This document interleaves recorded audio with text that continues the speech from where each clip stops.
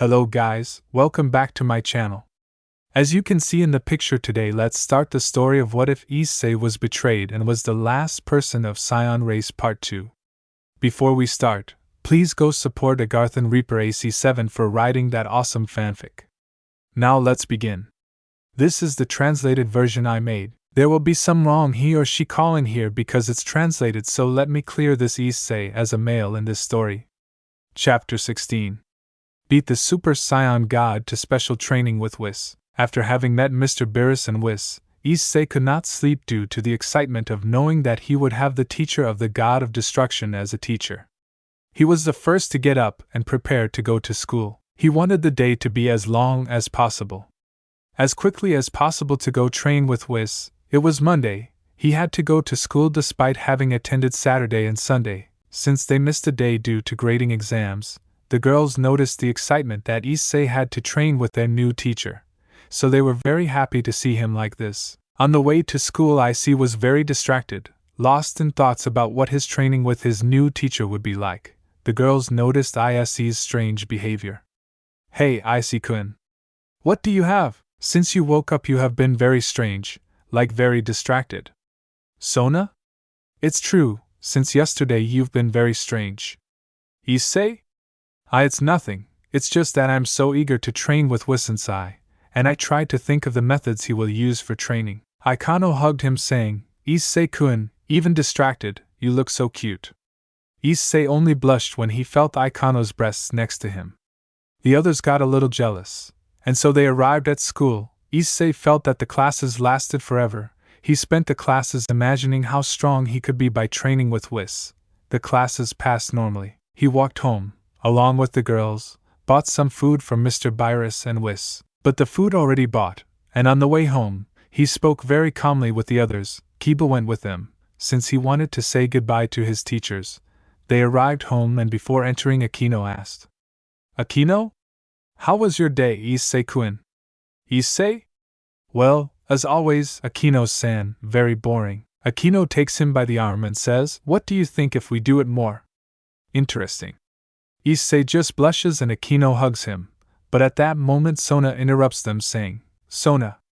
Ahem. By the way, Issei-kun. The student council had a meeting with the school administration. The school will be in charge of organizing a gastronomic festival where there will be all kinds of food. Tsubaki. The festival is on Friday, so there will be no classes for 3 days in a row." "I say, 3 days. This is a great 3 days to train with Mr. Whis." "Rose Swiss? What 3 days? Won't you leave me alone for 3 days?" He said something sad and hugging him. The others, upon hearing this, also did the same, including Kuroka, who had opened the door to receive them all. The girls threw themselves at Issei, giving him a warm group hug. At that moment, Trunks arrived, who was returning from saying goodbye to Dent and the others. Everyone entered and Trunks began to say goodbye to all the girls, thanking them for being so kind to him. It was time to say goodbye to Issei and Kiba. Trunks. "Well guys, I was very pleased to meet you. I want to thank you for helping me finish off Mira and Toa." Kiba. "No problem, Trunks sensei. I would like to thank him for everything he taught me. Thanks to you I am stronger now." Issei. "I would have liked to fight you one more time. I thank you for helping my friend. If you need me to help you solve any altered events in history, you can count on me." Trunks. "It's okay. After all, we are Saiyans, and you also helped me a lot." "Hey Kiba. Kiba turned and saw Tapion approaching at great speed, about to attack him with his sword. But Kiba reacted by pulling out a sword with his magic circle, blocking Tapion's attack. Both swords collided, and Tapion with a smile showed that he was proud of his student, Kiba. Noticing this, he also smiled. Trunks and Tapion entered the time machine. Just before closing the hatch, Tapion gave his sword to Kiba. "Tapion, I know it won't be very useful to you, due to your abilities, but I would like you to keep it as a memory." Kiba. "Thank you very much, Tapion-sensei." "Trunks-sensei." "Trunks. Well, we're leaving, take care of yourselves." "Issei. Goodbye, take care." Trunks activated the time machine and it began to rise into the sky, disappearing after a few seconds. At that moment a flash of light fell behind them. Everyone was a little surprised. When the light dissipated, it was Whis. Whis. Issei-san, it's time for your training. Whis. Whis-sensei, what a joy to see. I was so excited to start training with you, Whis. Jojo ho Issei-san, you look so much like your grandfather. By the way, you hadn't told me that you were married at such a young age. Whis. What do you mean, Whis? Aren't these young ladies here your wives? Upon hearing this, they all turned very red and expressed a shy smile. Whis with a drop of sweat said, No, Whis-sensei, not at all, you don't have to think that. Whis, so they're your girlfriends. I see. Something like that. Issei went on to introduce each of them to his new teacher. After having presented them to each one as it should, Whis. Nice to meet you young ladies, it seems that my disciple is in good company. Issei? Let's say so. Well, I'll be back in a moment. Issei teleported to his room, put on a suit that Kibito had given him, the few hermit seeds that he had left, and then returned to the entrance of the house without forgetting the food that he had bought for Whis and the Lord. Bills, Whis. Are you ready, Issei-san? Issei? Not yet, Whis-sensei. Something very important is missing. Issei approached the girls with a smile. Issei. Sighs, I'm going to miss them a lot. But it will only be 3 days. They will go by very quickly. The girls just stared at Issei and began to shed tears, hugging her all once again. The hug was a little long.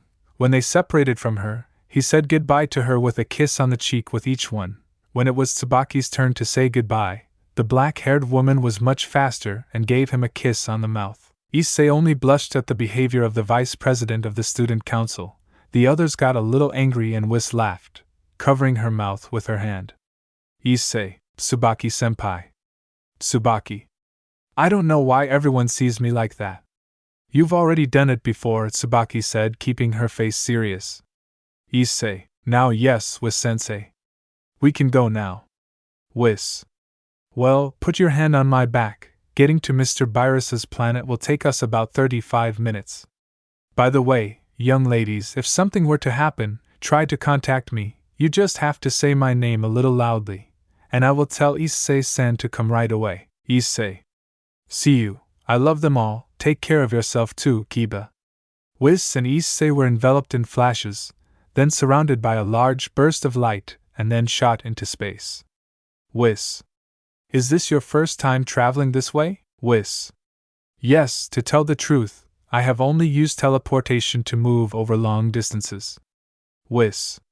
And tell me, why do you want to get stronger, you say? Well, actually, I think it's to protect the people I love. Apart from if something threatens the planet, I would like to defend the home of my grandfather and Lord Vegeta. Furthermore, I am the last Saiyan in this universe, and I would not like to be weak for anything in the world.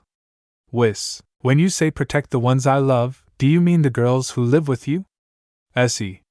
Exactly, since all that happened, they were the only ones who haven't left my side. Whis.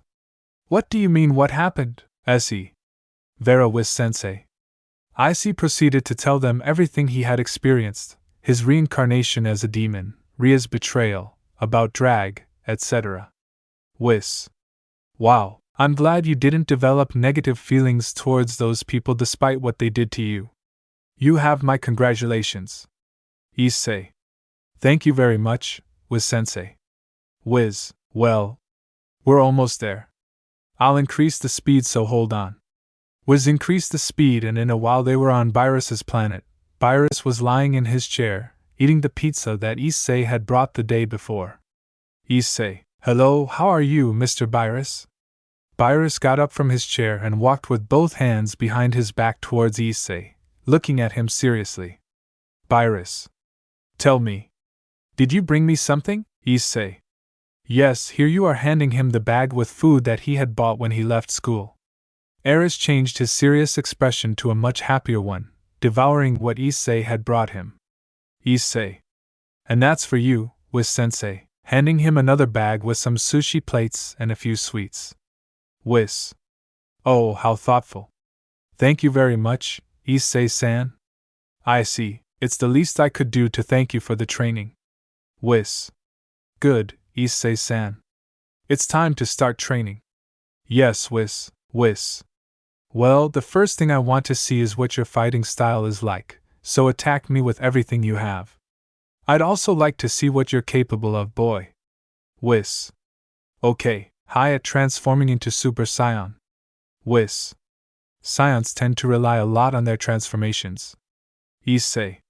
I see. Issei returned to his base state and raised his kai and began to attack Whis with a large number of punches and kicks. However, none of Issei's blows managed to make contact with Issei.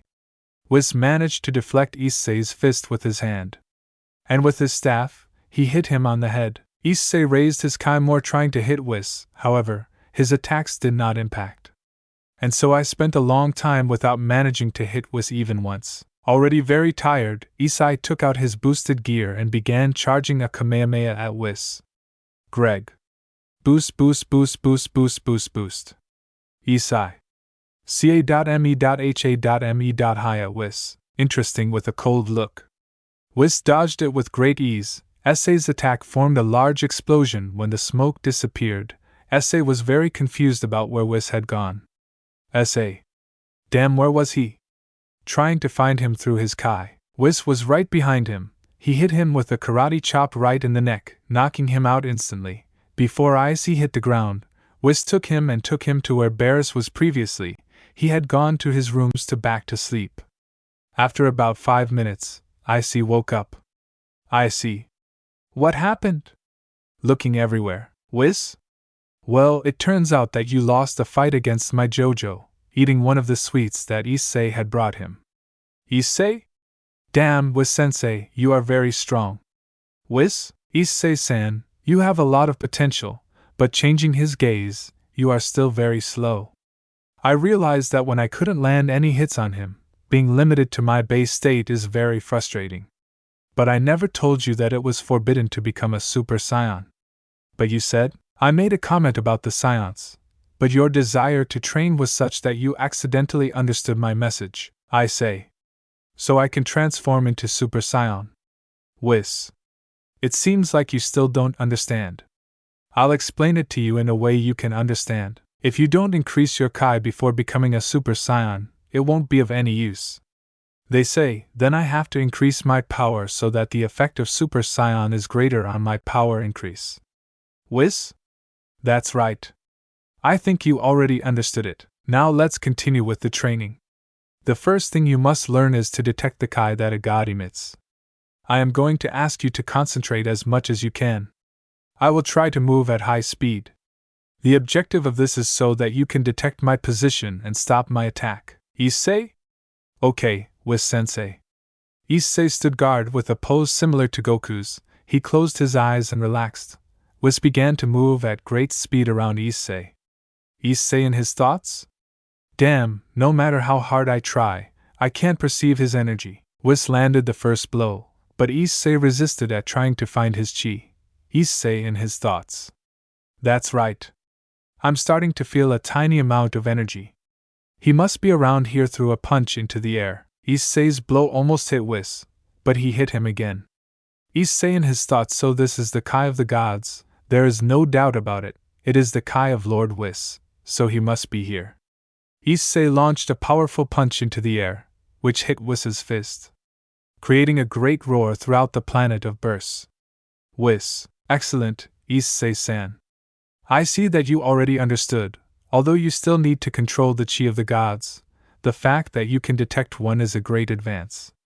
Whis. That's thanks to his methods, Mr. Whis. Whis. We'll leave the training for today, you've already made enough progress. You don't want to wear yourself out too much. I see. By the way, Whis-sensei, I want to ask you a question. Whis. Tell me, Issei-san. I see. As you know, I have to attend my classes, and I would like the pace of training to be a little faster. Whis. You can leave that in my hands. For now let's rest and enjoy this delicious food you brought. Issei. Yes, Issei had spent his first day of training with Whis. He ate a little, and Whis took him to his room and Issei settled in. but in the middle of the night he woke up to continue training. The next day, Issei woke up a little early. When he got dressed and arrived where Whis and Virus were, he ate something that Whis had prepared. Once they had eaten, they prepared to train. Whis. Good, Issei-san. We will start with a short warm-up. Issei. And what kind of warm-up? Issei was transported with Issei to the edge of Virus's planet. Issei with his staff formed a kind of weight that had 2 holes at the top to place his arms. Issei. Well, you just have to pick this up and carry it around the planet completely. Issei. That sounds very simple. Issei placed both arms in his holes and tried to lift him up. But it was in vain. Issei. What's going on? What is this made of? Why? Can I lift it? He said while he clenched his teeth. Whis. To motivate you a little, let me inform you that the path behind you will gradually disappear. And if you throw, you will disappear forever, being lost in the void of space. Issei. What did he say? Curse doing a little more strength than lifting the Whis weight a little and moving forward a little. With a little difficulty, Issei managed to advance with the weight that Whis had placed on him. Meanwhile on Earth, hide your residence. Issei's girls were sitting at the table, drinking coffee. They were a little quiet until Rose was broke the silence. Rose was? I can't resist anymore. I miss Issei-kun too much. Resting her head on his arms. Akino. Arare. Ross was sensei feels the same as us. With a smile. Kuroka. Nyan, it would have been better to have gone with him. Sona, I wonder if he's okay. I bet he's passing all the tests Mr. Whis is putting on him. Returning to Issei. Issei. Damn, the ground disappears faster and faster. I have to hurry while she clenched her teeth. Whis. Jojo ho, you're almost done. Hurry up. We still have to do today's training. Issei had almost finished circling Virus's planet. With a little effort he managed to reach the end, thus ending the warm-up. Issei was panting, very tired, so he proceeded to lie down on the ground. Whis approached and with his staff made him recover all his energy. Whis. Good, Issei-san. Today's training will consist of the control of divine Kai, for which I am going to ask you to try to hide your Kai inside you at the same time that you increase it. Issei. Good. Issei stood up and proceeded to close his eyes. It didn't take much effort to hide his Kai, but when he tried to increase it, his aura began to emanate in small bursts. Whis. Pay attention, you must increase your chi in a controlled way. If you increase it abruptly it will not work. The Saiyan did as was told him, but his efforts were in vain. Whis. Well, it looks like we'll use another method. Whis. What does Whis-sensei mean? Whis. You see, I will send you to a place where you will be more in touch with yourself. That way you will be able to control the divine Kai. Don't worry about time, since that place has the same properties as the time habitation of planet Earth. Issei. Okay, whatever you say, sensei. Was sent Issei to the dimension of his staff. Once inside, Issei noticed that the atmosphere of that place was similar to the time room, but the pressure that place exerted was very heavy. Issei tried to move, but no matter how hard he tried it was in vain. Issei. Damn, I can't move. But what if? He increases his chi suddenly. I still can't move, what's happening? You can feel the same suffocating sensation of the time room, but I feel like there is some kind of invisible force that doesn't let me move freely. At that moment, the emerald gem of the boosted gear appears on Issei's arm. Dreg. Remember what your teacher said? Issei. Dreg. Dreg. You must increase your chi but in a controlled way. If you rush and increase it uncontrollably, you will achieve nothing. Issei closed his eyes, relaxed and very focused. He managed to control his chi and increase it at the same time. His aura faded, and he began to feel how the pressure decreased a little. Suddenly he felt like currents of energy surrounded him. Issei managed to move, and to check his progress he began to punch and kick the air.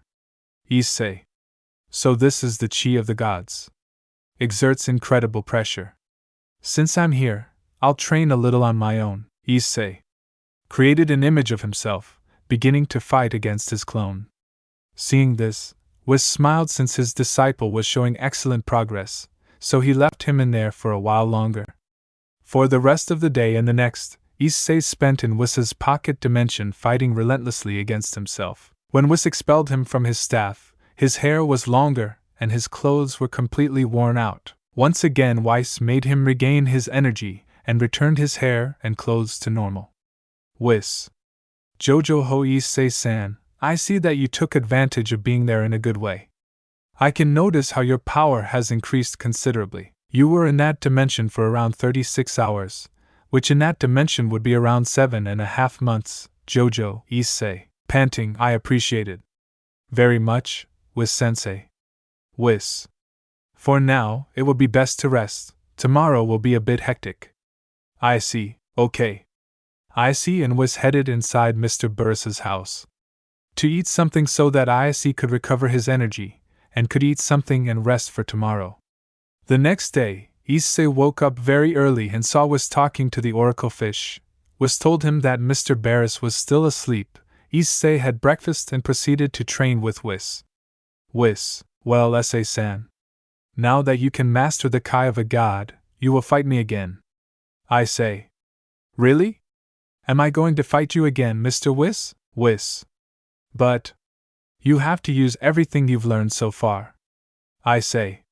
Whatever you say, Whis-sensei. Issei prepared to attack Whis. Issei's attacks had increased his speed and power. However, Whis blocked and dodged them very easily. Whis noticed that Issei was getting carried away by desperation to not connect any attack to his teacher. Whis noticed this and attacked Issei with an attack with his staff. Whis, you are getting carried away by your emotions. The Kai you have concentrated is fading. You must keep your Kai hidden inside you so that your opponent does not notice you. Hearing this, Issei closed his eyes, controlling his Kai, and then attacked Whis with a punch. The angel blocked it with his hand. Instantly a blue flash formed from Issei's hand. The slightly confused Saiyan moved a little away from Whis to see his fist, very surprised by what had just happened. Whis, seeing this, just smiled. Whis. Issei-san? With this we conclude today's training. You've come far sooner than I thought. Congratulations. Issei. I appreciate it very much. Whis-sensei. Whis. Well, it's time to return to Earth. Your girls must be waiting for you. Issei. Okay. Issei and Whis left for Earth the same way they arrived on Virus's planet once at the entrance to the Hydra residence. Whis said goodbye to Issei. Whis. Well, Issei-san, it was a pleasure to have trained you. From now on, when you like to train, you can use teleportation to go to Mr. Virus' planet, although it will cost you a delicious dish as an offering, Jojo. I really appreciate your time, Mr. Whis. By the way, tomorrow at 10 in the morning there will be a festival at my school where there will be a lot of food. I would like to invite you and Mr. Virus. Whis. Jojo. That sounds fascinating. I will wake up Mr. Virus to let him know. We will be present at said event. Well, I'm leaving. Say hello to the young ladies. Issei. See you, Whis. Whis enveloped himself in his aura of light and returned to Virus's planet. Issei entered the house, and just when he entered, all the girls were standing in front of Issei with tears in their eyes. When they saw him after 3 days, they all rushed to hug him. Then they sat down, and Issei told them all the training he had had with Issei. Meanwhile, Chisato in his apartment felt a completely different energy, knew that she had done it. Well, he looked out the window of his apartment, sighed and said, Chisato, you did it. Every day you surprise me more. Issei-kun. Returning to the Haida residence, a day passed normally, with Issei along with Sona, Akino, Rashuis, Tsubaki, Kuroka, and number 21. They had dinner and went to sleep, as usual. Just before going to sleep, Issei remembered all the training he had had with Whis. Just before going to sleep, in his thoughts he said, Issei, in his mind, I did it, Grandpa. I was finally able to control the power of the gods. I finally fall asleep. Meanwhile, somewhere in the galaxy, you can see a large flash caused by the explosion of the planet Gorza. Oh ho ho ho ho ho. What wonderful fireworks. Oh ho ho ho ho. Creso? Mr. Kuriza, I inform you that we are a few hours away from reaching land. If we march at our usual speed, we will arrive tomorrow morning. Kuriza, that's excellent, Soldier Creso. I can't wait to be able to exterminate that miserable Satan ape with my own hands. I will pay for all the insolence they caused my father. After that, I will destroy that insignificant planet. Everyone will kneel before the great Carissa. Ho ho ho ho ho. Chapter 17. An ancient rivalry. Kuriza the new evil emperor attacks. Issei woke up a little earlier than normal, around 8 in the morning, so there were 2 hours left before the school festival started. He had a little free time before getting ready to go to school when it opened. With his eyes he noticed that the bed was a little empty, to which he woke up strangely and noticed that only Kuroka was lying comfortably on his chest, to which he tried to get up without her noticing her, but Kuroka reacted by taking her arm, holding it tightly and touching it to her breasts. So he decided that he would stay in bed for a while longer. Issei. It's strange to wake up with the bed so empty, he said in his thoughts. Kuroka, Nyan Issei-kun, good morning. Rubbing his eyes, did you sleep well? Issei. Good morning, Kuroka, with a smile. I slept well. What about you? They both got up sitting on the bed. Kuroka? Nyan, well, with a smile. Did the girls tell you that they would leave early to finish organizing the event? I see, no, not at all. Narocha? Nyan, I imagine they were all very excited about your return. That's why they didn't tell you anything. Issei, although it was for that reason. Laughing with his hand behind his head, Narocha? Hey! Issei-kun, why do we take advantage of being alone? Naya with a perverted look. Issei? Blushed. Kuroka? You know, approaching slowly you and I do it. Issei? PP but. Issei didn't finish speaking when the Nikomata pounced on him, laying him back on the bed and placed herself on top of Issei, giving him a kiss. Lemon skip. Please read if on website. After the passionate moment between Issei and Kuroka, the Nikomata, still blushing and licking her lips, prepared breakfast for the scion, while he only responded with a smile when he saw her. They both had breakfast together, and prepared to attend the festival. As they left, a flash of light fell in front of them. It was Barris and Whis. Issei. Mr. Barris, Whis-sensei, you're just in time. Whis. Really? I thought we were late. It was a little difficult for me to wake Mr. Barris. Barris. Hey, Whis. You're giving too much detail, Whis. Jijoho, I'm sorry, and let's proceed to reach our destination. Barris. Hey, boy, referring to Whis. I hope there is a lot of delicious food in that place, because if not, I will destroy the earth. Issei only expressed a nervous smile, and Kuroka was only a little confused. At that moment, Issei introduced Kuroka to Mr. Barris, to which the Nikomata responded with a bow. The 4 of them prepared to walk directly to school. Kuroka, still remembering what she did with Issei when she woke up, did not let go of his arm the entire way. Upon arriving at school, they met up with Sona, Akino, and the others. Issei proceeded to introduce Mr. Barris to the girls. When he had finished, the scion felt a pair of breasts on his back. It was Issei hugging him from behind. Issei? Hasagawa-sensei? Blushed. Chisato? Hello, Issei-kun, separating from Issei. Whis? Oh, Issei-san, didn't know that you already knew Afwaria-san. Issei. Yes, in fact, it helped me expel excess energy from my body. Ross. Whis. And since when have you and Chisato-san been so close? A little jealous. Sona? Yes, Issei-kun was supposed to just help you recover. Issei? In his mind, damn, if they find out what we did, I'll be dead, Chisato. Don't worry, the relationship between Issei-kun and I is only that of student and teacher. Issei. Exactly, there's nothing wrong with that, right? With a nervous smile, Barris. Well, because they don't leave their love fights for later, and we start enjoying this delicious food. Issei. Mr. Barris is right. Let's try to enjoy this day. Trying to avoid the topic, everyone nodded and entered into the festival that the school had organized. Just as Issei had invited his teacher and Mr. Barris, Rias had invited Sertsix, Irina had invited Michael and Gabriel, even some Norse gods were there. Sarah Fall was in. He looks for Sona. but she was hiding from her sister. Fortunately, at the festival there were many people in costumes, so they did not suspect the strange appearance of any of those mentioned. Meanwhile, in Earth orbit, Press O. Mr. Frieza, I inform you that we are already in Earth's orbit. Frieza. Excellent. Make it a slow descent. I want the mediocre beings of this insignificant planet to have a little more time to live. Press O. But. Frieza. But Press O.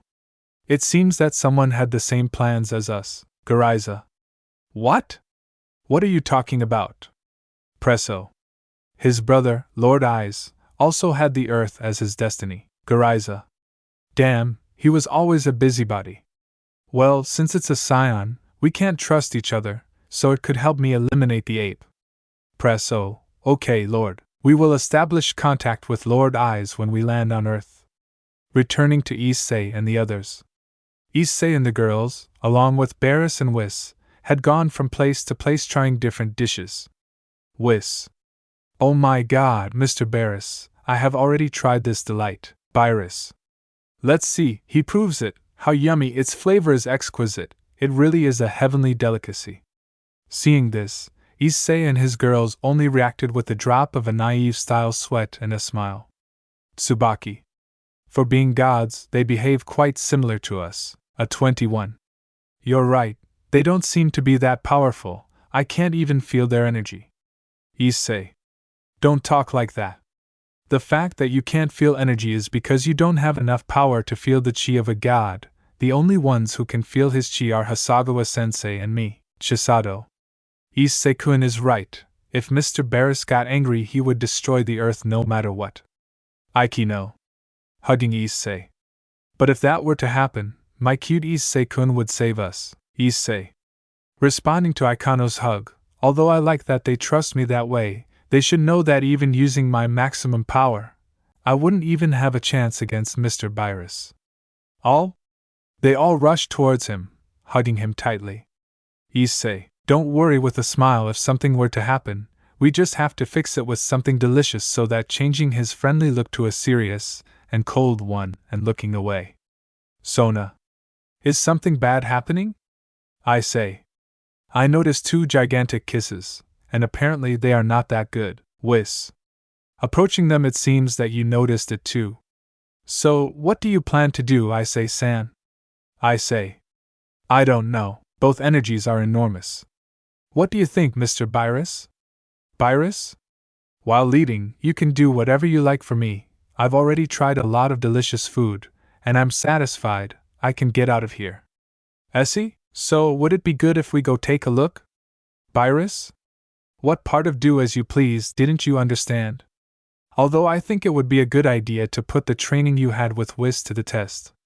I see, then let's go, putting his fingers on his forehead. When Issei was about to teleport, he felt someone's hand on his shoulder. It was Sona's hand. Sona?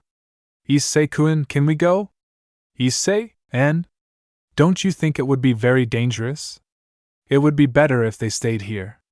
At that moment, all the girls pouted, not wanting to leave Issei alone. Issei, sighing, okay. But wait a moment, I don't want to ruin my uniform. I'll be right back. Teleports. Issei teleported home and changed into the clothes that Kibito had given him. He took the few hermit seeds he had left and returned to school. Issei? Okay. I'm ready. Place his hand on my shoulder. Everyone listened to the Saiyan, and without anyone seeing them except for the leaders of the supernatural factions who were there, they left using Issei's teleportation. Right behind them were some members of the Gremry clan, Surtsix, and the leaders of the factions that had been invited to the festival. Surtsix. It seems that Issei-kun went to the place where that evil energy came from. Azazel. Approaching Surtsix. Well. What do you think about this, Surgiches? If we want to gain Issei-kun's trust and for him to become an ally for the supernatural factions, I think we should follow him so that he can morally support him in battle. Michael? Gabriel and I agree with Surgiches, Sama.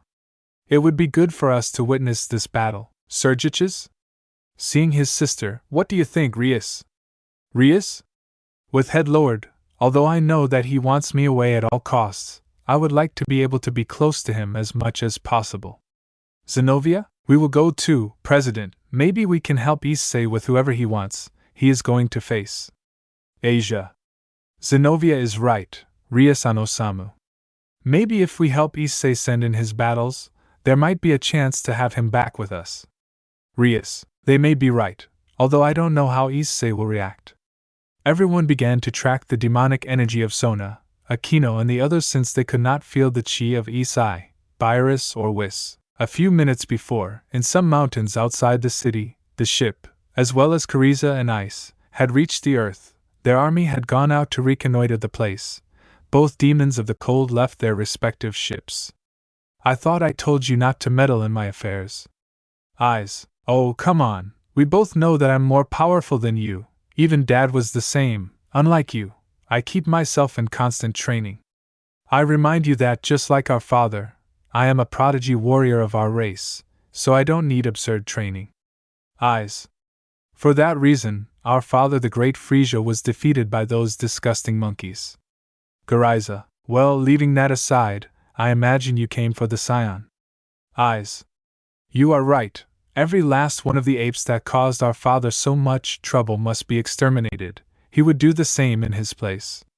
At that moment, Issei accompanied by his girls, his teacher and the god of destruction appeared in the mountains. Garaiza? Apparently. She's already here. Eyes? I already realized that. Issei? Taking a step forward, who are you? Frieza? Well, we will introduce ourselves since you will take this information to the grave. My name is Frieza, and I am the heir to the great Frieza's army. Eyes, like my insolent brother, I am the son of the former evil emperor. My name is Eyes. Whis. Mr. Barris, did you know about Frieza's firstborn? Barris, no, Whis, I didn't know Frieza had children. Issei. Looking at Barris and Whis, so those over there are the children of the guy who destroyed the home planet of my grandfather, and Mr. Vegeta. Barris. That's right, boy, the father of those two were responsible. Whis. Whispering to Barris in his ear, who knew that you also planned to destroy that planet. Luckily, Goku and Vegeta didn't find out, but what if Issei-san finds out? Barris. Hey Whis, have you ever thought that you talk too much? Whis. Hey ho ho, I'm sorry, Mr. Beers. I say. Addressing Carissa and Issei, and what are your intentions? Carissa, isn't that obvious? I'm here to finish you off, you damn Saiyan. I say. And what about me? I did something wrong, because of the countless insolences that your race caused to my father. My duty as heir to his army is to destroy even the last miserable ape in this world. They say. Clenching his teeth and fists, enraged by Carissa's arrogant attitude, I don't want you to regret this later, do you hear me? Carissa. Hey, referring to Eyes, I don't want you or your army to interfere. Eyes? Whatever you want, I'll wait until that Saiyan destroys you and then fight him. But pointing to Barris, have you seen who is there, next to the Saiyan? Garaiza, what? What is the god of destruction doing in this place? Well, it doesn't matter, as long as I don't intervene there won't be a problem. Eyes? You're right, be careful not to make him angry. Garaiza? I already know that, Captain Cresso, from the order to the army to attack right now. Cresso? Understood, sir. Turning around, well now attack, don't leave anyone alive. When Cresso gave the order to Carieza's army, he headed at great speed towards where Issei and the others were. Issei? Ka? Me? Me? The large Kamehameha hit a good part of Carieza's soldiers. When the soldiers of the Cold Demon Army saw this, they were a little scared, and they were paralyzed when they saw the magnitude of the chestnut tree's attack. At that moment, the leaders of the factions arrived at the site of the battle. Sergiches approached to say, Sergiches, Issei-kun, we will help too. Issei? Okay, Sergiches-sama. But the two damn ones over there pointing to Frieza and Eyes are mine, so don't even think about intervening in our battle for anything in the world. Sergiches?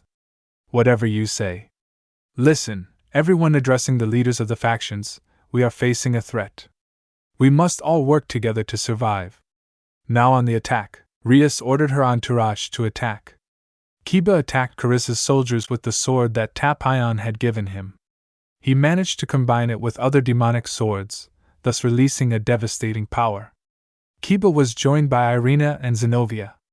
Kaneko defeated Kaneko with a few blows. To the enemies, Azazel used his balance breaker and Surzex with powerful demonic attacks, easily defeated the cold demon's allies. Sona approached Issei, along with Aquino, Whis, and the others. Sona? Issei-kun, we also want to help. Issei? Okay, but be very careful, I don't want those wretches to hurt you. Sona, number 21, Tsubaki, Kuroka left to help the others, when Aquino and Whis were about to join the battle. Issei stopped them. Issei? Aquino-san, Ross-chan, wait a moment. Aquino? What's wrong, Issei-kun? Issei? I have an idea. She put his hand in one of the bags of the suit that Kibito had given him and took out some kind of clay here, giving one to each of them. Ross was? And what is this supposed to be? Say. When the Supreme Kaya-sama made me this suit, I found that pair of clays. According to my grandfather's stories, when two people use them, they will fuse their bodies into a single being, with surprising abilities. Surprising abilities, Bikino. Merge. And will we return to normal? They say. Yes, it will only last 1 hour. I chose them both because their elemental magic has incredible power, and together they will have amazing abilities. Brasius. It's fine with me. What do you say, Aquino-san? Turning into her Valkyrie form, Aquino. RRR, I never imagined that I would merge with Ross-sensei, I say. Excellent, good now, Aquino-san, put the clay in your left ear and your Ross-chan in your right ear. Aquino. Placing the clay on her left ear like this is say. Ross was, placing the clay on her right ear. Now what? At that moment, both clays began to shine, and the bodies of Ross was and Aquino began to attract each other like magnets until they came together. A great flash of light formed in the place, capturing everyone's attention. As the light faded, they saw how there was now a black-haired woman with a Valkyrie costume and red details similar to the kimono that Aquino uses to fight. Just as Issei had said, Aquino and Ross had merged. Fusion of A and R. Seeing herself well, I'm ready. Those who were still next to Issei, surprised by how when the fusion responded clearly, the voices of Ross and Aquino were heard at the same time. Issei? Well, how do you feel? By the way, what am I going to call them? Let's see. What do you think of Rakino? Or maybe Akis? Well then we thought of a name for you, now go and help others. Rakino joined the battle, a large number of magical circles from which powerful lightning came out, of such magnitude that they caused a great roar to resonate throughout the place, destroying a large part of Carissa's army. Creso joined the battle facing Rakino. Creso tried to attack her hand to hand, but the fusion of Aquino and Ross was much faster. The battle lasted a little. Rakino concentrated all his power in a lightning bolt, causing Creso to fall defeated before such can. Carissa began to walk slowly towards her fallen commander. Creso? See, Mr. Carissa, help me. Please. Carissa did not respond. She extended her hand and from his finger, she launched a lightning bolt that ended up finishing off Creso. Parisa. Size in my army, there is no place for the weak. Once he eliminated Creso, he tried to do the same with Rakino, but when the beam was about to pass through Rakino, Issei teleported to block it. Issei. I thank you girls very much, but I will be the one to put an end to this miser. Now he goes and makes sure the others are well. Issei. It's okay, Issei-kun. Flying away, Parisa. Oh wow, you seem very confident. Issei. Well, let's start at once. I'm tired of seeing your annoying face. Transforms into SSJ. Kuriza? I think it's excellent. They both threw themselves at each other, starting to hit each other hard. Issei punched Kuriza squarely in the face. He returned it to the scion with great anger. Kuriza? Wow, you're not doing so bad. I mean for an insolent ape? I see? Well, this insolent ape will end up beating you up. Kuriza, don't be so sure. Starting to charge energy. Ah. Seeing this, Issei also did the same, going on to SSJ2. Kuriza had passed into his final form. Kuriza? Well, let's continue with the fight.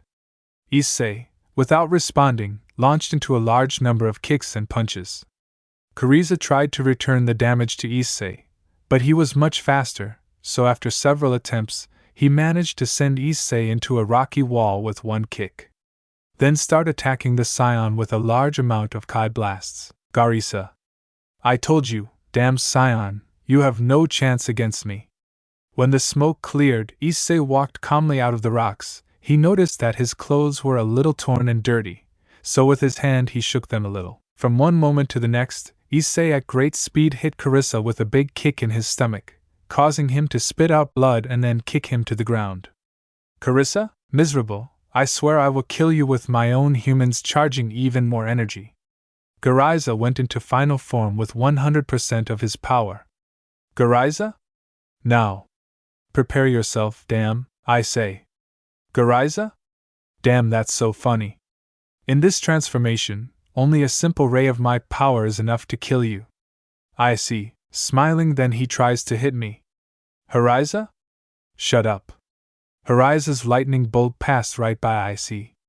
I see that you already gave up from the moment you couldn't even hit from that distance. Kuriza. And are you sure that the lightning bolt was directed at you? Issei. What? At that moment, Seraphil Leviathan's scream was heard throughout the place. Seraphil. So Tan, are you okay? Ed with tears in the eyes, Kuriza's lightning bolt had gone straight to Sona, passing through her and leaving her almost dead.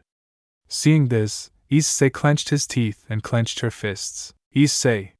You are a great stupid damn miserable, how dare you? Ah, going to SSJ4 suddenly, Kuriza. Oh ho ho ho ho ho. Once I kill you, I will finish each one of them. Issei launched himself directly into a kick that would send Kuriza flying towards some rocks.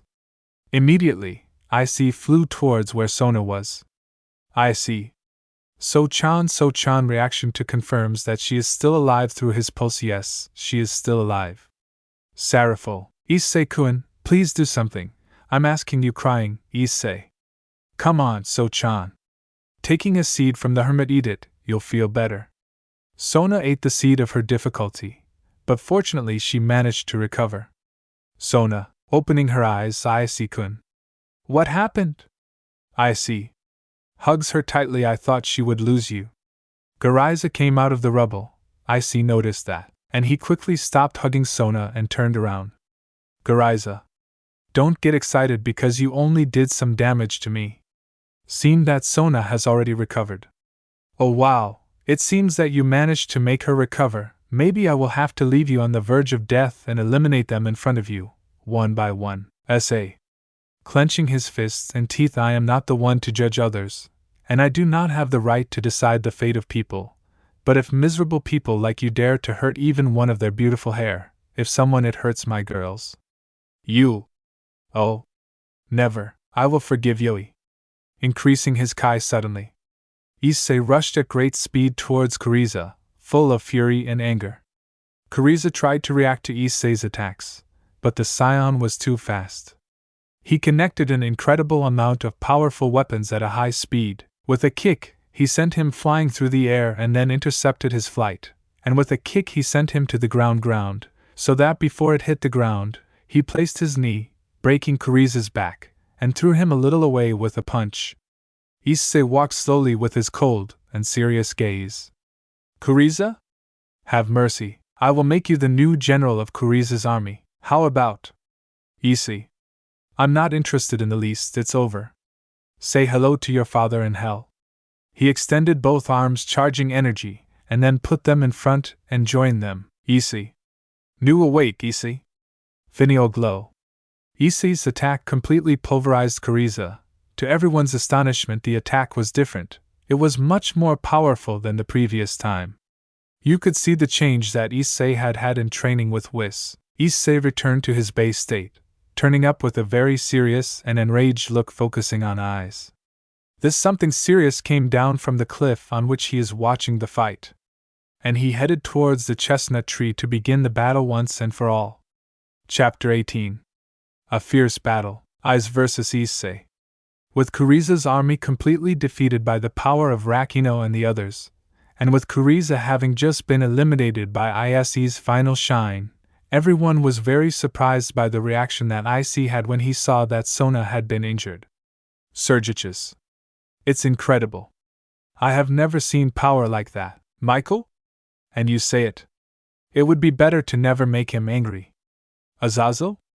The best thing would be to plan a meeting and establish that he becomes the ally of the three factions. Gabriel did not pay attention to the leaders of the factions since he had his gaze lost on Issei, blushing and with his hand on his chest, the explosion of power that he had had to defend his loved ones. Eris. It seems that everyone was surprised by Eris. I can see that, but tell me something, Eris, if we already had our delicious food at the festival, why are we here? Eris. You don't want to see the performance of his disciple? Eris. Yes, but we don't have anything to eat to watch the fight. A little angry. Whis. Sighs. What are we going to do to him? She shakes her vacuum over his hand. Luckily I brought some dishes from the festival. Eris. Oh wow, you're so smart, Whis, returning to Eris. Eris. I hope you're not as miserable as your brother, and don't even think about including the others. This is between you and me. Eyes. Don't worry, why do you think I went down directly instead of calling my army? The only thing I'm going to ask of you is that you fight with all your might. Issei. I say the same to you, it would be a disappointment if you were as weak as your brother. Eyes? Go ahead, I can't wait for you to show me the true power of a Saiyan. Increasing his chi suddenly and transforming. I hope you don't regret it after asking me to fight with all my strength. Increasing his chi. The wide aura surrounded the brunette, but everyone was surprised to see that he did not transform. Eris. While leading, it seems that the boy will finally put his training into practice. It's about time. I hope he's not as trusting as his grandfather, nor as slow as Vegeto when they were at that level. Eyes? A little surprised. Well, aren't you going to transform into Super Saiyan? Issei? For the moment it won't be necessary, now let's get started at once. Eyes? Whatever. At that moment they both launched themselves at each other, exchanging blows at high speed. Both were very evenly matched, even though both the Saiyan Eyes were holding back. Eyes managed to punch the Saiyan, quickly hit him back in the stomach. Both began to try to punch the other, but their fists collided with each other, creating a loud noise with each blow. They both moved a little away from each other. Eyes. Just as I expected from the Saiyan warrior race, you are a formidable opponent. I see. Same thing, I must admit that you are also very strong. Eyes. What do you think if we make it more interesting? I see. What do you mean by that? Serious. Eyes. We both know that neither of us are using their maximum powers. What if instead of continuing playing we go with everything at once? I say. It seems perfect to me. To tell the truth, I'm already getting a little bored of not using my maximum power. Eyes? Well, then I'll start. Increasing his power while the golden aura began to surround him. A great roar was felt throughout the place. The marks on Eyes' body had disappeared. His body was a brilliant gold, and a monstrous energy was felt throughout the place. Eyes? Okay, call me Golden Eyes. It's your turn. Show me what a Super Saiyan is capable of doing, I say.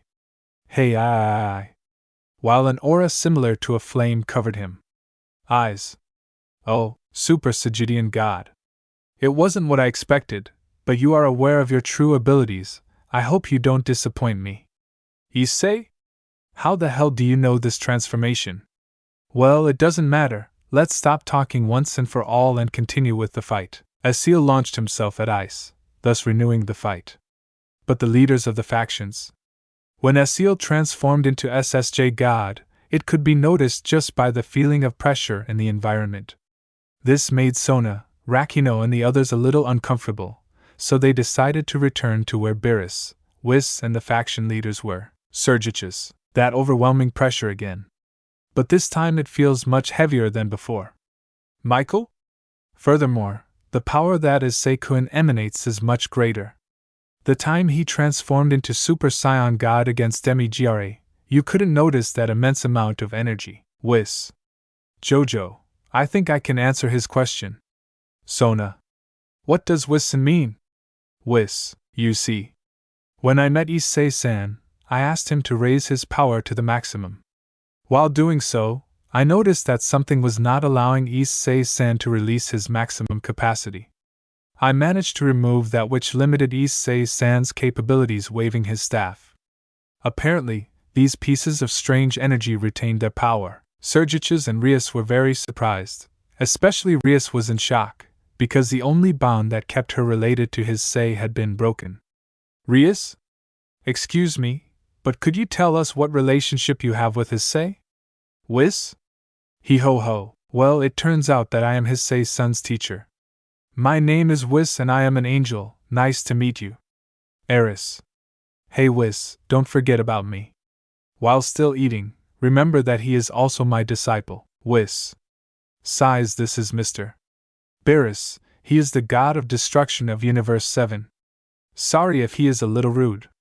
Eris turns around. Hello, he said disinterestedly. Azazel? Universe 7? Does that mean there are more? Whis. That's right, in total there are 12 universes, each with its god of destruction and his angel. Everyone was very shocked to hear that. Michael? Excuse me, Whis-san. Did you say you were an angel? Surprised Whis? Jojo, you could say so. By the way, turning to Rias and his entourage, you are Rias, right? Rias? Yes, why? She said, a little nervous. Whis? I just wanted to tell you that Issei-san has no desire for revenge against you. Rias and the others, upon hearing that, felt a little relieved and were excited to hear Whis's words. Whis? But that doesn't mean that they will regain their trust in the way they are thinking. I can see the malicious way in which they plan to win back Issei-san through seduction, but that won't work since his perverted phase has already passed. Now he only concentrates on how to become more powerful. Rias didn't say anything while Irina, Zenobia, Asia and Kaneko were crestfallen. Whis, and as for you, referring to Sona and the others, you must take care of Issei-kun. Vicky, no. What does Whis-san mean by that? Whis, when Issei-san was going with me to Mr. Beres's planet, I asked him why he wanted to become stronger. Unlike his ancestors, he told me that he wanted to protect something, and that something is you smiling, including you, Furious-san. Sona, Rakino, number 21, Tsubaki, Kuroka, Chisato blushed and began to shed a few tears. Sirtsix, excuse me, Mr. Whis, I would like to ask you a few questions. Just at that moment they were interrupted by a loud noise. It was Issei who had been sent by Eyes with a great force to a cliff that was in the area. Eyes? What's happening? I hope that's not your maximum power, otherwise I would be very disappointed. Issei, gritting his teeth. Damn, shut up. Issei launched himself at Eyes, but he easily dodged it.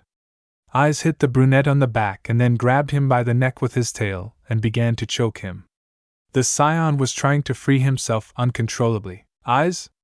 Come on, show me your true ability. Issei freed himself with an elbow to Issei's stomach. The cold demon gave him a big punch and sent him to the ground. Issei tried to react, but when he looked up, he saw Eyes, who landed a big kick in his stomach. Eyes punched the Scion, sending him into some rocks. Issei stood up but felt several rays of energy pass through his body. Eyes. If you're not willing to fight seriously, I'll have to pressure you a little. With his finger pointing at the Scion and rays coming out of it, Issei continued to receive attacks from him, spitting blood and being pierced by Eyes' rays, but the SSJ god made him regenerate. The brunette with his lost gaze upward fell backwards. At that moment a small magic circle appeared in the Scion's ear. Sona? Issei-kun, are you okay? Issei? Grown well. Grits his teeth. I would say yes, Sona. Do you want us to help you? Essie. Get up and lean on his knee. No, don't interfere.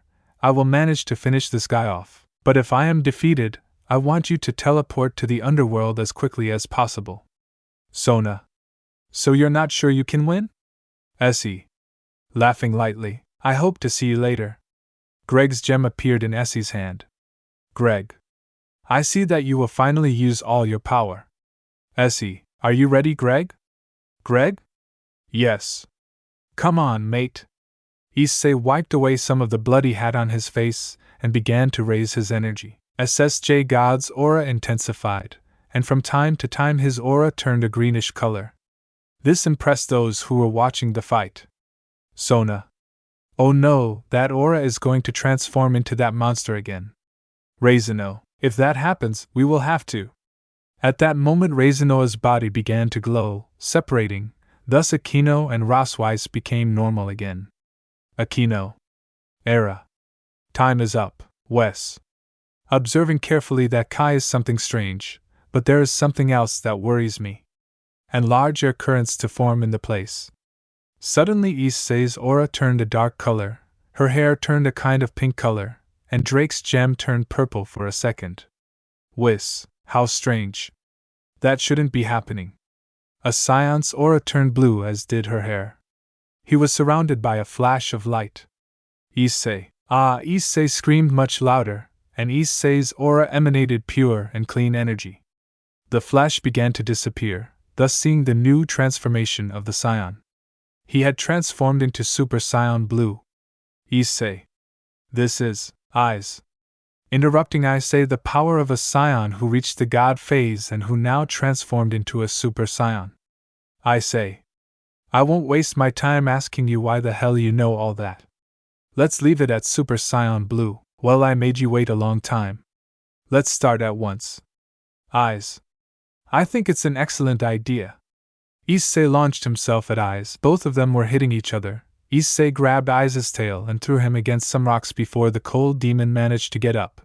Issei kicked him in the stomach that made the rocks will be destroyed. Eyes launched an energy attack with his finger, but Issei blocked it, deflecting the attack towards the sky, thus creating a large explosion. Eyes flew at great speed towards Issei, but he disappeared to appear behind him. Issei delivers a karate chop to her neck, causing her to fall towards the ground. Eyes, a little hurt, looked up to where Issei is. Issei. Putting his hands together, and placing them back, Issei disappeared while everyone watching was very shocked by what was happening. Eyes? Damn. Where the hell did he go?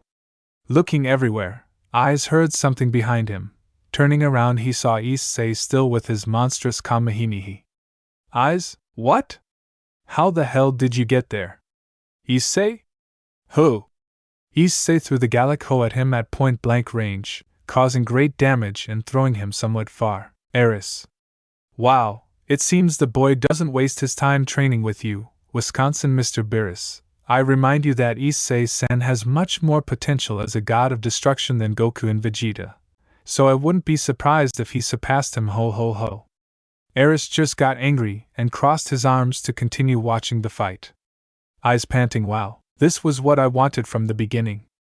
The reason why I came to Earth was because I wanted to have this exciting fight. I congratulate you for having met my expectations. Issei, I'm telling you the same. It's obvious that you're different from your miserable brother. It's good to have to fight with someone without worrying that someone else will get hurt. Eyes. Well, let's continue, shall we? Issei. If you wish. Eyes launched a strong punch to Issei's face. The Saiyan also returned it to his face. Eyes punches him in the stomach, knocking the air out of him, and after kicking Issei towards a cliff. Before Issei hit the cliff, he quickly recovered and somersaulted and used his foot to propel himself against the cliff and left at high speed towards Eyes, kicking him and then punching him, sending him upwards. Eyes, let's end this in the best possible way. They say, the truth is that I'm already getting exhausted, and from your decrease in Kai, it seems that you are too. So I agree that we end this. Eyes raised his finger, and a small sphere of energy began to form, and that ball began to increase in size, thus creating a supernova. Issei placed his hands out, and placed his hands back in the same position of the final glow, carrying 2 energy balls in each hand. Then he brought them together to form a single energy ball and put himself in Kamehameha position. Eyes. Take this, launching the supernova, Issei. Kamehameha. Both Issei and Ice were very surprised by what had just happened, so much so that Ice came down and was next to Issei. He crossed his arms, and they both looked at the crack that was forming in the sky. From the crack appeared a subject with purple skin, with glasses, a ponytail, and a katana. I see that you have potential. Issei. And who the hell are you? Fu. My name is Fu, and I am the son of Mira and Tawa, who you're saying killed, but that doesn't matter. I come to recruit warriors for experiments, and I thought they could be of help. Eyes? Miserable. I came from far away to have a fight like this, and you come and interrupted throwing Z at Fu. His power increased, his hair stood on end, and his chi increased. Fu blocked Eyes' blows, but Eyes hit him with a powerful blow that sent him to the ground. Issei, seeing this, threw an energy ball at him. Fu. Well, apparently they don't want to cooperate. Well, in that case I will have to leave for now, but I will leave you a small gift.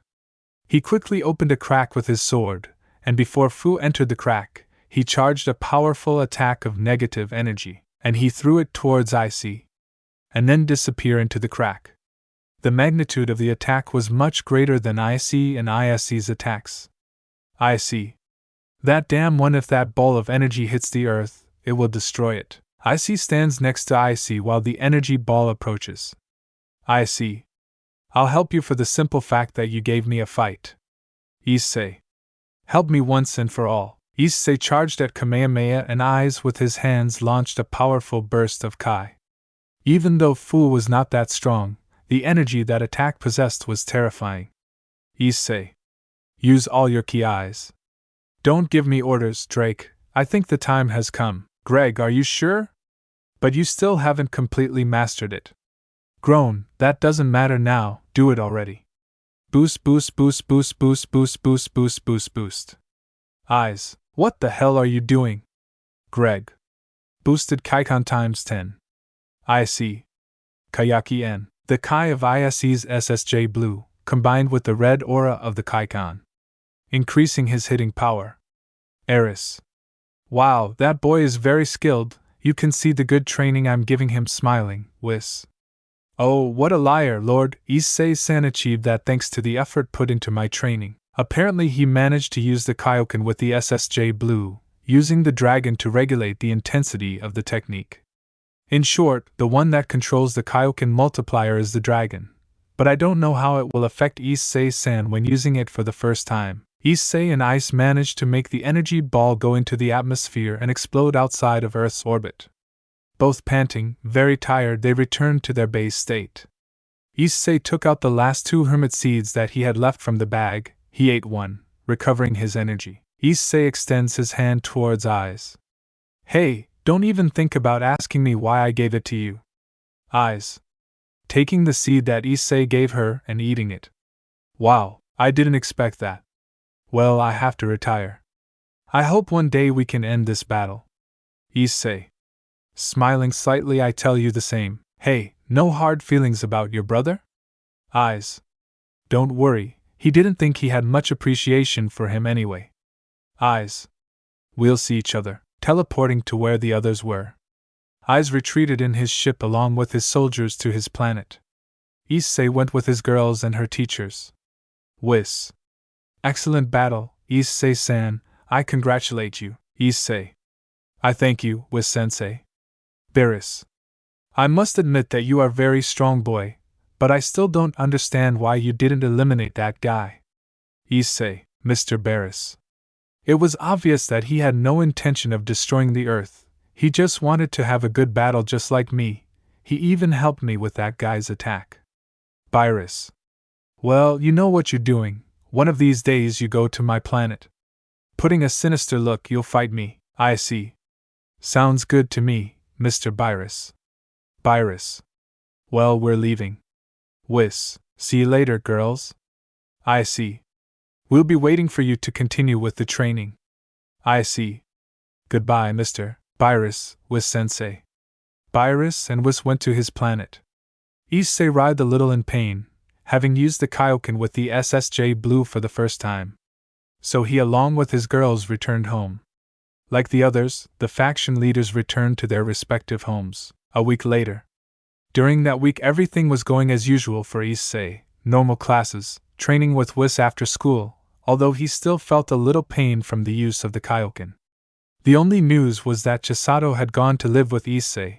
From time to time she helped him drain the Kaioken energy from his body. The next day, he started the day as usual, waking up surrounded by his girls, destroying breakfast like a good scion. He arrived at school and received his classes normally. Issei managed to raise his grades to such a point that it was one of the best averages in the entire school, only being surpassed by Sona. Classes ended, and Issei met with his girls to all return home together. Issei was at the entrance of the school along with Chisato, number 21, Whis, Sona and Tsubaki. Kuroka had stayed at home. Issei, hey, and Akino-san? Rose was? I haven't seen her all day. Sona? During lunch she told me that she was going to the occult club since Rias had told her that she would arrive after class. Issei? You guys go ahead, I'll go look for her. Number 21. Okay, don't take too long. Issei began to walk to the old occult club building. Once there he opened the door very carefully. He walked down the hallway, and before reaching the door of the main room, he placed his back to the wall to listen to what was happening. Bikeno. Don't laugh, I won't help you, Rias. But how can you do this to me? You can't just try to convince Issei to forgive us. Bikino. That's up to you. I won't force Issei to do something she doesn't want. If you called me just for that, then I'll leave. Rias. We were supposed to be friends. Raising her demonic power, if you don't plan to cooperate the good way, then I'll have to convince you the hard way. At that moment Rias began to charge an attack. Okino tried to leave, but Zenobia and Irina stood in her way. Issei expelled the energy from him, creating a gust of wind, causing the door to burst open. Issei? Well, what the hell is going on here? Angry, Issei teleported and appeared in front of Rias. Issei? Listen to me carefully, each of you. Although it is true that my teacher said that I would not take revenge on you, do not think that I would return to being the same as before with you. Rias? But Issei. But nothing, this is going to the extreme. They had their chance, but they preferred another miserable person after having given them everything. I will make it very clear to you, if you try to hurt Akino-san or anyone I care about again transforming into SSJ, I will not forgive you, Issei said in a somber and cold tone. Issei took Akino by the hand and placed his fingers on his forehead, teleporting out of the school. Issei? Are you okay? Returning to his base state. Akino? Yes, thank you, Issei. Issei? Let's go home smiling. Issei began to walk with Akino towards his house. Halfway Akino took Issei by the arm. Issei? Do you know, this reminds me of the date we had? Ikena? Really? When would you go on a date with me again? Issei clinging more, putting her breasts on his arm. Issei. Blushing whenever you want. Akino. Hugs him. Thank you, Issei. They were already very close to the house, a few steps away, but Issei suddenly stopped walking. Akino was surprised to see this. Akino? What's wrong, Issei? I asked strangely. Issei, come out now, I felt your energy a long time ago. You no longer have to hide. From some trees that were in the area, a subject with a blue dress, hair standing on end, came out. You are very skilled.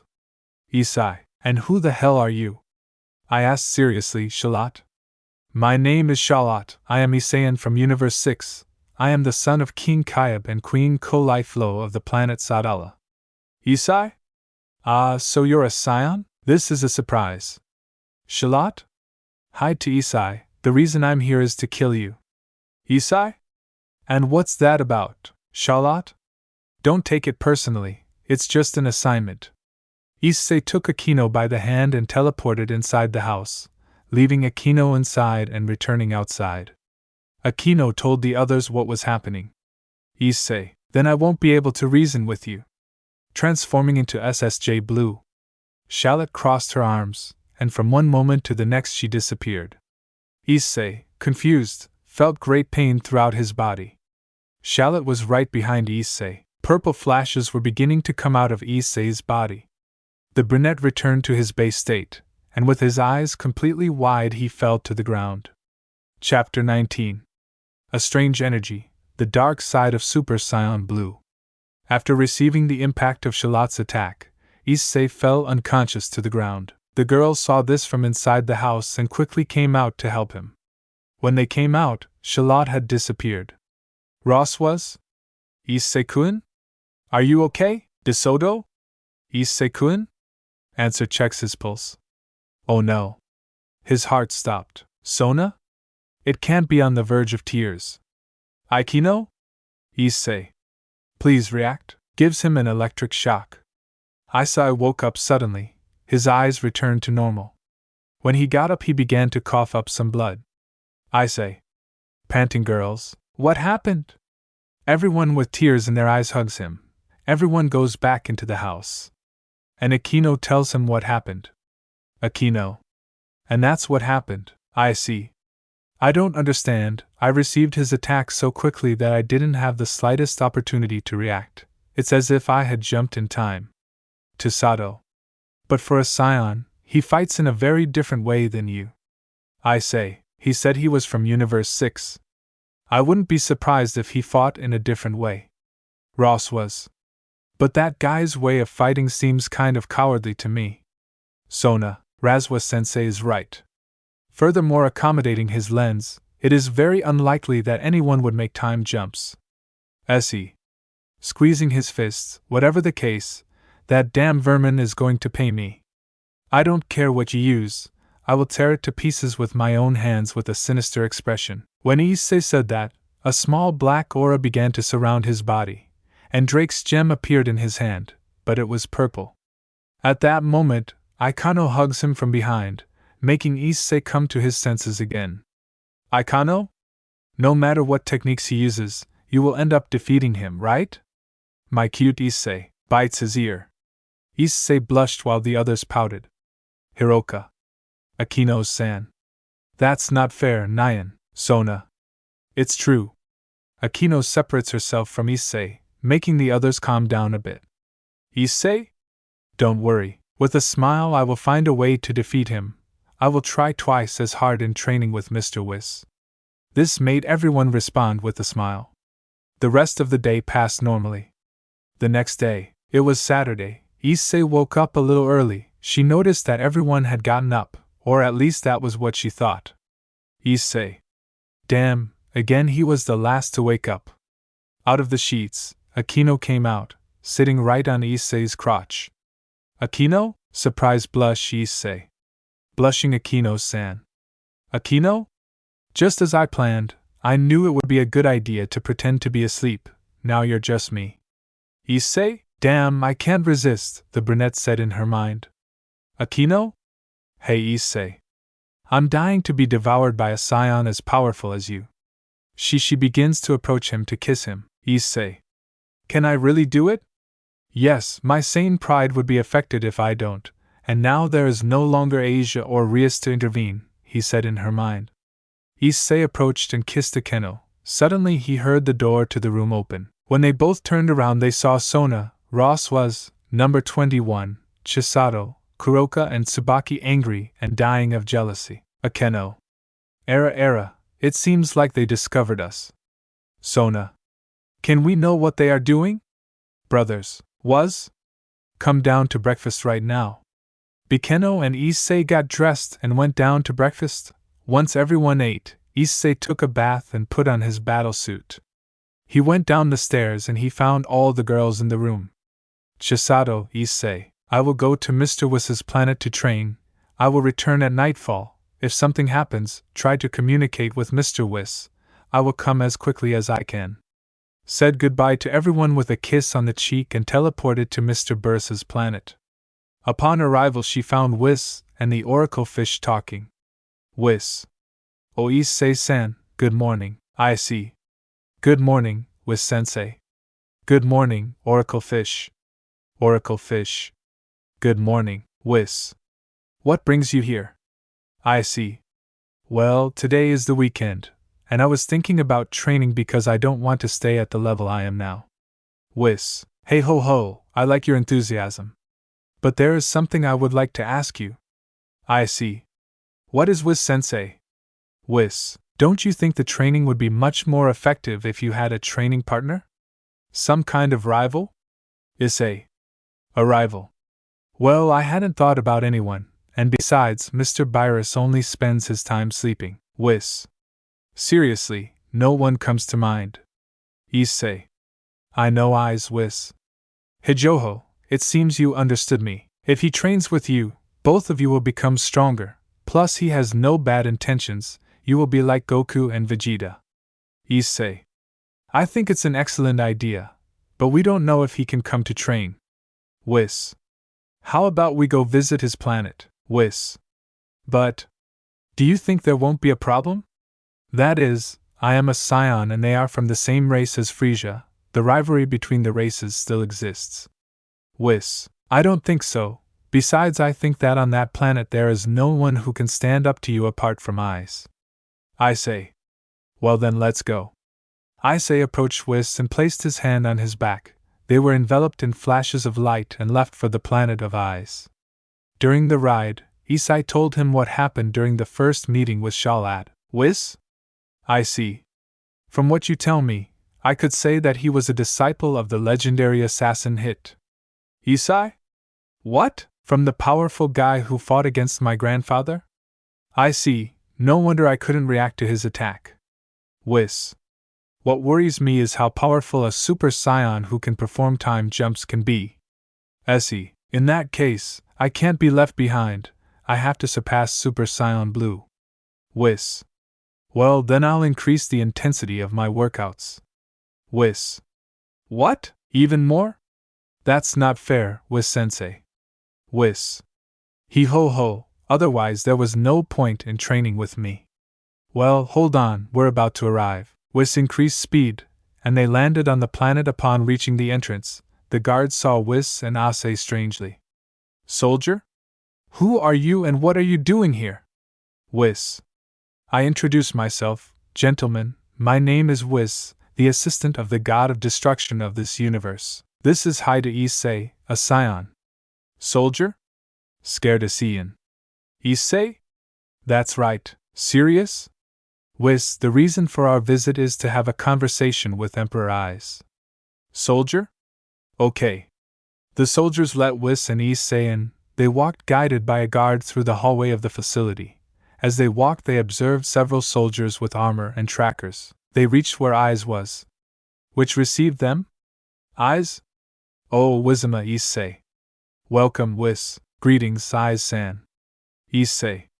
Hello, said the brunette dryly. Eyes. What brings you here, Whis? Well, we have come to make you a proposal together with Eyes-san. Eyes. Oh, I see. Since it is something important, it would be better to talk about it in a better way. Follow me, please. The Saiyan was prepared to follow Eyes. The cold demon took them to a very luxurious living room with a dining room. Eyes ordered his servants to prepare a banquet. The servants brought a lot of food and both the Saiyan, the angel and the cold demon prepared to eat. Eyes.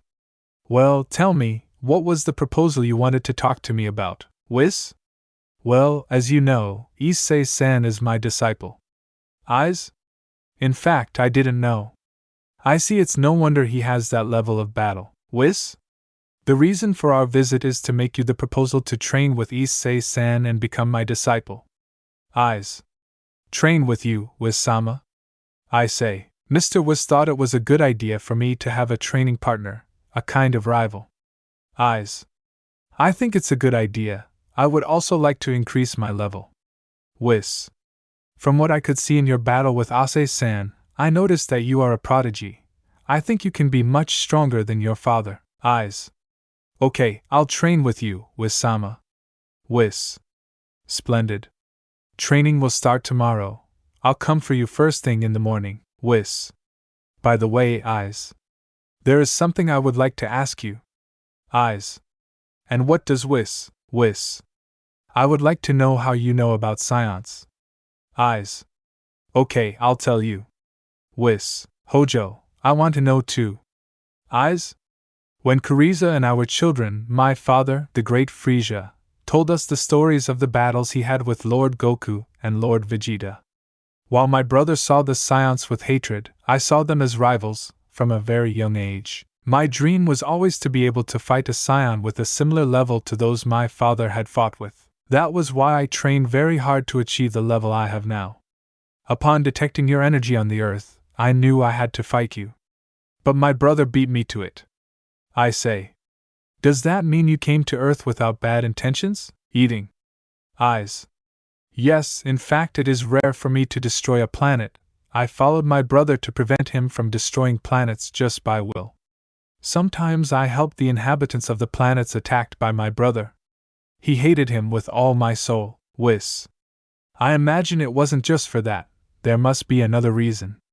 Eyes. And there is. I had a son, because I was on the lookout for him, I neglected my father's army.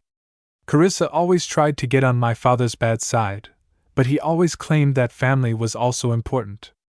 When my father died, Carissa began to get along much better with my son. One day he went on a mission with him. When he returned, my son had died. Issei, you mean that damn murderer of your son? Eyes. His and her army soldiers said that he had suffered an accident, but I knew that he was not weak enough to die from something like that. Issei.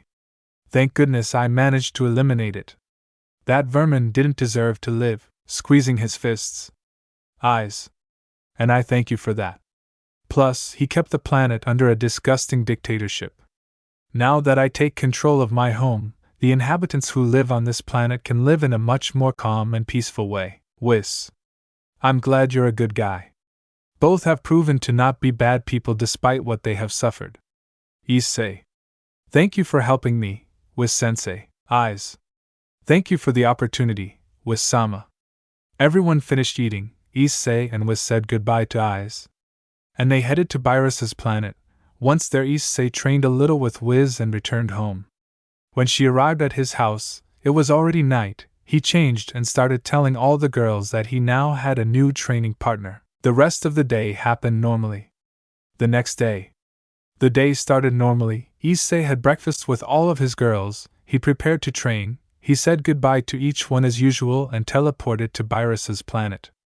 When he arrived, he noticed that only Virus was resting in his chair. Issei. Good morning, Mr. Virus. Waving with his hand, Virus. Good morning, boy. I imagine you are here to train with Wes. Issei. That's right. Do you know where it is? Virus. He went to pick up your new training friend, Issei. Come on, Mr. Virus, don't say it that way. You're not even my friend. I'd rather you call him a rival. Virus. Well, Whis has been around for some time since he left, and I see that you have become strong, so putting on a somber look, do you want to fight me? Issei. Of course, transforming into SSJ Blue. I was waiting for this moment, getting into battle pose. Virus? Okay. Attack me. When Issei was about to attack Virus, something fell right on top of them, leaving a large crater where they were. It was Whis and Eyes. Whis. Hey ho ho, I'm sorry, I lost focus for a second. Whis, you did it on purpose. Angry. Eyes. Good morning, Mr. Pierrot. Greeting him, Pierrot. Good morning, Eyes.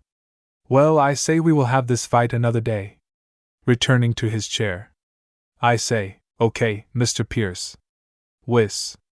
Well, what do you say? Let's start with today's training. Eyes. I think it's excellent. Whis. Both of them will fight me. I want to check the level they are at. I say. Okay, increasing his Kai from SSJ Blue. Eyes. This will be interesting going into his golden form, Whis. Okay. Get started. They both launched themselves at Whis, trying to attack him as quickly as possible, but Whis dodged both of their attacks with great ease. Whis gave Issei a karate chop on the neck, causing him to fall to the ground and leaving him stunned for a few seconds.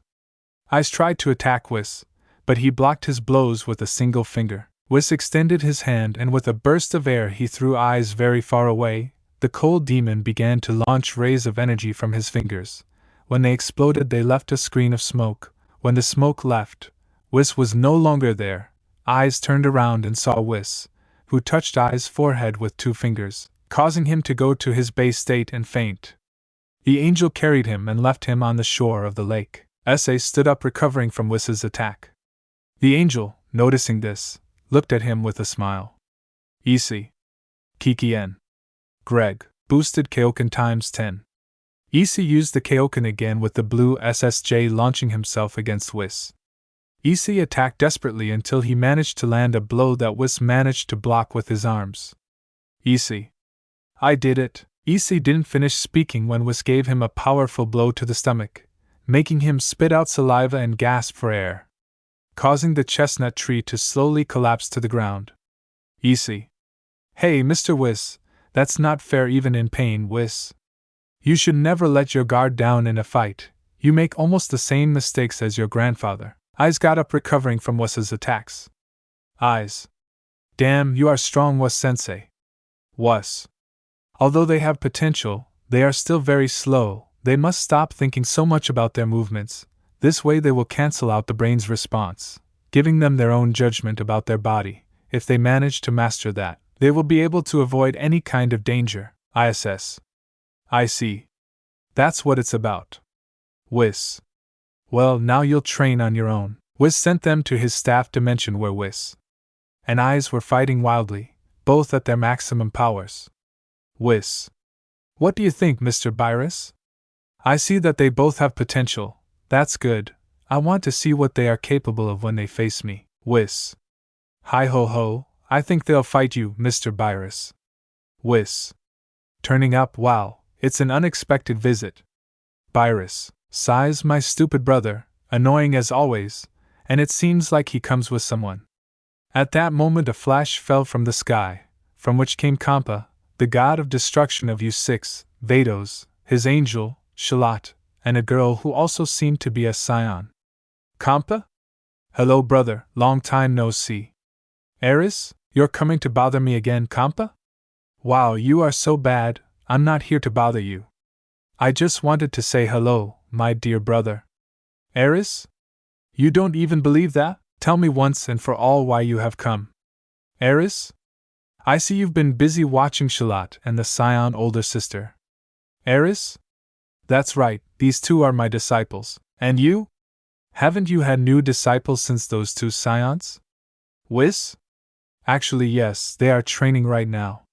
Raising his hand he returns referring to his staff. Wus's staff returned to his hands, he shook it and Issei and Eyes came out, bloody, full of scars and scratches. When they left, they both returned to their base state. Issei. Gasping, why did you do that, Mr. Whis? We were in the middle of a fight. Whis. My god, you guys do take the training. Whis healed both of them with his staff, making them recover all of his energy. They both got up and saw those who had just arrived. Issei, upon seeing Shalad, reacted in a negative way. Issei. There you are, cursed, transforming into SSJ Blue, Whis. Issei said, calm down, Issei. Okay. Back to his base state, Whis. Well, Mr. Kampa, sister, these two are my disciples. He is Haida Issei-san, he is a Saiyan, and he referring to Eyes as Eyes, he is Frieza's son. Vados. Nice to meet you, Issei-san, Eyes-san. Issei and Eyes? Nice to meet you, Kampa-sama, Vados-sama, both bowing. Vados? They are my disciples. This is Shalat, a Saiyan, who was also a disciple of the legendary assassin hit before he died. Shalat? Nice to meet you, Reverend Vados. This is Kale. I think both you and Mr. Virus know her. She is a Saiyan from U6. She is currently one of the most powerful warriors on the planet Sadala. Kale. Nice to meet you, my name is Kale. Saying shyly, I say, hello with a smile, nice to meet you. Hearing this, Kale blushed a lot and looked down. Kampa? Wow, I see that we both have disciples, but it is clear that mine are much stronger, he said proudly. Eris, what did you say? You don't have the slightest idea what his Saiyan eyes are capable of. Kampa. It is clear that I am a better teacher than you. Eris, that's what you think. Whis. Let's calm down, how about you resolve it fairly? Vados. So how about we do a tournament like last time, Eris?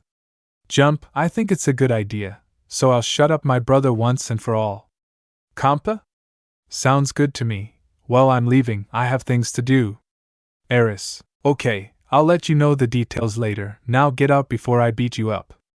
Betos, Kampa, Shalot, and Kale got together to go to their universe. Before leaving, Shalot smiled mockingly at Issei, which made the brunette get angry and look away at Kale. She saw him still blushing and he responded, with a smile making the Saiyan turn even redder. They finally left. Virus? Listen to me carefully, you two, referring to Issei and Eyes. I'm not going to let you lose to those two weaklings, so train as much as possible, or else I'm going to destroy you. Issei? Yes. Mr. Barris, don't worry, that miserable Shalot is going to pay me. Whis? Well, that's all for today, go home and rest. Issei said goodbye to everyone and teleported back to Earth. He was greeted by his girls, and everyone sat in the room. Issei prepared to tell them what had happened. Sona. So the one who attacked you turned out to be a disciple of the god of destruction. Issei. Yes, apparently he was trained by a legendary assassin who performed time jumps. That was the reason why he used those types of attacks. A 21. You said there were two, what was the other person like? Issei. She was a very shy girl. When I greeted her she blushed a lot. From what she told us she was also a Saiyan.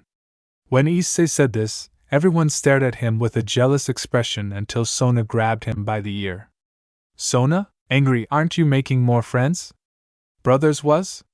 Taking and pulling one of his cheeks. I'm asking you the same thing, Issei-kun. Issei? No.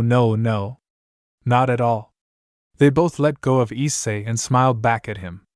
Issei? Whatever it is, I have to surpass my level. Kuroka. Nyan, we are sure that you will manage to defeat that shallow guy. Issei. I hope so. The rest of the day passed normally. Everyone had dinner and then went to sleep. The next day, everyone got up early and got ready to go to school. Classes happened normally until lunchtime arrived. Issei left the classroom and headed towards the tree where he used to pass when he had his break between classes. He teleported to the sacred temple. He greeted Dent and Mr. Popo and asked if they could give him something to eat. Issei ate what Mr. Popo served him, then entered the time room. Once inside, Issei began to walk a little towards the center. And he began to raise his chi. Issei.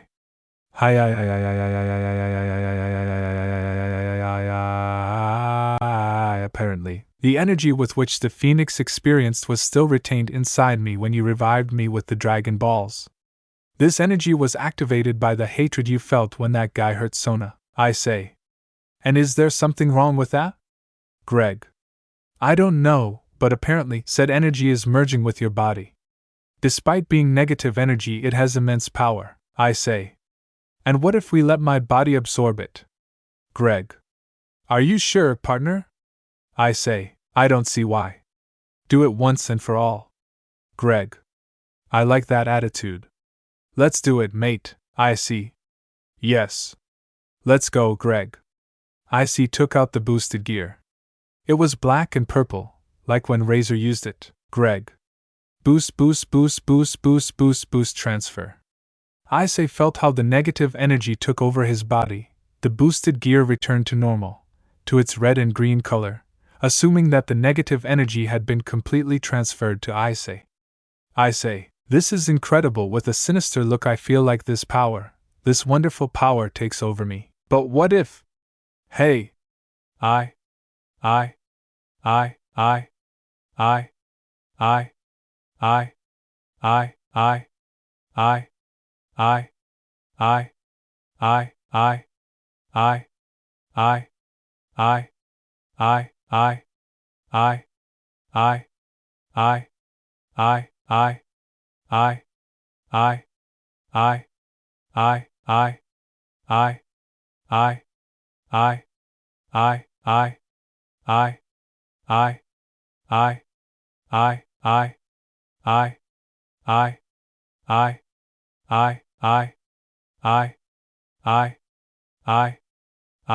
Laughing sinisterly, Greg?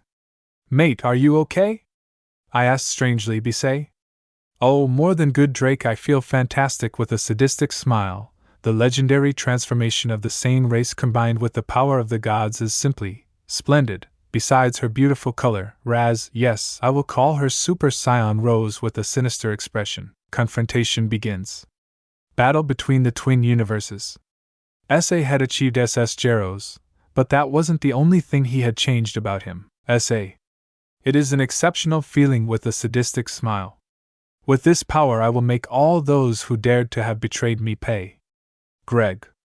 You are very strange. You don't usually behave like this. The brunette returned to his base state. Suddenly he felt a terrible headache. This made him come to his senses. Pissei. Drake, what happened to me? I was behaving very strangely. Drake.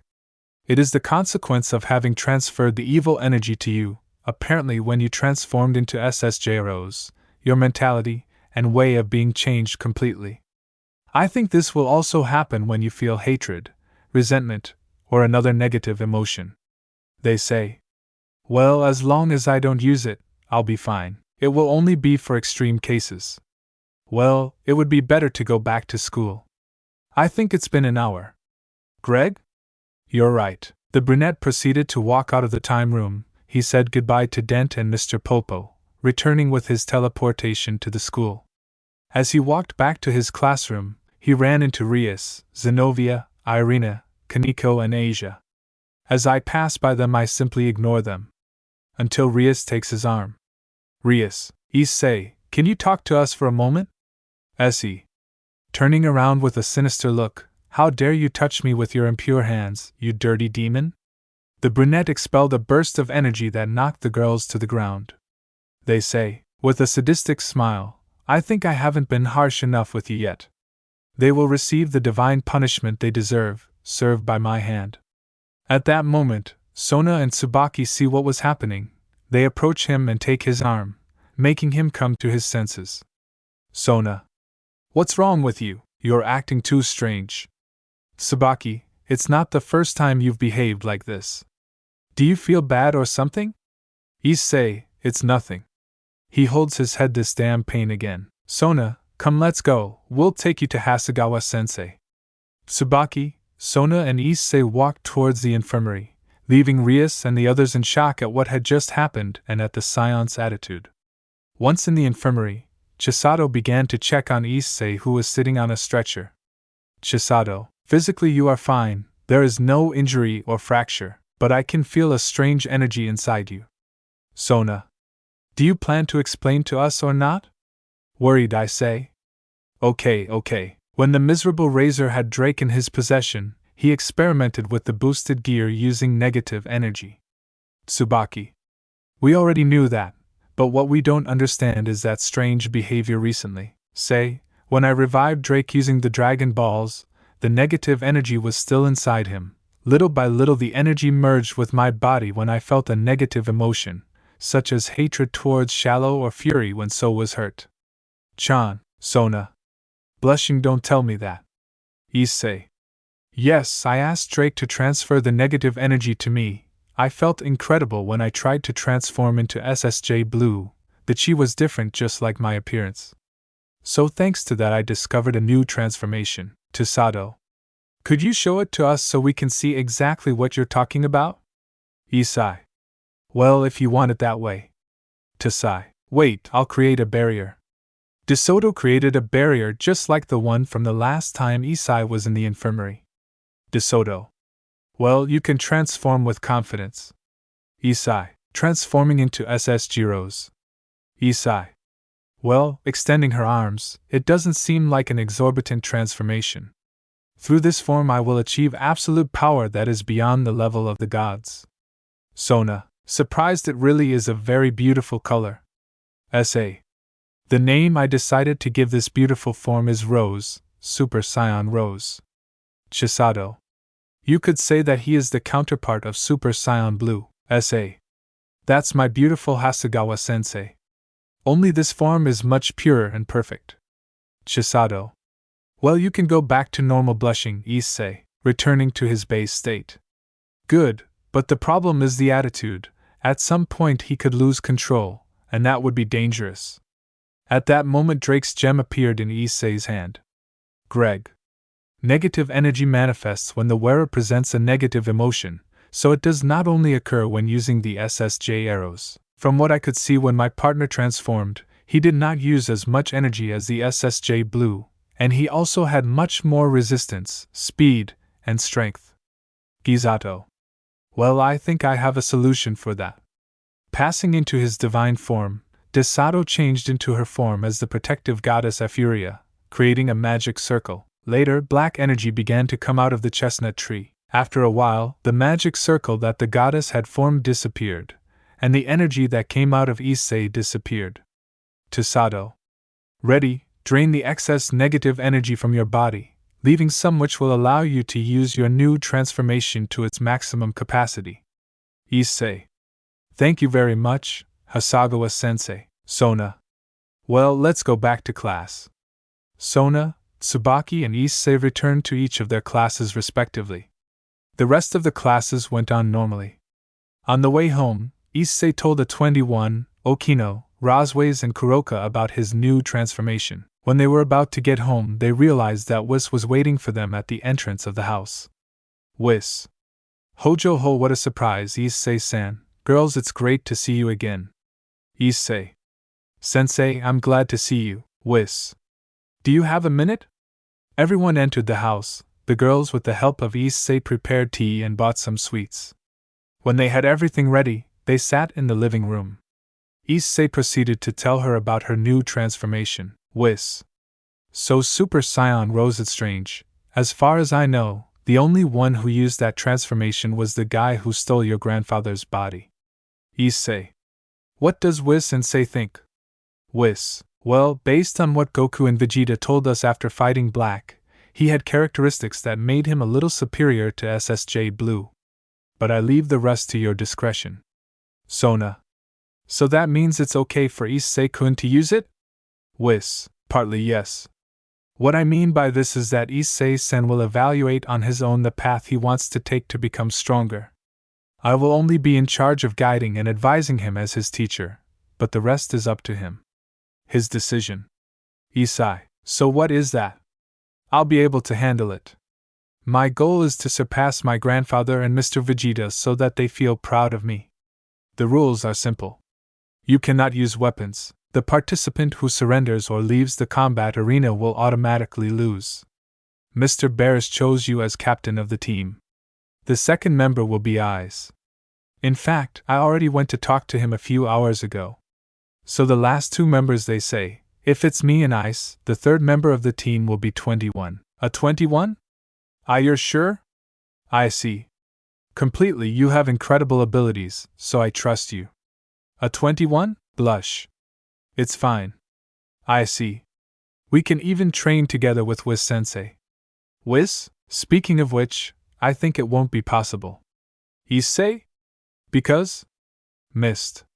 Whis? Both Mr. Burris and Mr. Champa agreed that in the remaining days of the tournament, neither my sister Vados nor I would intervene in the training of the participants. So they will train on their own. I see. Well, I'll see how 21 and I manage. Whis. Okay, Mr. Byras told me that he has a lot of confidence in you, so don't let him down. I see. Don't worry, Whis-sensei. 21 and I will do our best. Whis. That's good to hear. You can also invite people you want. It will be much better if there are many spectators. Issei. Yes, I will feel much better if all of them are there. Everyone finished eating and headed to the entrance of the house to say goodbye to Whis. Whis.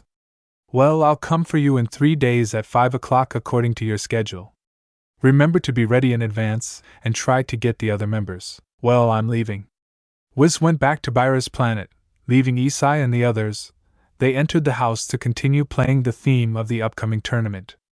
Issei. Well, since we need to train for as long as possible, 21 and I won't go to school, so So-chan, could you give me a permit to justify my absence? Sona? Okay, but what about 21-san? A 21? I'll just send an email to the director saying that I'm absent because I'm sick. Sona? Well, I'll help you.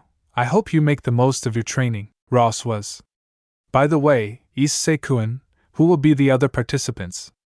Whis-san said that weapons are not allowed, so Kiba won't be able to participate, and the only one of us who has enough power to fight against guys from another universe is 21 San.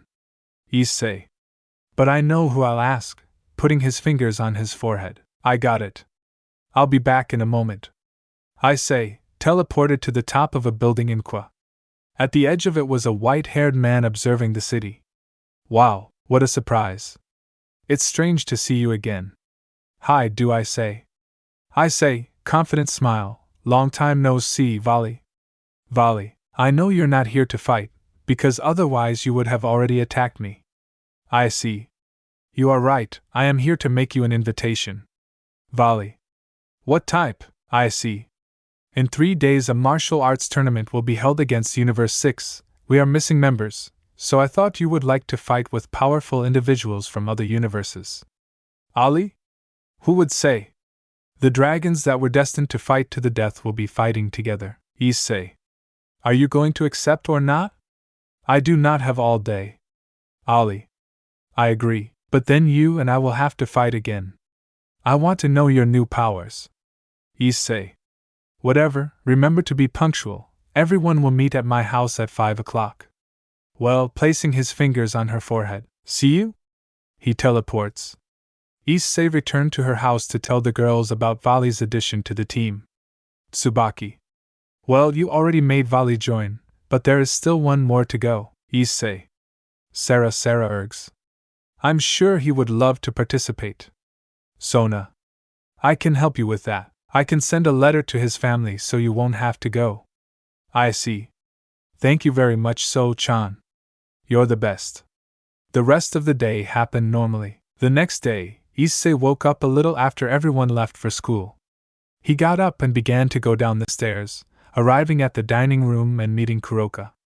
She prepared breakfast for him, he ate with her. The Nikomata told him that she would go to school even though the Saiyan would not attend.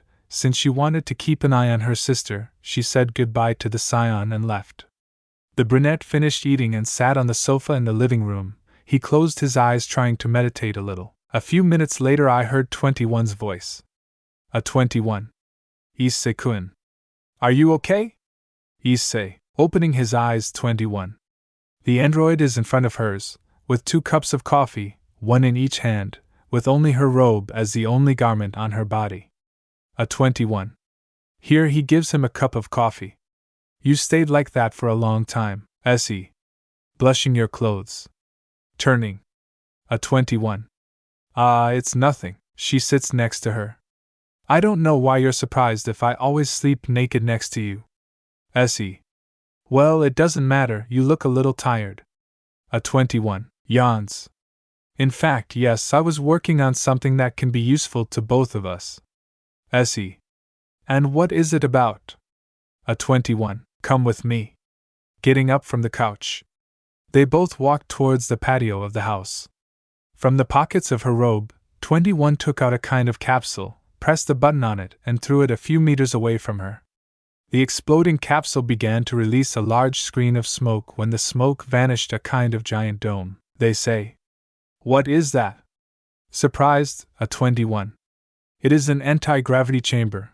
Based on the plans of the Capsule Corporation, we can train at ease. Issei, you really are incredible. 21. He hugs her. A 21. Blushed. Thank you?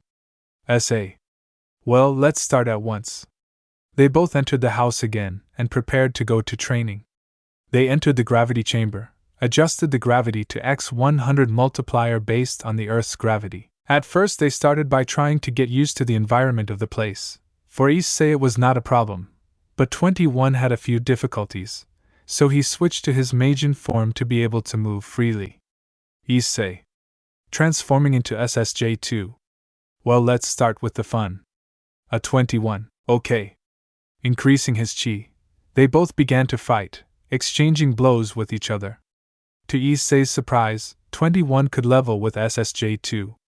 Issei hit 21, but she returned it with double the force. Then they collide both fists, creating a great noise, and then separate.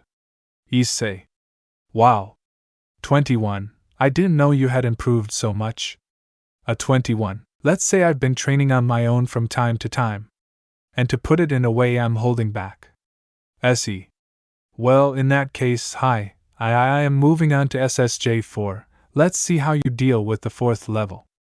A 21. Shaking his head, no, not that. I want you to attack me with your maximum power. It would be useless if you hold back. I say. Returning to his base state, are you sure? A 21.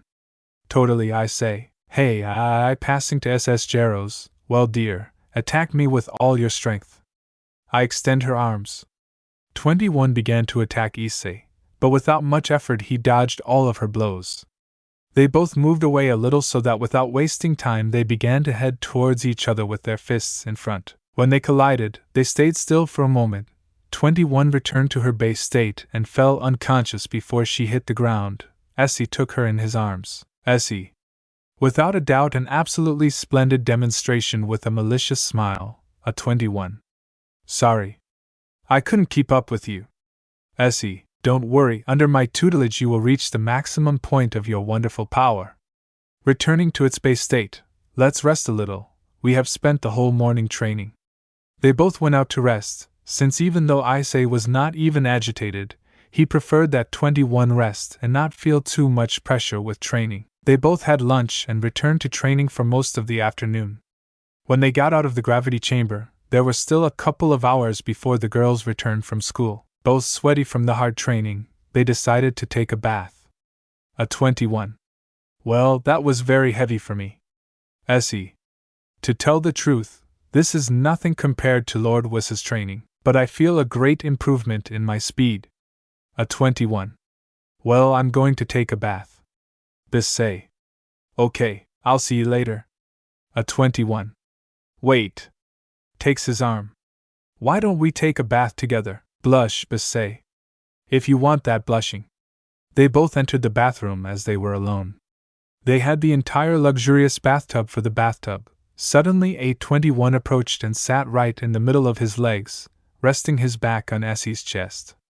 Issei, blushing and nervous, number 21. A 21. Is there anything wrong with it?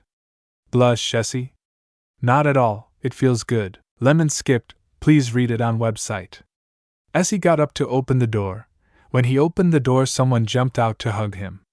Issei-kun hugs him. Issei? Leviathan-sama? Seraphu? No, Seraphu? With a smile. Issei?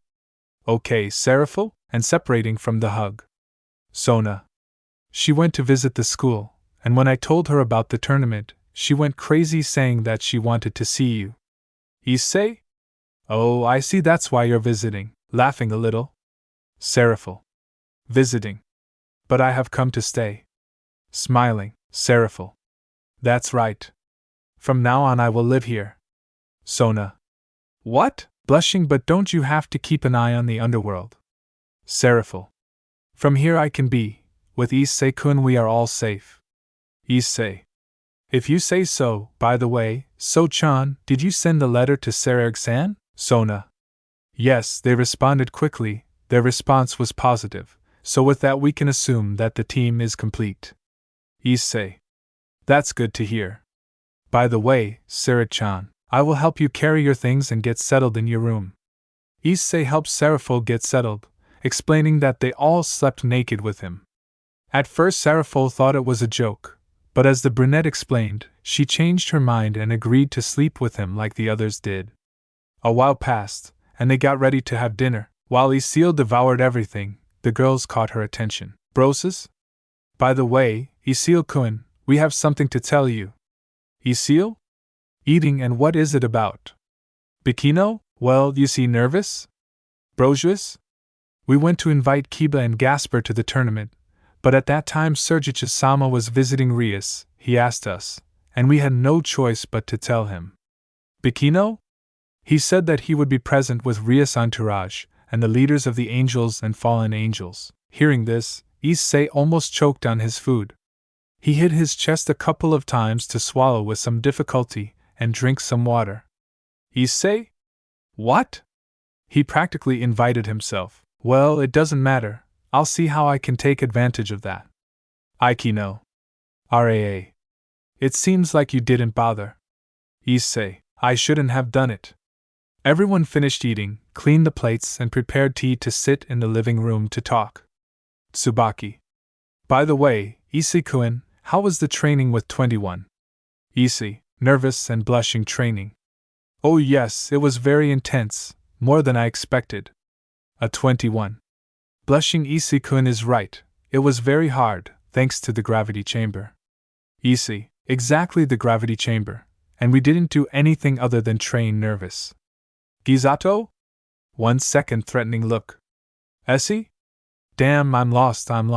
Damn it, the brunette said in his mind. Gisato? Like a gravity chamber? Issei and 21. A 21. Well, yes, a gravity chamber. I invented it based on the plans from my old work. Sona.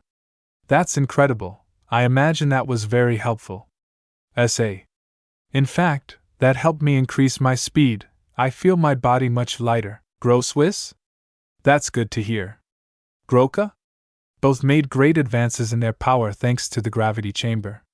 The day of the tournament. The beginning of the day passed normally until there were about 20 minutes left before Whis arrived for them. Vali was already there, talking with Issei in the courtyard. From a magic circle appeared Sergiches, Serge, Riaz and his entourage, Azazel, Michael and Gabriel. The brunette went to greet Serge. Serge said, "Thank you for coming." Serge. Thanks to you for inviting me. When I received Sona's letter, I couldn't contain the excitement of fighting strong guys. Issei, yes, I'm also excited to have amazing fights. Issei, let's do our best. Issei and Sargu fist bumped. Sergiches approached. Sergiches? Issei-kun, sorry for inviting myself and the others. I promise that I will make it up to you somehow after the tournament. I see, no problem, Sergiches-sama. At that moment, Whis arrived to tell Issei that it was time for the tournament. Whis? Oh wow, it looks like we will have a lot of people. It looks like it will be a good show. By the way, Issei-san, are you all ready yet? Issei. Looking around her, no, missing 21, I'll go get her. Issei entered the house, went up the stairs to room 21, the door was half open. Issei. 21, are you there? Opening the door more. When Issei entered, she would see something that would leave him very surprised. 21 looked different, and she looked much more beautiful with her new look. Issei stared at her. A21, what's happening? Is it because of my hair? Even though I will fight and mess up my hair and end up being a mess, I would at least like to look good before the battle. Issei. You look beautiful, blushing. A 21. Enough, you make me nervous, blushing. 21 approached and kissed him on the mouth. A 21. We are going to win, yes, Issei. Yes. They both went down the stairs to the patio where everyone was. Issei told them to touch her back to teleport to Byraz's planet. When they arrived, the arena was already ready with the stands and a glass dome to prevent the planet from being destroyed by the attacks of the participants. The spectators were arranged according to the universe they supported. Even the Supreme Kaya-sama of each universe were there. The participants were on a platform next to the spectators according to their universe. Byraz. Wow, I see that you are ready. Fight with all confidence. But don't think about disappointing me. I say. Trust me, Lord Burse, we will do our best. The tournament presenter and referee interrupted everyone. Presenter. Ladies and gentlemen who are with us, today we will have the confrontation between U6 and U7. Below is the presentation of the participants. In Universe 6, Shallot, Kale and Caulifla, a trio of scions from the planet Sadala. Surumi and Namekian and Kulgra and Arcosian from U6. On the U7 side, we have Hideyusi, the last scion of his universe, Ice, an Arcosian emperor of his planet, 21 the bio-android, Volume 1 Lucifer, a demon with dragon Albion powers, and Sarer Beal, a demon expert in fighting and exceptional abilities. The presenter explained the rules and started the tournament. Announcer, we'll start with our first fight. What will it be between participant Tsurumi and participant Volume 1? Animek jumped onto the platform, Volume 1. Well, it seems that I will start. I say, don't even think about losing. Vali. Don't worry, just trust me. Vali spread his wings and descended towards the platform. Tsurumi, so you are my opponent, please don't hold back. Ali. Same thing, I just hope to have a good fight. Albion. Banishing Dragon, Balance Breaker, Presenter. Are you ready to fight? Chapter 21. Epic multiversal battles clash between U6 and U7. Part 1. When Vela and Tsurumi were about to start fighting, Kampa interrupted them. Kampa. Referee, the Universe 7 participant is using a weapon. Referee? A weapon? Eris. You've already started, or are you already afraid of losing? That's part of it. Plus, armor is a special technique, it's like a Super Saiyan transformation. Angry. Kampa? Referee? Check it out. The referee approaches Vali and begins to inspect him. Albion, is there a problem? Referee? Who said that? Scared. Albion, I will say it in words that you understand. I am the dragon that is inside Bailey. And this armor is my physical manifestation. Referee? Jum, I don't see that he is breaking the rules, the dragon is part of him, so there is no problem. Turns to Tsurumi. Tsurumi, there is no problem for me. You could hurry up, I didn't come here to stand by and watch the fight be decided by the rules. Referee? Well, in that case, I authorize Vali's participation. Sorry ladies and gentlemen for the delay, now we will begin once and for all the fight between the participant Vali and the participant Tsurumi. The arena board lit up with images of the participants from each universe, and a blue line joined the images of Vali and Tsurumi. Albion. Have you already thought of some strategy? Remember that we do not know the fighting style of that guy from another universe. Vali. Relax, will you? I'll think of something confident. Referee. Okay, now yes, fight. Tsurumi lunged at Vali, but he stopped his blow. Vali punched the Namek, sending him away. Tsurumi. Wow, this is surprising. I didn't expect an Earthling to have this strength. Vali. Confident, I'll take that as a compliment. Tsurumi. It would be a mistake if I trusted you against you. Vali launched himself towards Tsurumi and both began to exchange blows at high speed, while everyone watched the fight excitedly. Eris. Wow, that kid doesn't do bad at all. Whis. Apparently he has the same qualities as Issei-san regarding the subject of dragons. By the way, Issei-san, I understand that both of them are rivals. Issei. Let's see, yes. Whis? Jojo Ho, they remind me of Goku and Vegeta. Issei noticed that 21 was a little nervous. He put his hand on hers, making her blush. Issei? Are you nervous? He asks, a little worried. A 21? Because you said so? Issei. It shows on your face. A 21. It's just I'm afraid of losing and that you'll be disappointed after training with me all this time. Issei. Don't worry, he hugs her. It doesn't matter if you lose or win, I will always feel proud of you. A 21. But blush, Issei. Relax, if something happens, I'll take care of the rest. Now let's just have fun with the tournament. A 21. You're right, with a smile. Meanwhile, on the spectators' side, everyone was watching the fight, except Sona and the others who were jealous of the hug that Issei gave 21. Upon seeing this, he teleports to the stands. And he sits next to them. Issei, what's with those looks? Strange, does something bad happening?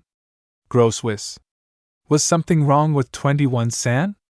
Issei, yes, she said that she was nervous about the fight, but she already feels better. Sona. And what about you? Issei. Well, the truth is that I'm eager to start. Tsubaki. Wow, he adjusts his glasses. I thought you were here more to get revenge on that shallow guy than to fight for fun. I see.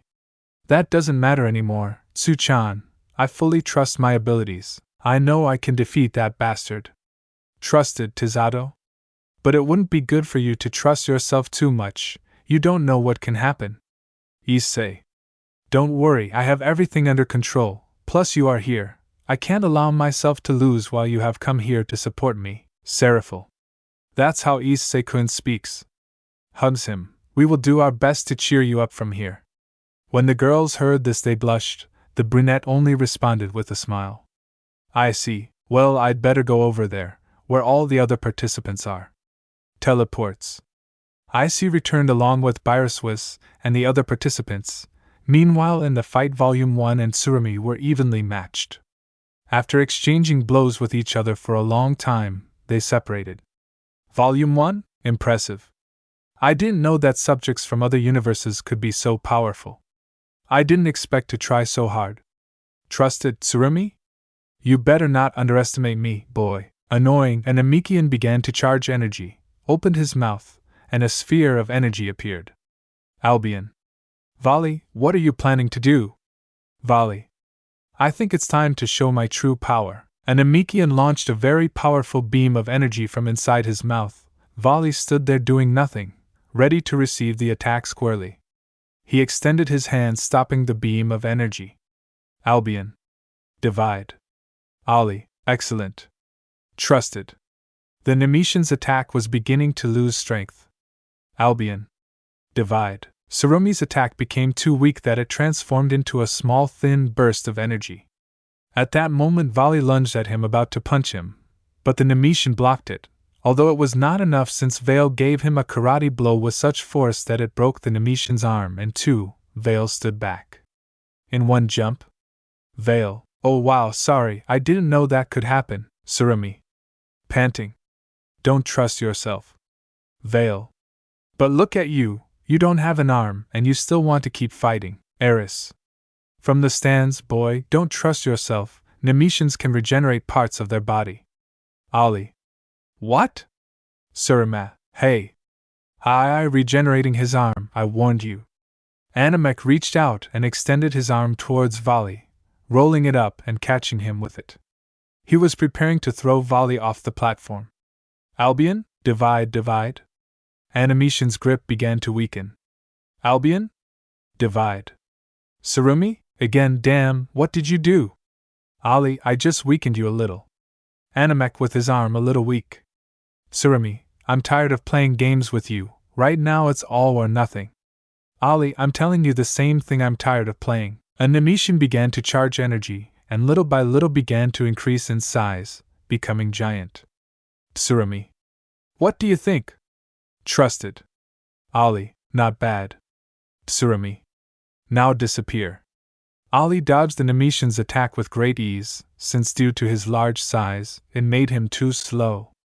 Albion, have you planned a strategy yet, Volume 1? Volume 1? Yes, we will also go further. I, the one who will awaken. I am the celestial dragon who steals the principles of God's supremacy. I envy the infinity and pursue the dream. I will become the white dragon of supremacy. I will take you to the furthest limits of innocence. Juggernaut Drive. Vali activated his Juggernaut Drive and began to struggle against Tsurumi. Albion. Divide. Vali took the opportunity to bite him on the neck, causing the Namek to weaken, and with one lunge, he threw him out of the sand. Referee. The first match is over. The winner is the participant Vali. The board changed, placing Vali's image in green and Tsurumi's in red. They both returned to their respective places. Eris. Well done, boy, you fought very well. Issei. I didn't expect anything less from you. Vali. Well, whatever, I've done my part. Referee. Universe 7 has the advantage with a match won, but this has just begun. The next fight will be between the participant Kale and the participant Eyes. Eyes? Well, it's my turn, I say. Do your best, she is shy, but she is still a Saiyan. Eyes? Yes. I will give everything in this battle, Whis. Try hard, Eyes-san. Don't forget to put into practice what you have learned in training. Eyes. I will, Whis-sensei. Meanwhile, on the Universe 6 side, we see a shy Kale being encouraged by Caulifla. Caulifla? Come on, Kale, show that guy how strong we you Saiyajians are, Pale? Yes, sister, Bidos? Well, Kale-san, do your best. With a smile, Pale? Yes, sensei. Both participants went down to the platform, and the board lit up again with the images of both combatants. Both were face to face waiting for the referee to start the battle. Eyes? I see that you are a little nervous. I'm just going to ask you not to hold back against me. Pale. Yeah, that's okay, Eyes. Make sure you give it your all in this battle. Moving into its final form. Pale. Transforming into controlled legendary SSJ, referee. Are you both ready to fight? They both began to hit each other. When one managed to land a blow, the other returned it. Meanwhile, Issei, a little surprised by Issei's attitude. Issei, why the hell didn't he use his golden form from the beginning? Whis.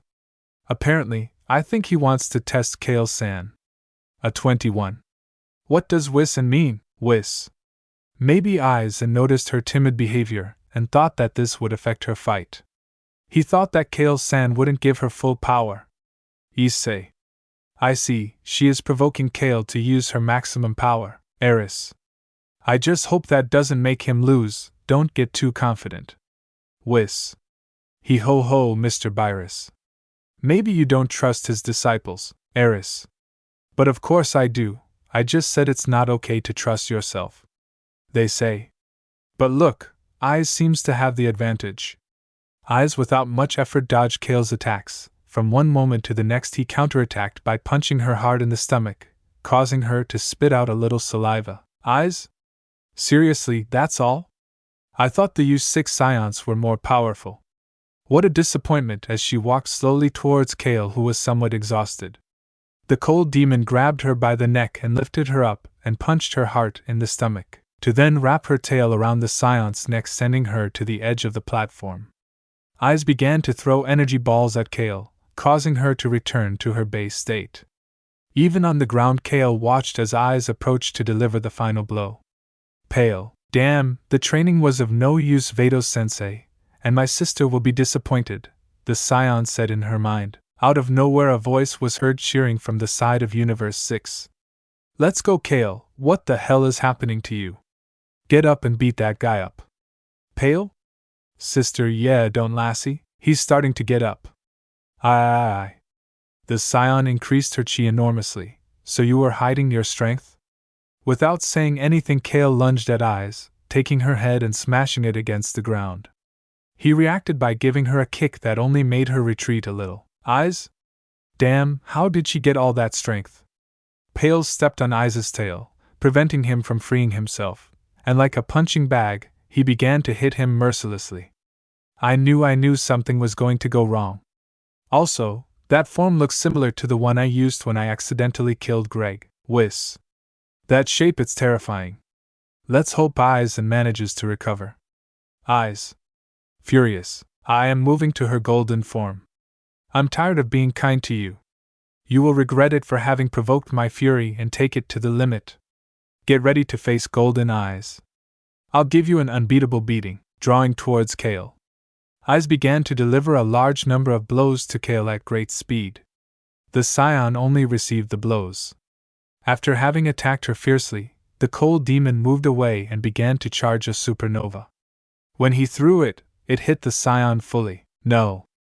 As he began to launch rays from his finger in an unrestrained manner, causing the explosions to form a dense layer of smoke. Issei.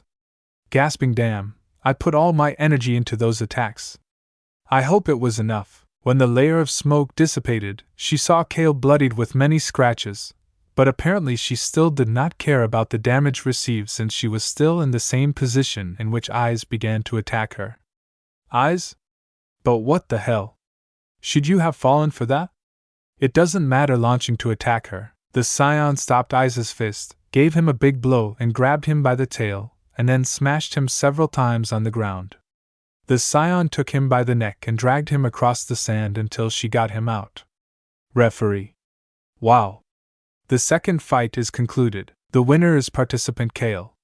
At that moment Kale was still consumed by rage. She began to release large rays and spheres of energy.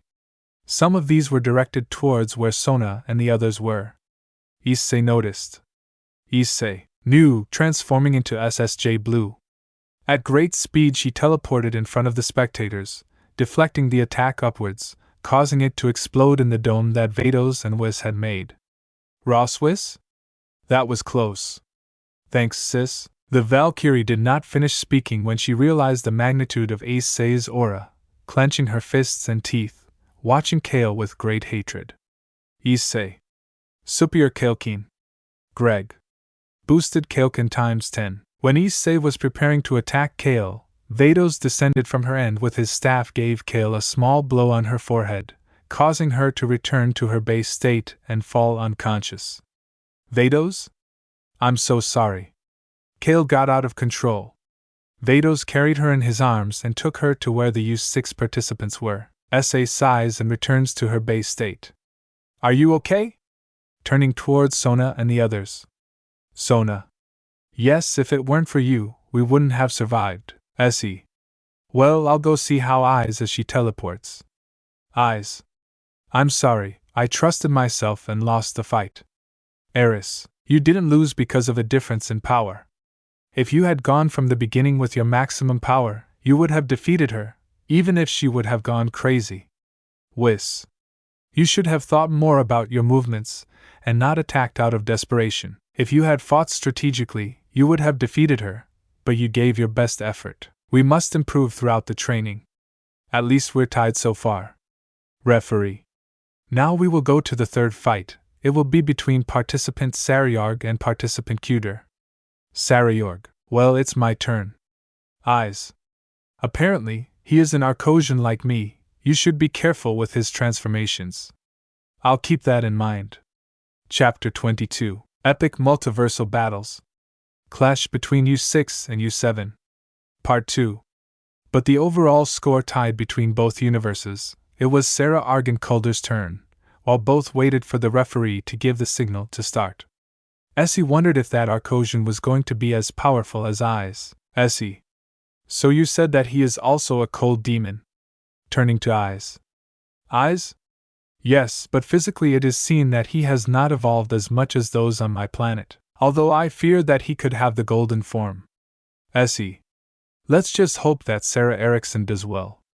Eris. Hey Whis. Tell me, Mr. Beers.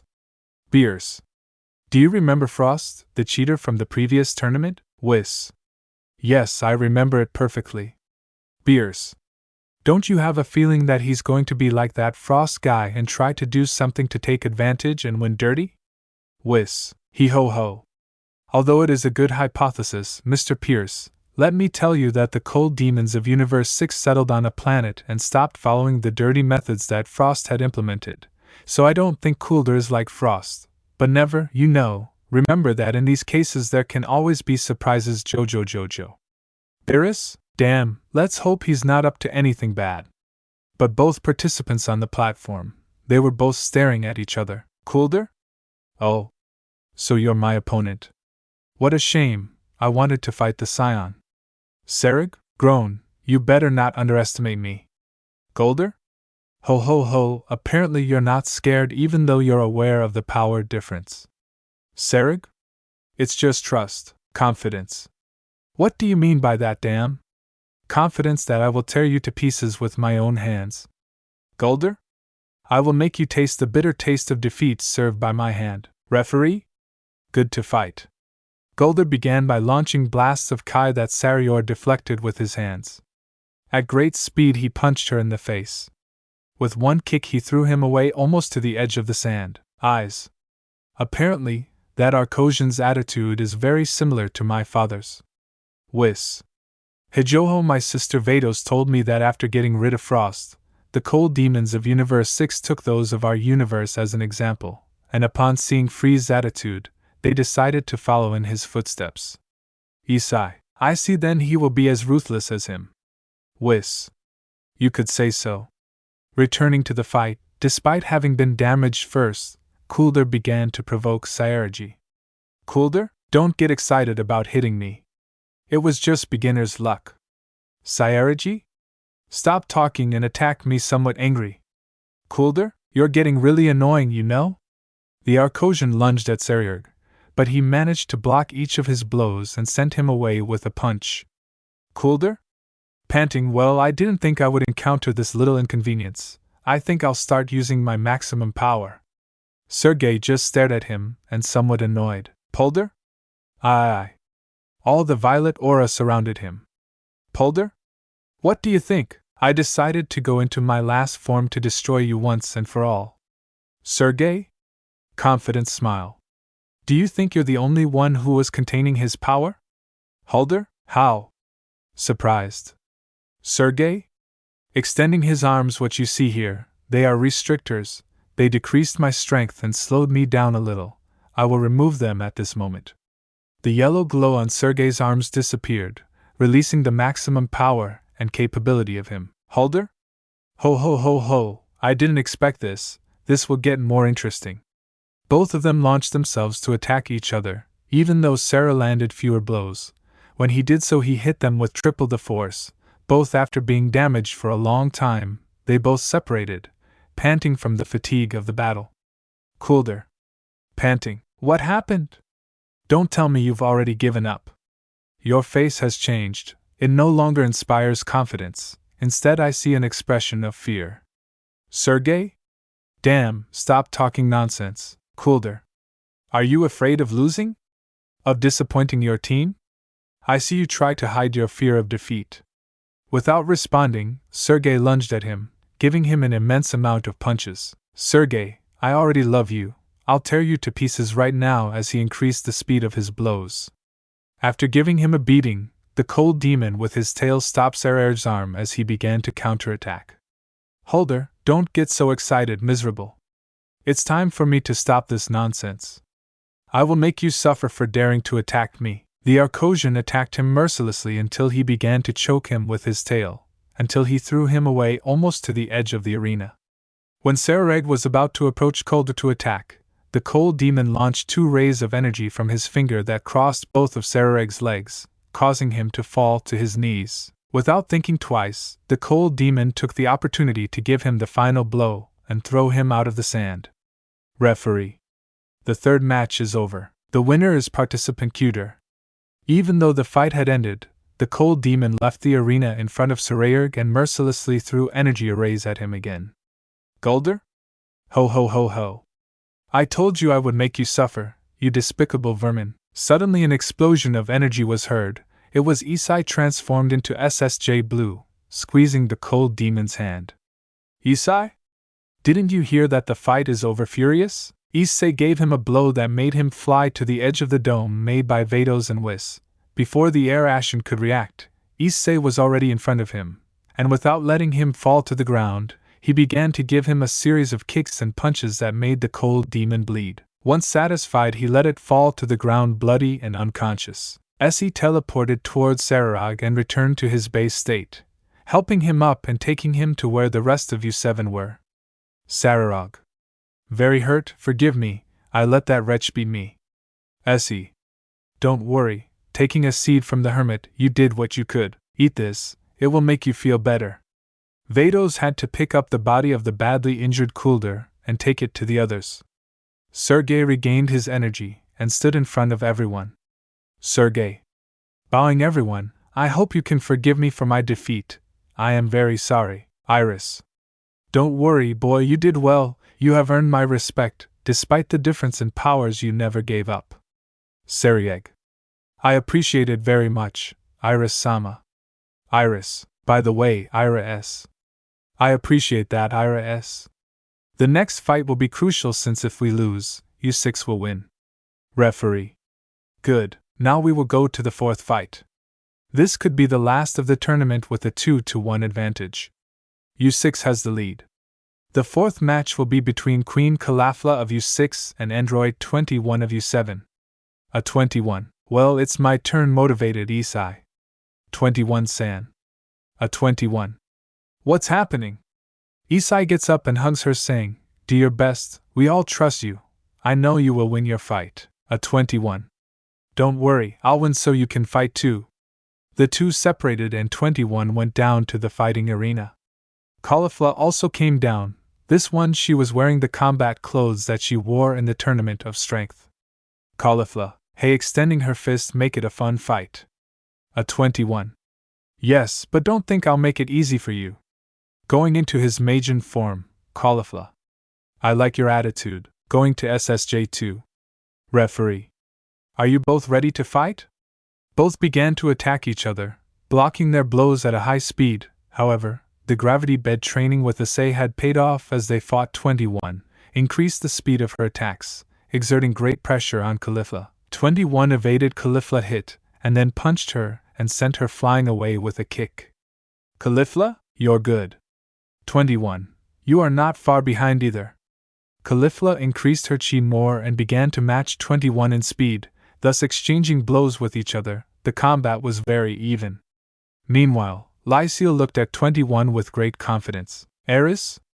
Wow, even though 21 started well, the scion of U6 begins to keep up with him. But it seems she managed to increase her abilities to a large extent. Eris. Yeah, she'll be fine, I trust her. I know she'll manage to win the fight. Eris. Let's hope so. In fight 21 he had the advantage, but Caulifla had also landed a few blows on him, both very tired, separated after having attacked each other fiercely. Both with many bruises, scratches and wounds looked at each other. Caulifla, you're very skilled. I didn't expect to have so much fun. But it's time I showed you a surprise. A 21. What? Caulifla, hi. As her chi increased and her hair grew. I say. It can't be, that's the Super Saiyan 3 transformation. Whis, I don't like this at all. Being a prodigy scion, she managed to master the SSJ3 to her maximum power. I hope 21 Cent finds a way to turn the fight around and put it in her favor. Caulifla had reached SSJ3 and emanated a monstrous aura, releasing rays around her body. Caulifla, it took me a long time to master this transformation. 21 didn't say anything about it and just looked at her with some fear, but she knew that she had to win, otherwise, Issei wouldn't have a chance to fight. Caulifla began to match 21 in speed as he attacked her, until she managed to break her defense and began to attack her mercilessly, giving her strong punches, until from one moment to the next, he kicked her, sending her to the brink of death. The sand? Caulifla, I really enjoyed fighting with you, but this has to end now. As she extended her hands carrying up all of energy, this is over, Caulifla charged an energy attack with all her strength, while 21 only saw how the attack was about to hit her. Seeing this, she just smiled when she saw this and used her candy beam to compress Caulifla's attack and turn it into a chocolate. She picked it up and ate it, absorbing Caulifla's power. A 21. Wow, that was very delicious. If she had to give it a score from 1 to 100, she would give it an 89, smacking. Caulifla. What the hell did you do? Panting. A 21. I simply absorbed your power, now it's time for the counterattack. 21 launched himself and gave a strong kick to Caulifla's stomach, causing her to spit saliva and fall on her knees to the floor of the dalet holding her belly. 21 extended his hand and charged a powerful ball of Kai and threw himself at Caulifla at point-blank range. He threw it out of the arena, thus winning the fight. Referee, the fourth match is over. The winner is participant 21, we are in an overall tie, and everything will be decided in the last fight. The final fight will be between the leaders of both teams. 21 approached Caulifla and extended her hand to help her up. A 21. Get up. It was very fun extending his hand to her, and with a smile, Caulifla. Strange, I must say that you were surprised taking her hand. Next time I won't make it easy for you. A 21. I tell you the same. They both left with their respective teammates, and the board updated. They say hugs her. You were incredible. How did you think of using the candy ray? You really impressed me. A 21. Blushing. It's not a big deal anymore. I just did what I had to do. Now it's your turn to do it by winning the fight. Referee. Well, the last fight will be between the participant Issei from Universe 7 and Shaylet from Universe 6. Issei gets up. Well, it's my turn. Eyes. Please win the tournament. Sergey. Yes, Issei. We all know you'll make it. Now go and beat up that guy. A 21. Issei. Wait. Issei. What's wrong? The brunette didn't finish speaking when the android kissed him on the mouth. When they separated, they were both very blushing. A 21? I wish you luck, blushing Issei. Yes, I promise I won't lose. Eris? Hey boy, don't even think about making a fool of me. Now go and win the fight. Issei. Yes, Mr. Barris, trust me. Whis. Remember what we practiced in training, Issei-san? Issei. Sure, sensei, I'll make you proud. Issei came down to the platform very seriously, as did Shallow. Shalat. The time has finally come, and rest assured, this time I won't eliminate you with a single blow. Issei. Confident smile. That time it was because I didn't know where you were attacking from. Now I'm much stronger than before, so I'll return what you did to me that day. Shalat? Wow, it seems like someone is very confident. Issei? You should be ashamed of using such cowardly techniques, especially if you are a Saiyan. Where is your Saiyan pride, Shalat? What do you mean by that? Something annoying, they say. If you really have the blood of the most powerful warrior race in the universe, then fight with dignity like a Saiyan, without having to use such cowardly techniques. Or is it that you can't even transform into Super Saiyan, shall it? Hey, I. Transforming into SSJ2, shall it? I'll show you that I don't need to use my time jump to tear you to pieces again. I say, transforming into SSJ2, then come and try to tear me to pieces. Referee. Very good, they are ready to fight. Both began to hit each other at great speed, but Issei's advantage was clearly noticeable as he began to dodge without any problem all of Charlotte's attacks, who was desperately trying to hurt Issei. The brunette responded with a kick, and after a punch to the stomach he made Charlotte spit saliva, and after another kick he sent him away. Issei. See, I told you. You are nothing more than a shame to the Saiyans. Without your jump and time you are completely defenseless. Charlotte. Shut up, I don't have to prove anything. I will use my time jump as many times as necessary to destroy you, Issei. Then attack me at once. Charlotte used his time jump to punch Issei in the chest, causing him to bleed. And so with his jump and time he is beating up Issei, who continued to receive each attack. Issei. Damn unhappy, turning to SD Blue. Let it be clear, vermin like you are destroyed with Super Saiyan Blue. Charlotte attempted to do her time jump once again, but Issei surprisingly stopped her attack. Charlotte. How could it be possible that he predicted my time jump? Issei. It's very simple. You use that technique so many times that it becomes very easy to predict it. Charlotte. Impossible, doing his time jump again. Once again Issei stopped his attack and kicked him. Charlotte. Damn, I have to increase the time jump to 2 seconds, said the Saiyan in his mind. Issei. Kaioken. Greg. Boosted Kaiken times 10. Charlotte used his time jump again, increasing its duration, but Issei stopped him again by responding with a strong punch. Issei. It's useless, the speed of the SSJ Blue combined with the Kaiken is far beyond your time jump. Charlotte, don't be too overconfident. Do you think my time jumps are my only trick up my sleeve? Issei. No matter what you use, I will always defeat you. Charlotte was standing there doing nothing, staring at Issei. Issei. What did you resign yourself to? Well, if you don't plan to attack, then I'll attack. Issei launched himself towards Charlotte, but he completely transferred Charlotte's body as if it were a hologram. Issei? But what? Out of nowhere Issei felt a blow on his arm. It was Charlotte who was now behind him. Issei. What the hell was that? Charlotte. I told you that time jumps weren't my only strong suit. Issei attacked him again, but got the same result. Charlotte. With this technique, you have no chance against me. Issei. Charlotte. What are you laughing at? Did you go crazy or what? Issei. You have a very good level not to use the Kai of the gods in exchange. I will show you something that is really worth it. Charlotte. What did you say? Issei. Hey, Charlotte. No matter what transformation you use, my techniques are invincible. Issei. Then I invite you to come closer and attack me with all your strength. Issei created a light barrier around his body. Charlotte used her time jump and hit Issei with a blow that knocked him to the ground, and without letting him get up, they used 6A and attacked him mercilessly, punching and kicking him, creating a crater in the ground, causing it to crack with each attack.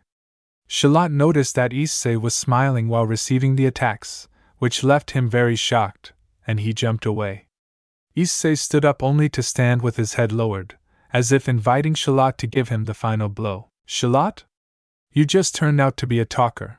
With this blow I will become the winner of the tournament. Charlotte used his time jump when he was preparing to give the final blow to Issei.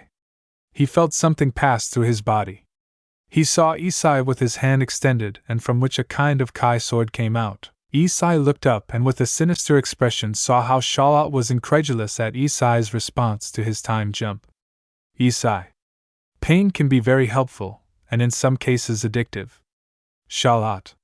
You are a miserable spit's blood. Issei vanished his kai sword from his hand and kicked Charlotte away. Issei. It's painful, but I held back enough not to kill you. Charlotte. But how is it possible? Still sore, I say. It's simple. You thought this was a simple transformation similar to the others? No.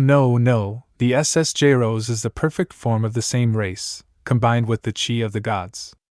The reason I let you hit me was so I could deduce your technique once and for all and in a certain part to have some fun. But that is not all, shall it? What did you say? Issei. Hey. Issei's power rose much more. Her hair stood up more than normal, and rays of light came from her body. Issei. I managed to take my power much further. I managed to take the SSJROs to level 2. Now my level is unattainable for anyone. Charlotte got up with some difficulty, and used his time jump once more. But Issei blocked his fist, responded with a strong punch, and used his kai sword again. Pointing towards from Issei's arm began to come out some kind of sharp pieces of kai. They passed through Charlotte while he screamed in pain, making for him to fall on his knees covered in blood. Issei approached slowly. Issei. But what a sad way to lose a fight, you don't even have the courage to look at my face. This is your end. Joining his hands in the direction of Charlotte Fanai al Kamehameha. Issei launched a final Kamehameha at point-blank range at Charlotte, knocking him out of the arena, thus winning the tournament. Referee. The winner is the participant. Issei. Universe 7 is the winner of the tournament. Issei, still an SSJ, Rose teleported to where Sona and the others were. 21 was already next to them in his human form. They all rushed towards him to hug him and congratulate him. While Issei was talking to the girls about him, Sergiches interrupted him and Issei, consumed by the SSJ arrows too, pierced him with his kai sword. Issei. Do you dare to interrupt me, dirty and impure demon? Sergiches fell to the ground, badly injured by Issei's attack. Rias came to his aid. Rias? What the hell is wrong with you? Why did you hurt him? They say? You again, he only got what he deserves. Rias? Crying why? I know we committed the biggest stupidity of our lives, but you have become a monster, why? They say? Don't you understand? The person responsible for creating this monster was you, and I will take advantage of this opportunity to make you pay for what you did to me. With a sadistic smile. Meanwhile, in Cotton City, home of the Time Patrollers, Supreme Chio of Time. Trunks, where are you? Trunks. What's wrong? Supreme Chi of Time. You have to see this. I'm detecting a lot of time disturbances. Trunks. What? That can't be possible. My era and Taoa no longer exist. Chi of Time.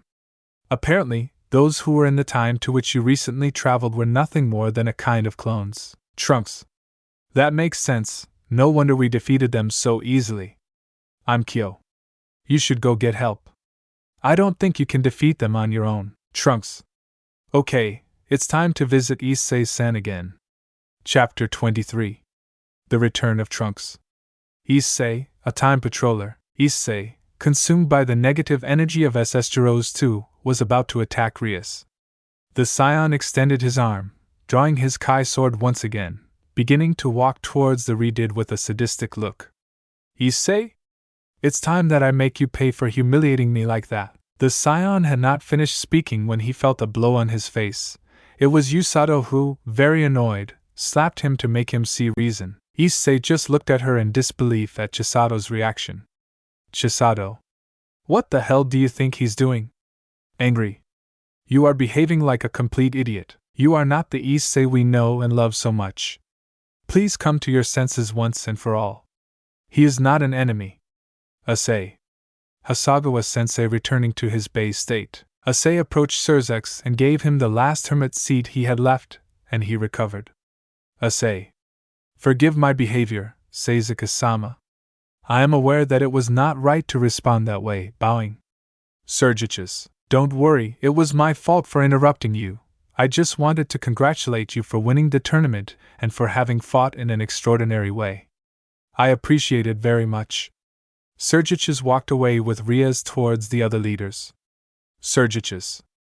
I would like to celebrate it in some way. How about a dinner in the underworld? I see. Okay, I'll invite my teachers and the others who participated in the tournament. Sergius. Sounds good to me. I promise it will be a good banquet. I see, we'll be there. Sergius has left along with Rias with the faction leaders, leaving Issei back together with Sona and the others. Chisato looked at him still upset, so she hugged him. Chisato. You're a fool, she hugs him tighter.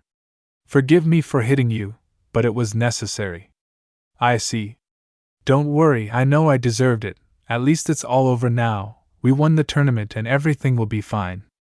Now if you'll excuse me, I'll go with Whis-sensei and Virus-sensei. Separating from Chisato, the brunette teleported along with Whis, Virus and the others. Whis. Even though you fought like a complete fool saying stupid things that way caught my attention, our fight is taking a long time to come. Issei. The next time I go to train, I promise I will give you a good fight, Mr. Virus. Whis. Jojo. To tell the truth, I didn't expect you to manage to take the Super Saiyan God to the second level. Issei. To tell the truth, I had it saved for a while, and my body feels a little sore from the excess energy. Issei. So for now focus on resting. Issei. Oh, by the way, Sergius-sama said that he would hold a banquet in honor of winning the tournament. Eris. That sounds delicious. I wonder what underworld food tastes like. Eris. I'll call you when everything is ready, Eris. Don't forget about our fight. At that moment someone was approaching Issei. It was Caulifla and Kale who flew to where the chestnut tree was and you were two teachers. She looked somewhat serious, which Issei thought was due to the merciless beating she gave to Charlotte. It was obvious that a mother cared about her son. Caulifla? Hey, you serious? Issei. What's happening? Somewhat nervous. Caulifla? Approaches him. That transformation was incredible, you have to teach me how to do it. Takes his hands. It was great, Kale, and I have to learn it with stars in his eyes. Issei. It's a bit complicated, but I'll try to teach it to you one day. Caulifla. Taking Kale by the hand. Did you hear the Kale? Turning to Issei. I hope you're not lying, Issei. Yes, don't worry about that. By the way, Kale. Pale, blushed and nervous, yes. Issei. That power you showed, it surprised me, by chance. Do you know what it is? Pale. Well, not really, it had been a long time since she had used that transformation. Issei. Well, it doesn't matter, she extends her fist. I would like to fight with you again. Smile. Vale is very red and nervous. Without hesitation she hugs him, to which everyone is very surprised. Issei? Corresponds to the hug. One separated from the hug, both leave to go with those of the universe. Whis. Jojo Ho. Issei said, I didn't know you were so good with girls. Issei. It's nothing, a hug doesn't mean anything at all. Whis. I don't think they think the same. Pointing towards the stands, Issei. What? When he turned around he saw all of his girls staring at him with a murderous look full of jealousy, to which he only responded with a nervous smile. The brunette turns around to talk to his teacher again. Issei. By the way, thoughtful pose, what was the objective of the tournament? Bills. Surprised by Issei's question. Well, take it as training, don't expect anything in return if I'm testing you, Whis. Ho, Mr. Virus, why don't you tell Issei-san that it was his and Mr. Kampa's whim? Virus. Will you shut up, Whis? Also, that is not true, don't worry, I will compensate you all somehow. Issei. Anyway, it's nothing that interests me at the moment. The tournament concluded, all spectators and participants returned to their respective universes and homes. The rest of the day passed normally. The next day. The day after the tournament started normally, with everyone getting up early and going to school. While Issei was in class, he was somewhat thoughtful about the strategy he would use to fight Beerus. Suddenly, the teacher caught his attention. Teacher? Hide to Issei. Issei. What's wrong, sensei? The brunette asked, surprised, thinking that they would ask him something about the class. Teacher? The student council needs your presence. Issei? When Issei turned towards the classroom door, he saw Tsubaki, so he got up and left the classroom. Issei, what's wrong, Tsu-chan? Tsubaki? I need you to come with me to the student council room. Sona wants to talk to you. Issei? Really? So, let's go. They both began to walk through the school hallways until they reached the student council room. When they entered, the room was empty. Issei? No one. Tsubaki? Sit down, it won't take long to arrive. Issei sat on a large sofa in the living room. Tsubaki went to the door, looked both ways and closed the door, locking it. Lemon skipped, please read it on website. Issei? Damn, that was incredible. Tsubaki? Do you want to continue? Throwing at Issei. When they were about to go for the second round, someone knocked on the door of the student council. Sona? Tsubaki, are you there? Issei? Damn, it's Sona. Quickly, Tsao-chan, get dressed again. They both put on their clothes and Tsubaki with magic cleaned up all the mess they had left. Just when Sona opened the door, Issei teleported to the schoolyard. Fortunately for lunch, the bell rang. After that intimate experience with Tsubaki, Issei's classes passed normally. When Issei was leaving school accompanied by his girls, at the entrance of the school, there was someone leaning with his back to the wall. It was Trunks, who was a little different from the last time he visited them. Issei? Trunks? What are you doing here? Trunks? Hello, Issei. Hello, girls. Well, the truth is that a lot of things happened. Issei? You even look different. Trunks. That's right, I went back to my old look. The truth is that the ponytail is bothering me a little. But that's not important, I need to talk to you. Issei. Did something bad happen? Trunks, we'd better talk about this somewhere else. They all walked home and settled in so Trunks could tell them what was going on. They say. What? Or Mira and Toa was still alive? Trunks. That's right, I don't know how the hell they alternated between two timelines. Furthermore, it seemed very strange to me that they were defeated so easily. Sona. Maybe they already knew that Demigra would fail and they prepared for this. Tizato. I imagine that with Toa's magic they would have used a cloning method or something like that. Trunks. The reason I came here is to ask for his help, and not just Issei's, but everyone's. Crosswas, all of them. Trunks. I need everyone's help because Mira and Toa have been traveling through time changing the events of history. If this continues, many events in history will change and affect us all. Issei, count on us, we Saiyans have to support each other. I let Kiba know. Trunks. Sounds good to me, we'll have to act as quickly as possible. Issei, well, I'll be back in a moment. Babranat teleported to bring back his friend. In a few minutes they were both at the Hayata residence. Issei. Ready, it's here, Tiba. Trunks Sensei Hibos, I am very pleased to see you again. Trunks. I'm also glad to see you again.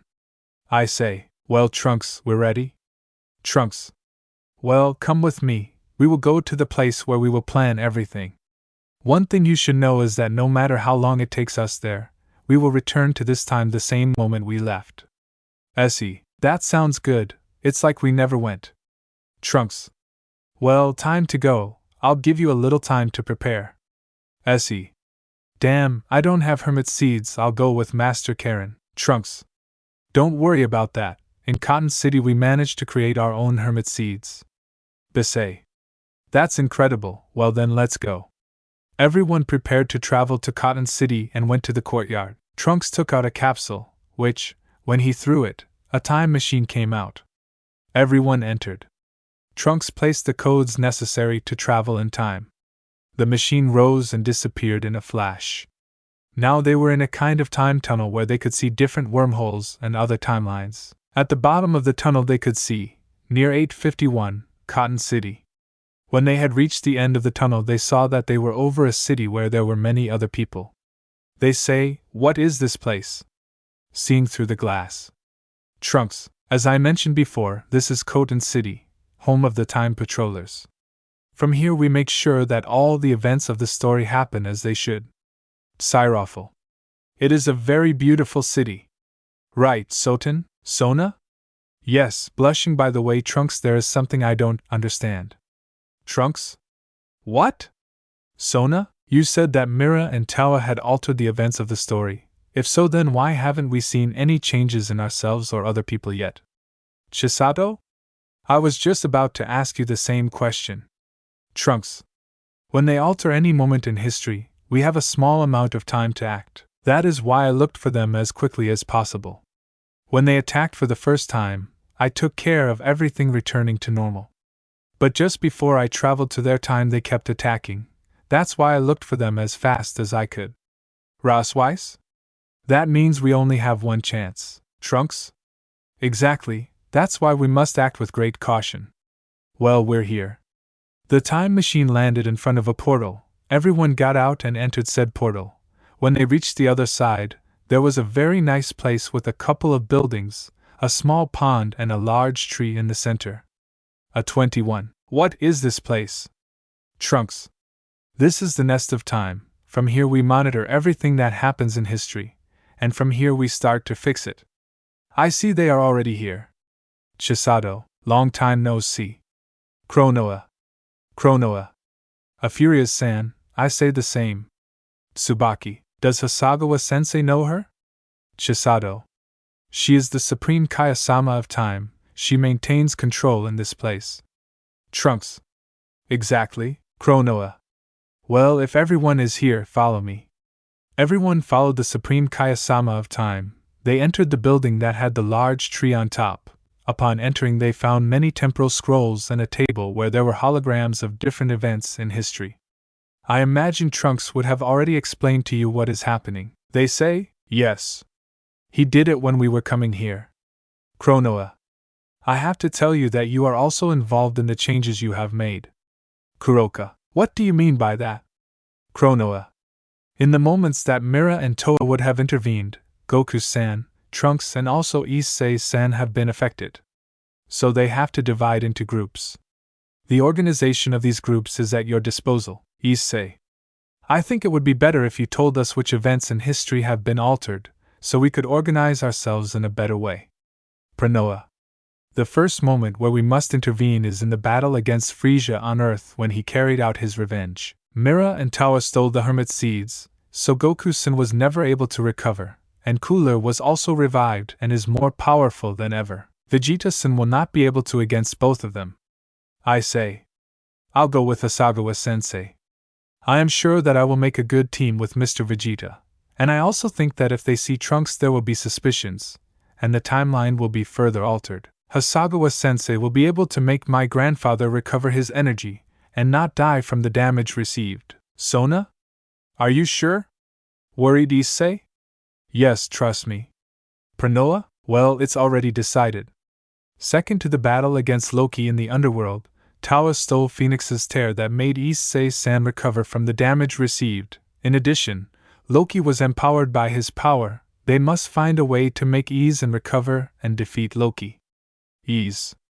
I think it would be best for 21 to take care of that, Trunks, since at that moment no one knows them, and they can act as mysterious allies. Prona.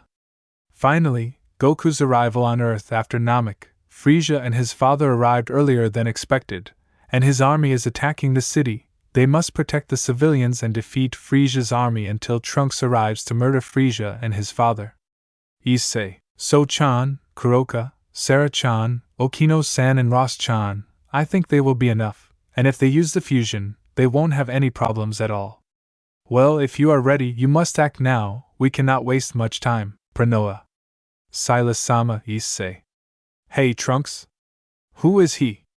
Trunks, it's Silas. He was the first-time patroller. Approaches Issei and stares at him. I thank you very much for helping us in this situation. Issei?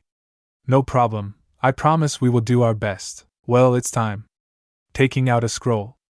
Everyone gathered in the groups they had said, waiting for Silas to send them to each moment of the story. I say. Well, it's time to fix the story. Chapter 24. Repairing History. Mira and Tao's Plan.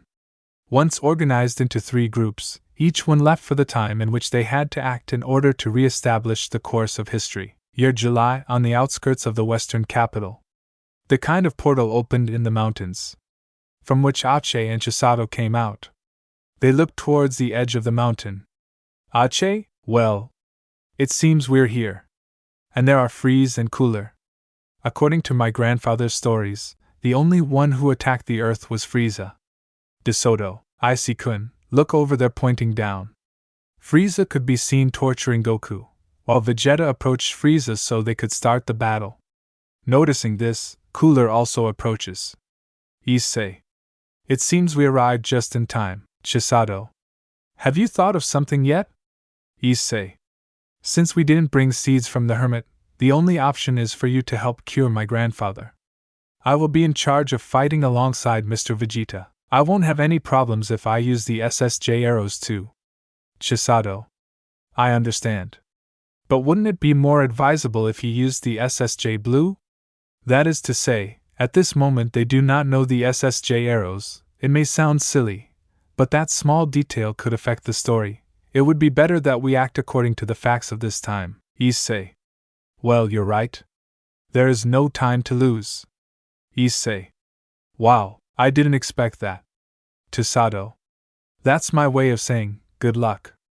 Meanwhile, at the site of the battle, Vegeta was seen descending slowly after having heard Frieza's offer. Frieza?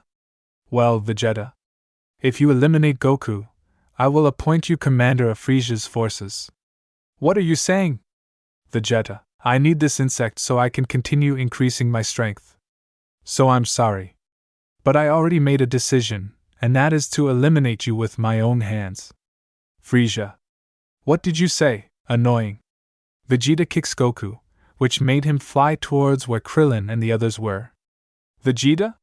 Krillin, give Kakarot a hermit seed, he needs it. Frieza? Wow.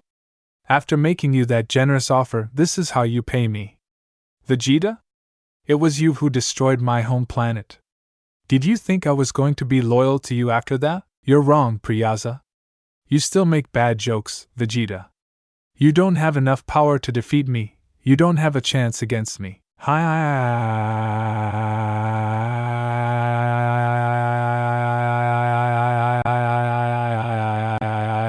Frieza began to throw energy arrays at him, creating a screen of smoke. When the smoke dissipated, Vegeta was still in the same place, completely unharmed. Vegeta.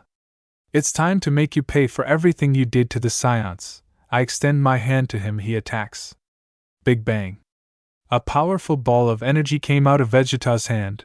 Vegeta's Big Bang attack was about to hit Frieza, but another ball of energy collided with the attack of the Prince of the Saiyans. Vegeta. But what? Cooler had saved his brother from Frieza. Vegeta looked somewhat annoyed as Frieza had interfered. Frieza. I thought I told you not to meddle. Annoying. Cooler. I'm tired of just watching. Just this once we must work together to eliminate these annoying apes. Vegeta. No matter how many there are, they will still be insects. Hey, increasing his chi. Cooler? I wouldn't recommend trusting yourself so much. Turning into his golden form, both cold demons launched themselves against the Prince of the Saiyans. Meanwhile, on the hill behind the place of the fight, Krillin was looking for a hermit seed, but there was none.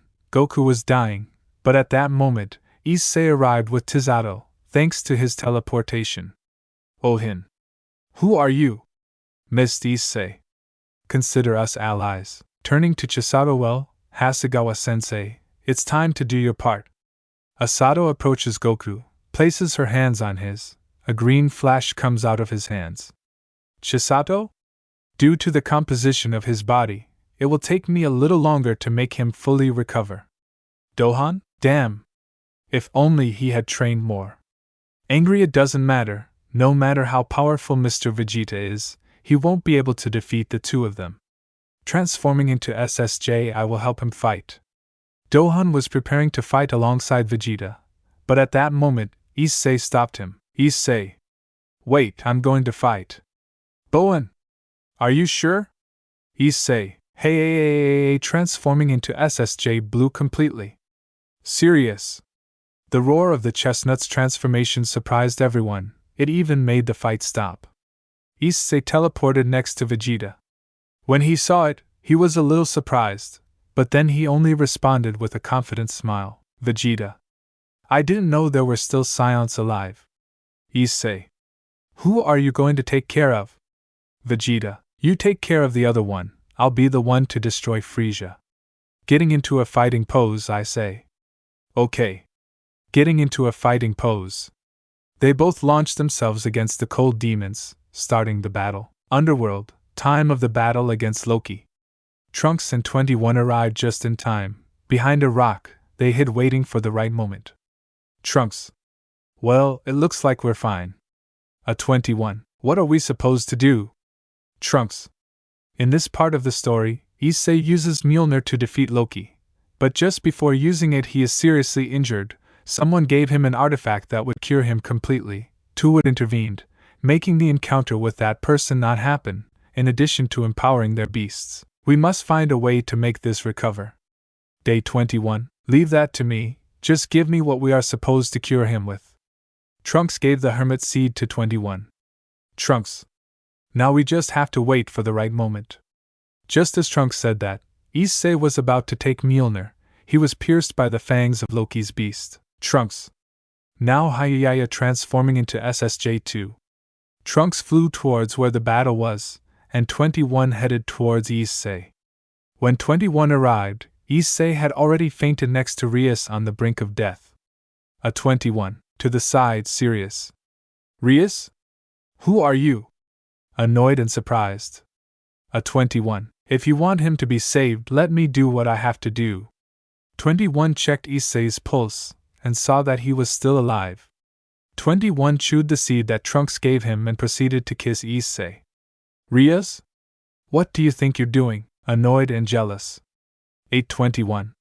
Breaking away from the kiss. Well, that should work. At that moment Issei stood up, his wounds had been healed, and he was somewhat confused by what had just happened. Whis? Hugs him Issei? Are you alive, Issei? What the hell happened? Chairwoman, it was you? Whis? No. It was her. Yes, say? Approaches 21. Was it really you? A 21. Yes. It was me, with a smile, yes, say?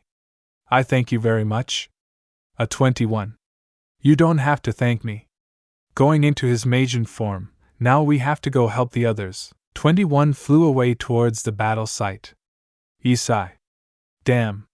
She is really cute. Thanks to the help of Trunks and 21, they were able to defeat Loki without problems. Once the battle was over, everyone gathered to congratulate Issei. Issei? It was nothing, guys, besides the one you should thank is the girl who saved me, right? Turning around to look for 21 what? Where she went? Aquino. The blonde boy who also participated in the fight is not here either. Whis? It's like they have completely disappeared by magic. Behind the rubble were 21 and Trunks watching what was happening. A 21? They 21. Now all that remains is for the others to do their jobs. Year July 1964, capital of the West. Sona, Tsubaki, Kiba, Aquino, Ross Whis and Sarafol had arrived at the western capital just when Frieza had arrived on Earth. Sona. Well, it seems we are in the right time. Braswis? Look, they're pointing towards some mountains. Frieza's ship could be seen in the Rocky Mountains outside the city. Aquino? That must be that guy's ship. Suddenly they were interrupted by a large explosion which occurred right behind them. People could be seen running and being attacked by soldiers from Frieza's army. Tsubaki. We too must act now. They all came forward to help people. When the soldiers saw this, they were surprised at how some girls opposed them. Soldier 1.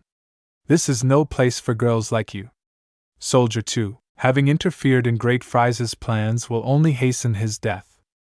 Icano, without saying a word, cast a lightning spell which left both soldiers dejected. Icano. Era, I think I overdid it a little. The other soldiers of Frieza's army realized this and began to attack the girls, but they had no problem with the soldiers. Frieza noticed this and headed to the western capital to take care of it himself. Frieza. But what interesting powers and abilities! I didn't know that Earthlings could be so powerful. Sona? Damn, it's Frieza. Saraful. Do you know him, Sudden? That guy is very scary. Sona, Iskun has a friend, who is related to him. Frieza? Oh wow. I'm flattered to know that on Earth they know the name of the Emperor of the Universe. Brastus, Okino-san, we have to do it now. Okino. Yes, you're right. Removing the clays. Both clays were placed, a great shine originated from the Osino. Well, Sona, you and the others help as many people as you can. I'll try to make time until Trunks arrives. Sona? Okay. Be very careful. Asina rose, facing Frieza. Frieza? Oh, I don't know what you just did, but I can sense a very amazing power in you. This seems like it will be fun. Rezino. Then let's start at one serious. Rezino cast an energy spell, which hit Frieza squarely, causing him some damage. Frieza? You're starting to be a bother. Something annoying. Frieza rushed towards Rakino trying to land some blows. He managed to hit her a couple of punches, and then with a kick, he sent her away, causing her to hit a building. Without letting her react, he began to shoot energy arrays at her. Frieza. This is what happens when you challenge Great Frieza Furious. When the smoke cleared, Rakino was seen very hurt, covered in blood and with holes in her body. Immediately afterward, diffusion separated. They all approached, very concerned to see how Osoas and Akino were, who were very badly injured. Sona? It can't be. With tears in her eyes, I can't feel his energy anymore. Tsubaki? So you mean that Akino-san and Razwa-san died, Krysa? Oh wow, I didn't think I was going to kill them so easily. And now you continue. At that moment, Akeno and Razwa's bodies began to glow until they faded away. Sona? But what? Surprised? If I were you, I wouldn't trust myself so much. Frieza? Frieza? Who the hell said that? Annoying. When Frieza turned around, he saw Rossino completely unharmed, and right behind her an immense amount of magic circles. Rossino. Take this. From all the magic circles, beams of energy came out directed towards Frieza, creating a great explosion. The impact of Rossino's attack caused Frieza to be thrown into the rubble. Saraful, Sona and Tsubaki took the opportunity to attack with a powerful elemental spell. Rakino attacked with a powerful electric spell, so that Kiba finished with a powerful slash of energy from his sword. Rakino. I don't know if that would be enough. Frieza emerged from the rubble, very angry, somewhat injured. Frieza. I'm tired of waiting for miserable Goku. You made me angry, and that's why I'm destroying this disgusting planet right now. The cold demon began to charge a ball of energy, making the earth tremble at such a magnitude of power. But an energy attack diverted Frieza's attack into the sky, creating a gigantic explosion. Frieza? Who dares to interrupt? Furious. When he turned around, he saw someone coming towards him to attack him with a sword. It was Trunks, who had arrived just in time to help the girls and finish off Frieza once and for all. They all took the opportunity to hide so that the Supreme Kyo-sama time would bring them back to Cotton City. Chronoa. I'm glad to know you're okay. Sona. Hey. Referring to Rasano. How did you create an image of yourself without us realizing it? Rasano. Well, when the flash that appeared when doing the fusion, we thought it would be a good idea to create a distraction while we planned the attack. Tsubaki. I see, it was a great strategy. We all thought they had died. Yusino. At least the Trunks who arrived at that time arrived just in time. I don't know if together we would have had a chance against him. Trunks. Well, it's 2 out of 3, only Furio-san and Issei-san are missing. Going back to the year July 1979, Asi didn't have much trouble against Kula, and Vegeta continued to beat up Frieza. Frieza? How is this possible? I am a prodigy. Vegeta. Your worst mistake was underestimating the Saiyans. Vegeta punches him in the stomach, causing him to spit out blood, and he kicked him into some rubble. Cooler. Brother furious. Cooler was heading to attack Vegeta, but Issei stood in his way. Issei, your opponent is me serious. Issei grabbed him by the neck and began to punch him, and then hit Cooler with a point-blank energy ball, causing him to fall very weakened. Issei jumped back and got into position to launch a Gallico. Vegeta noticed this and stood next to Issei. Vegeta, if you're going to do what I think you'll do, then you have my support. Getting into position to throw at Gallico, Vegeta and Issei, Gallico. It was an attack so powerful that it made the earth shake. The attack of both Saiyans made the earth shake, hitting Cooler completely, disintegrating him completely. Vegeta. You're not doing bad at all, boy, I say. I say the same. Vegeta. We still don't have to declare victory, just one more insect to crush. I say, you're right. They both saw how Frieza could barely get up. Vegeta approached him, extended his hand carrying a ball of energy. Vegeta? Don't even think about resurrecting again. Frieza? Then they will go with me. Vegeta? What did you say? Annoyed and confused. The cold demon was about to use his trump card, but at that moment someone joined the battle. Goku? Frieza as he flew closer carrying a Kamehameha. Vegeta realized this and also walked away, joining Goku's attack, and Issei did not let that great opportunity go. Oku? Ka, me. Me. Hyatt. Vegeta, glowing fine. The attacks of the three Saiyans hit the cold demon squarely, creating a large explosion, disintegrating Frieza from the face of the earth. Oof. That was close. Vegeta, damn you Kakarot, I already had it under control, and you had to get in the way. Goku? I would like to thank you for helping me, you are very strong, what do you think if we fight one of these days? I say. If it's okay, there is no problem. The three Saiyans approached where the others were. Oh, Han? Dad, Mr. Vegeta, that was incredible. Oku? You don't have to say it, Goen, besides it's not us who should be congratulated. Vegeta? Kakarot's airhead is right, if it weren't for the boy turning towards Issei and Chisato, but what? Where the hell did those two go? Uku? A moment ago they were here. I hope to see him again. I would like to have a fight with someone as strong as him. Issei and Chisato had taken advantage of the moment that everyone was distracted so that Issei could teleport them and that Chrono would bring them back to Confronting City. When Issei and Chisato arrived, they saw that only Chrono, Silas, and Trunks were there. Issei, what happened to the others? Trunks. Don't worry, they're in the present, they said they were tired, so we sent them to their time. Issei. I see. By the way, Trunks, these days there will be a banquet held in the underworld, and I would like you to go. Trunks? I appreciate it. In fact, I'll stay at your house in case Smyra or Tao decide to attack that time. I greatly appreciate your support. We will be indebted to you. Issei? No problem. Prano? Well, I'll send them to their time.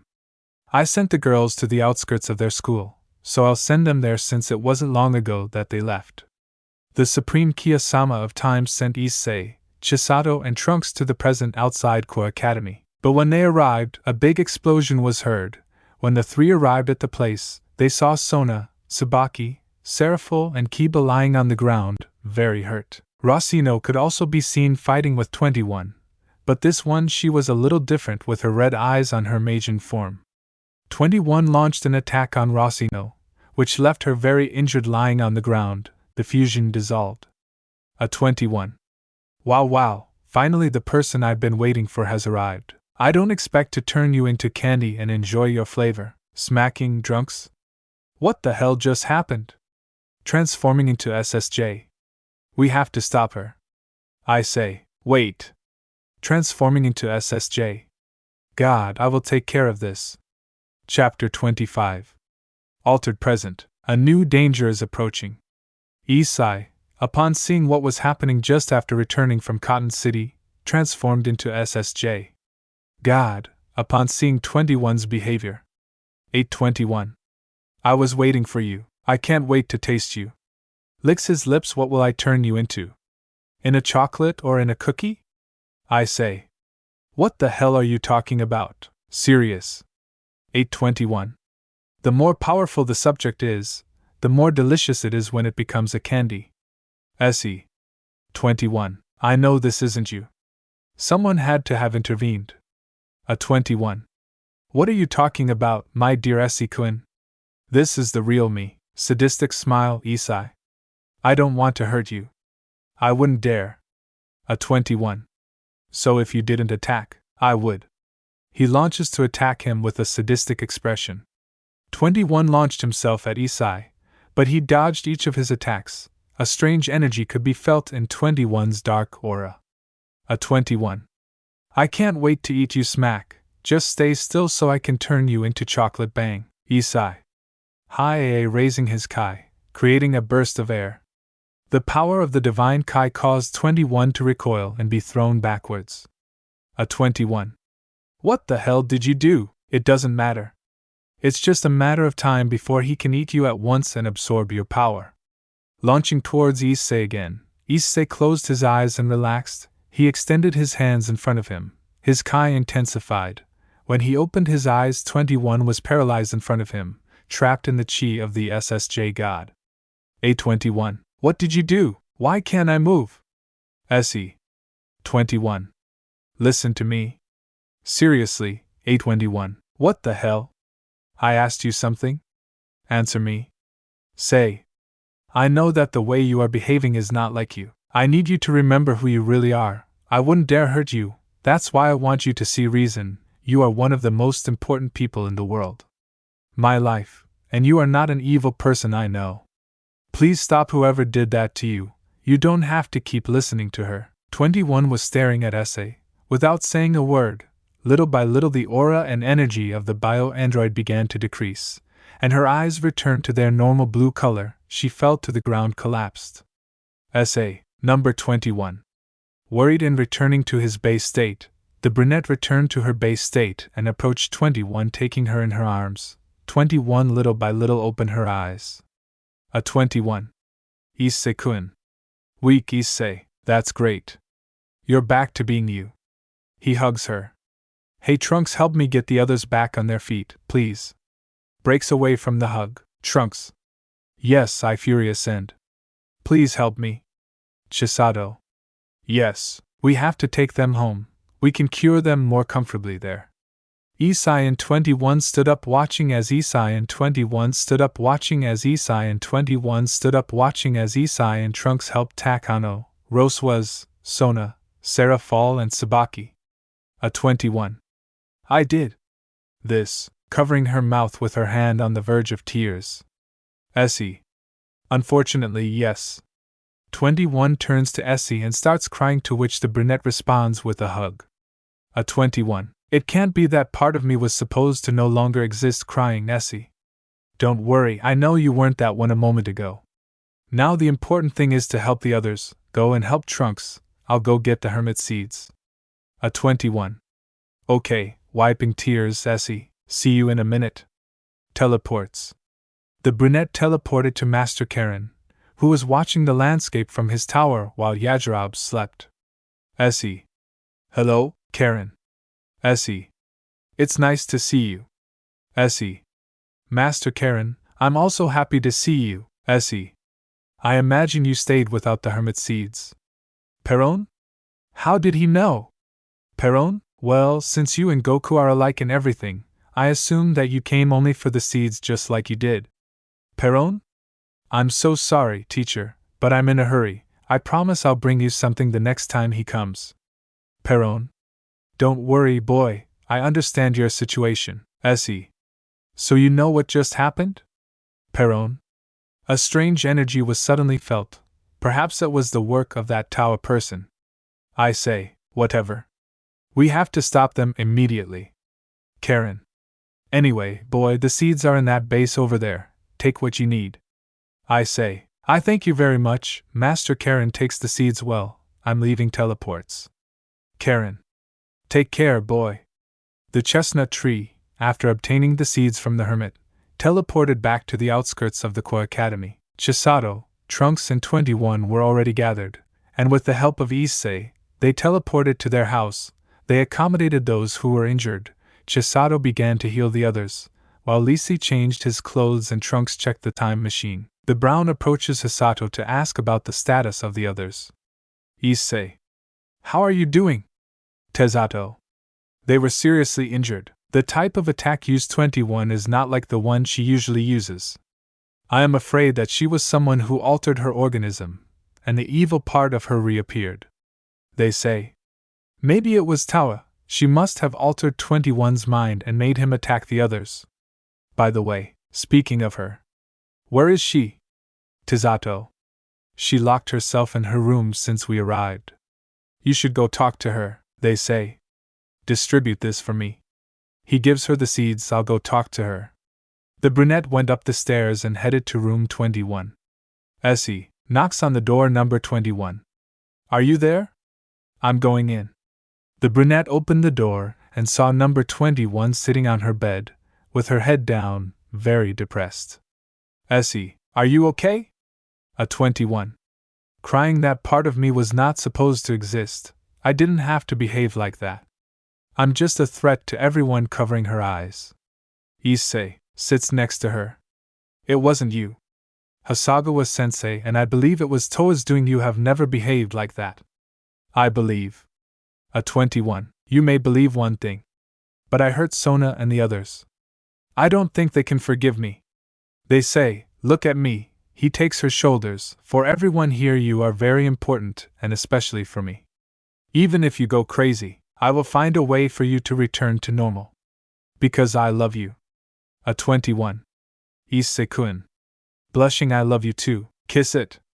The kiss was long, and they separated due to lack of air. They both stared at each other and kissed again. The brunette laid 21 on the bed and began to fondle the android's breasts.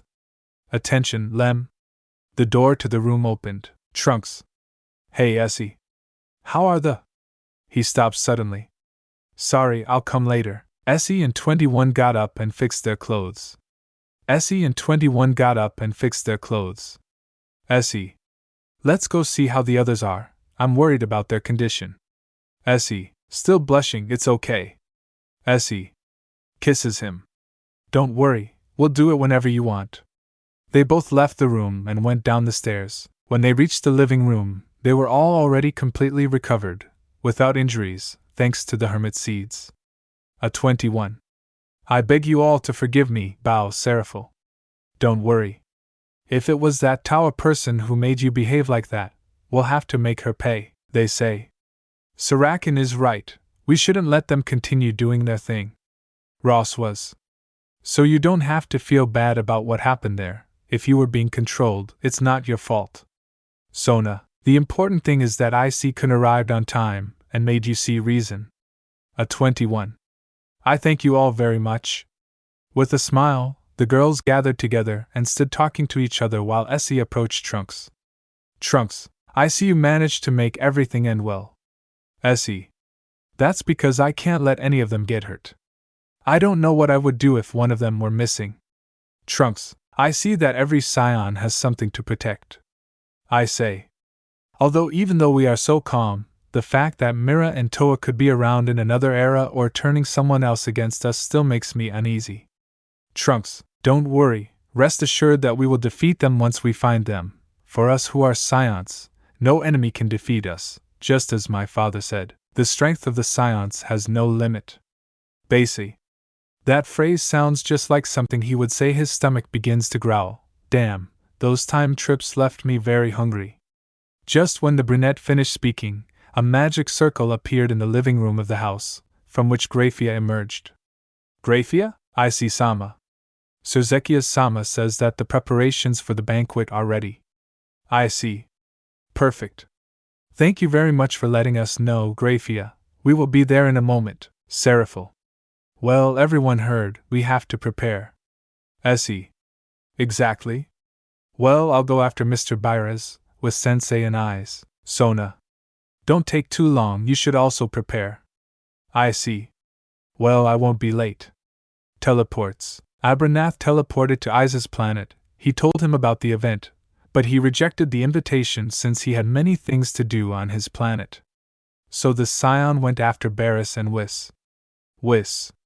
Issei-san, what a surprise to see you here. Did you come to train? Issei. No, Whis-sensei. Do you remember that banquet I mentioned right after the tournament? Whis. Oh yes, I remember perfectly, Issei. Well, they just told us it's today, so I came for you and Mr. Barris. Whis. That's great, I'll go wake him up. Just wait a minute, Whis. Okay. Whis went to wake up Barris. After a few moments everyone was ready. Barris. Yawns. I hope the food at the place we are going to is good, because if not, threatening look, I will destroy that place completely. Issei. Don't worry, Mr. Barris. I assure you that you will be in for a big surprise. Barris. It better be that way. Everyone got together, and with the help of Issei's teleportation, they arrived at the chestnut tree's house. Everyone finished preparing, and with the help of Graphia's magic circle, they arrived at Gremory Castle. Upon arriving, they were greeted by Sertsix, the Gremory family, and Ria's group. Sertsix, Issei-kun, Bill-sama, Whis-sama, girls, I appreciate you being able to come. I say. Thank you for the invitation, but it seems strange to me that the room is so empty. I thought there would be many people from the factions here. Sertsix? Oh, don't worry, the other guests will arrive soon, and I need you and a furious saint to accompany me. Issei? And what is it about? Sertsix? Come with me. The rest of you get settled, they will attend to you in a moment. Issei? Okay. Grafia led the girls, Trunks, Barris and Whis, while Issei and Chisato left with Sergiches. They both walked through the corridors until they reached a kind of meeting room. When they both entered, the leaders of the factions were there, some gods of both Earth and other kingdoms. Sergiches? Please take a seat, Issei. What is this all about? Chisato. Before we start with what is supposed to be happening here, we demand to know the reason for this sudden meeting. Sertsix, I beg your pardon for calling you to this meeting in such a hasty manner. The reason for this meeting is to agree on an alliance with you, Issei-kun. Issei? With me? And why with me, Sertsix? By having extraordinary abilities and extraordinary power, we believe that all factions could work together with you and have you as our ally against future threats. That is why each of the gods, kings and leaders will make their proposals to you below. That Issei. Wait a minute, he gets up from his chair. Let's see if I understood. From what you told me, I see that they want me to become their ally, and that's why they organized this whole meeting. As is all? Well, in a nutshell, yes, Issei. There was no need to do such a thing. Michael? What do you mean? Issei, what I mean is that I fight mainly for this planet and for the people who are important to me. My grandfather did it like this, and I will also follow in his footsteps. I will fight for what is fair and what is best for the planet, that's all. I have no intentions of destroying or killing anyone just for fun. Sertsix, from your words, I can see that you agree with our intentions. Issei. You could say so, Sertsix. I'm glad you agreed with everyone here. Issei? But we must make certain things clear. I will not follow anyone's orders. I will act only when necessary. I do not want to be bothered if I am training, and above all, if any of you dare to hurt the girls, they live with me. I will tear him into pieces and murder him with my own hands. Everyone in the room was completely silent after hearing Issei's words, some out of fear and others with some annoyance at the brunette's arrogant attitude, until the god Zeus broke the silence by standing up abruptly from his chair. Zeus. Insolent boy, how dare you talk like that to gods like us? You need someone to give you a lesson. The sage just stood there without saying a word, while Sergiches tried to calm the god of thunder. Sergiches, Zeus-sama, I beg you to calm down. The great roar interrupted Sertsix. A great pressure was felt in the place, which terrified everyone who was inside the room. It was Issei who had transformed into SSJ Rose too. Issei. A god. But what is a deity with insignificant powers like you, compared to a scion with the power of gods? Sadistic look, I think you haven't understood the concept of divinity very well, and if it's not a problem then, let me teach you the true power of a god raising his chi. Dusts of wind formed in the place, windows shattered and walls began to crack. The pressure of Issei's power was so overwhelming that everyone had the feeling that they were about to be crushed. Tasada takes his hand. Issei-kun, you have to calm down. We came here for a banquet, remember? Issei. You're right. These vain and insignificant gods are not worthy of my divine power. Returning to its base state, I apologize for having missed Saiyaji-sama. Now, could we return to the banquet? I'm dying of hunger. With a smile. Saiyaji? Okay. Let's go now. Issei? Oh, and by the way, Mr. Barris is here, so don't make him angry for anything in the world, because if he gets angry, he will destroy and annihilate everything in his path. Not even all of us together could stop him. So take your precautions. When the other gods heard Barris's name, they began to murmur desperately, and the tension in the atmosphere was noticeable. Saiyaji, don't worry. I'll make sure he gets the best care possible. Once the meeting was over, everyone left and went to the dining room. Many families from the underworld and important people from each of the factions and kingdoms were there.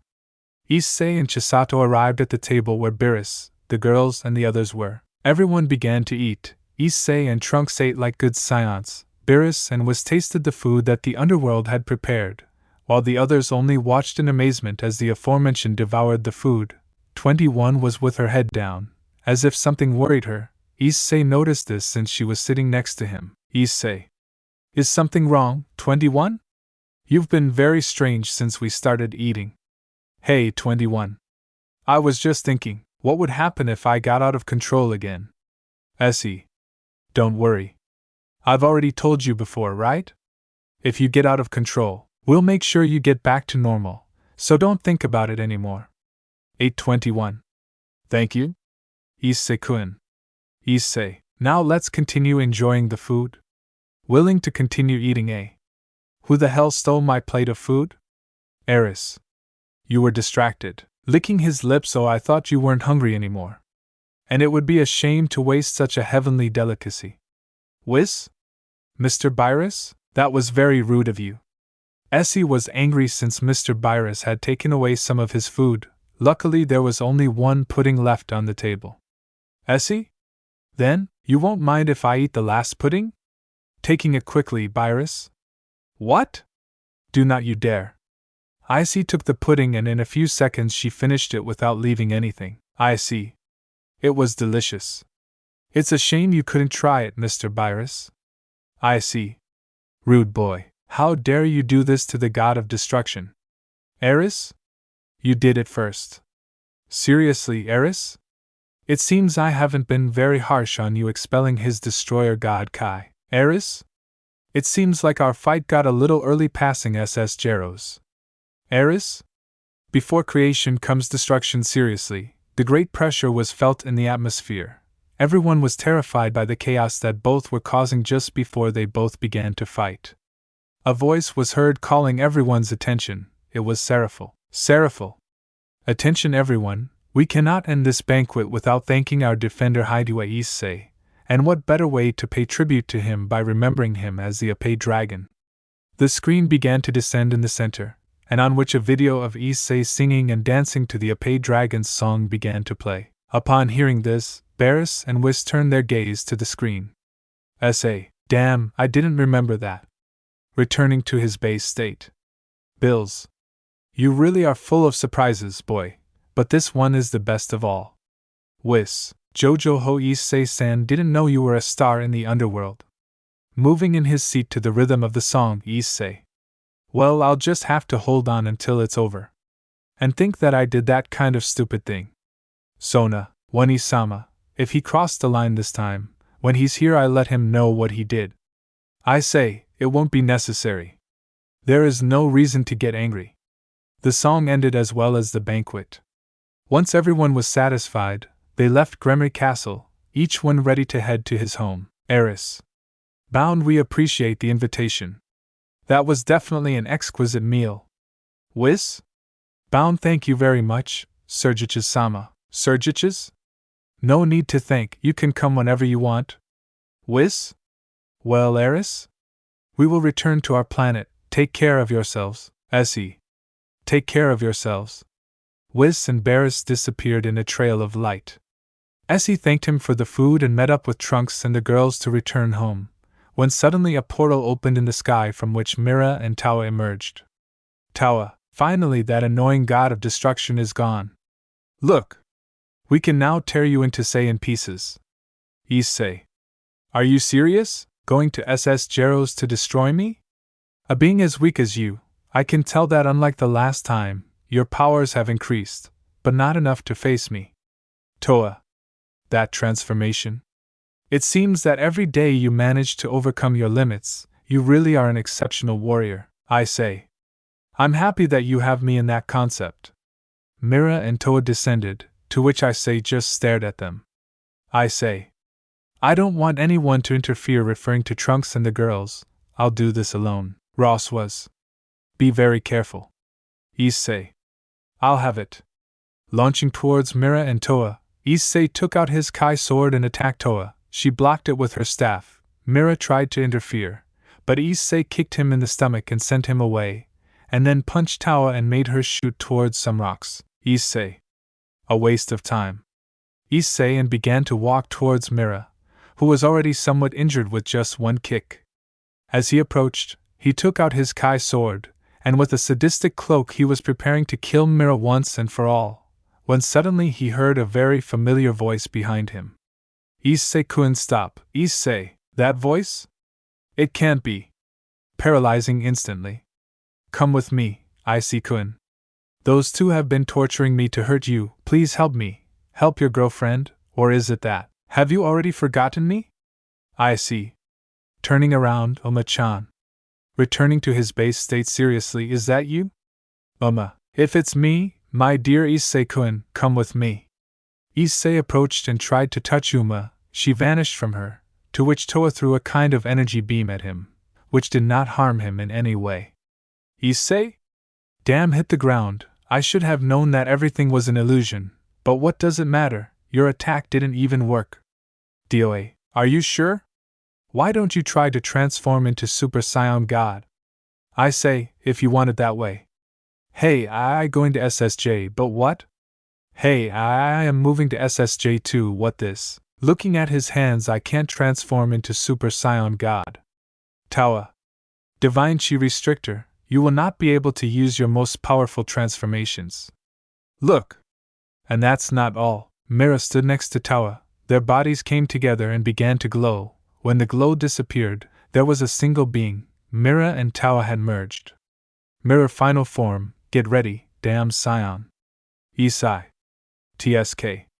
As if I need to use Divine Kai, it looks like we'll do it the old-fashioned way, going to SSJ4. Both started to attack each other. Issei managed to punch Mira in the face, but she didn't even flinch after his attack, to which he tried again, but Mira blocked his attack and then gave him a kick that would send him towards some rubble. The brunette got up somewhat sore. Issei. Damn. How the hell did they get so strong? It doesn't matter. Issei. Ka. Me. Greg. Boost. Issei. Mira just raised her hand and with a ball of energy countered Issei's Kamehime head, doing double damage. Issei was almost on his knees, very bloody. Issei. Damn. And he thought he had it under control. Look. This is your end, throwing towards Issei. Chapter 26. A miraculous technique. A new warrior appears. Issei, very injured and very limited by Tawa's spell, was prepared to receive the final blow from the fusion of Mira and Tawa. Trunks, hey Issei, catch her throwing an object with his hand. Issei. He catches it and sees what it is. Excellent. Just what he needed. Trunks had thrown a hermit seed at Issei. He ate it and regained his energy, dodging Mira's attack. Look! That miserable Trunks, always meddling in what doesn't matter to him, but hey, it wouldn't be so difficult for me to take care of you. Issei. We'll see about that. Launches towards him. Issei began to attack Mira. At first he managed to land a few blows, but Mira barely caught up with him in speed, which forced him to switch to defense. Look! Let's see how much longer you'll defend yourself, throwing a punch. The blow hit Issei squarely, causing him to fly through the air. The Saiyan managed to recover before hitting the ground. Issei. Damn. At this rate I'll only be exhausted. For the moment I can only dodge him while I think about something, Issei thought. Issei began to fly at high speed. Mira followed him to finish him off. Meanwhile Trunks prepared to help Issei. Trunks. Increasing his chi. I have to help him. At this rate it is only a matter of time before he dies. Varias-sama, I beg you to think of something to defeat those two. Chisato. Okay, I'll find a way to help them. Now go and help Issei-kun. Trunks. Yes. He flies in the direction of Issei. Sona. Chisato-san, do you think there is a way to make Issei-kun return to normal? Chisato? I still don't know how to undo that spell that Issei-kun has. But let me think for a moment. I'm sure I will find a way for Issei-kun and Trunks-kun to win this fight. For the moment we can only trust in them. Trunks managed to catch up with Issei, while both of them dodged Mira's attacks. Issei, I thought I asked you not to interfere. Trunks. It's too obvious that you're not going to defeat him on your own. Issei. Although it pains me to admit it, you're right. Trunks. Hey, you're going to SSJ3. They both launched themselves at Mira, trying to attack him, but he dodged his attacks until they both managed to punch him, which made him retreat a little. Issei took advantage of this to kick him away even further. Mira. Wow. Apparently I won't be able to underestimate them. He increases his chi and approaches both Saiyans at high speed. Issei, are you ready, Trunks? Charging energy. Trunks. Whenever you say increasing his chi, look, no matter what you try, your destiny will always be the same. Approaching Issei and Trunks. Trunks. Gallic. Issei. ca.me.ha.me. Both. Hey. I. Both attacks were unified. A powerful combined attack was directed towards Mira, who near Issei and Trunks received the attack fully. A large explosion was formed, leaving a screen of smoke. Trunks. Did it work? Issei? No. Although it was a powerful attack, I can still feel its energy. The smoke did not finish dissipating when Mira shot towards Trunks, giving him a strong blow to the stomach, causing him to spit out blood and saliva, and then taking Issei's head and smashing it against the ground. Look! They are a bunch of bastards. I must say that hurt me a little, but it doesn't matter, I already have them where I wanted, and now I will finish you off right now. Just when Mira was about to finish off both Saiyans, he received a blow that made him shoot towards some rocks. It was 21 who approached to help them both. They say, 21. It wasn't necessary for you to come closer. A 21. This is not the time to talk nonsense, try to buy time, you and Trunks go to Hasegawa-sensei. Apparently, he already found a way to defeat these two, I say. But you won't be able to defeat him. A 21. Just go launching to attack Mira. Issei, okay. He takes Trunks and teleports. They both teleported to where Sona and the others were. They fell to the floor very exhausted. Sona? Issei, couldn't quickly give the hermit seed to Trunks-san. Issei? I can't. The ones I had were destroyed when my attack returned. DeSoto casts a healing spell on them, causing them both to recover all their energy. DeSoto? I found a way in which they can defeat him, but they need time. Bros Whis. We can get that time by taking out the Potera clays, can't we, Akino-san? Akino. I was about to say the same thing, putting on his clay. Both merged, thus appearing Racino. Basino. You guys focus on what Chisato-san will tell you. He flies towards the fight. Garoka, we'll join in too, Naya. We can't leave all the fun to them alone. Garoka came out to the scene of the battle, followed by Tsubaki and Seraphil, and lastly Sona. Trunks. A Furious-san, what do you have in mind, Chisato? First I have to ask you something. Do you know the fusion technique? I say. I've only heard it in my grandfather's and with sensei's stories. Trunks. I do know it, a little embarrassed. Isn't it where they do ridiculous steps similar to the Mifuba technique? Tizato? Yes, but it's the only way to defeat him. Trunks, and please, would you be so kind as to teach Issei the steps of fusion? Trunks? Sure. The first thing you have to do is. Trunks proceeds to teach him the fusion steps, to which Issei was only with his eyes wide open, finishing understanding the strange steps that Trunks had made. Issei. Hasagawa-sensei, could you tell me this is a joke? To Sato. This is no joke, now hurry up, we don't have time to waste. I see. But Trunks, but I see. Why do I have to do those ridiculous things? Ashamed. Chisato.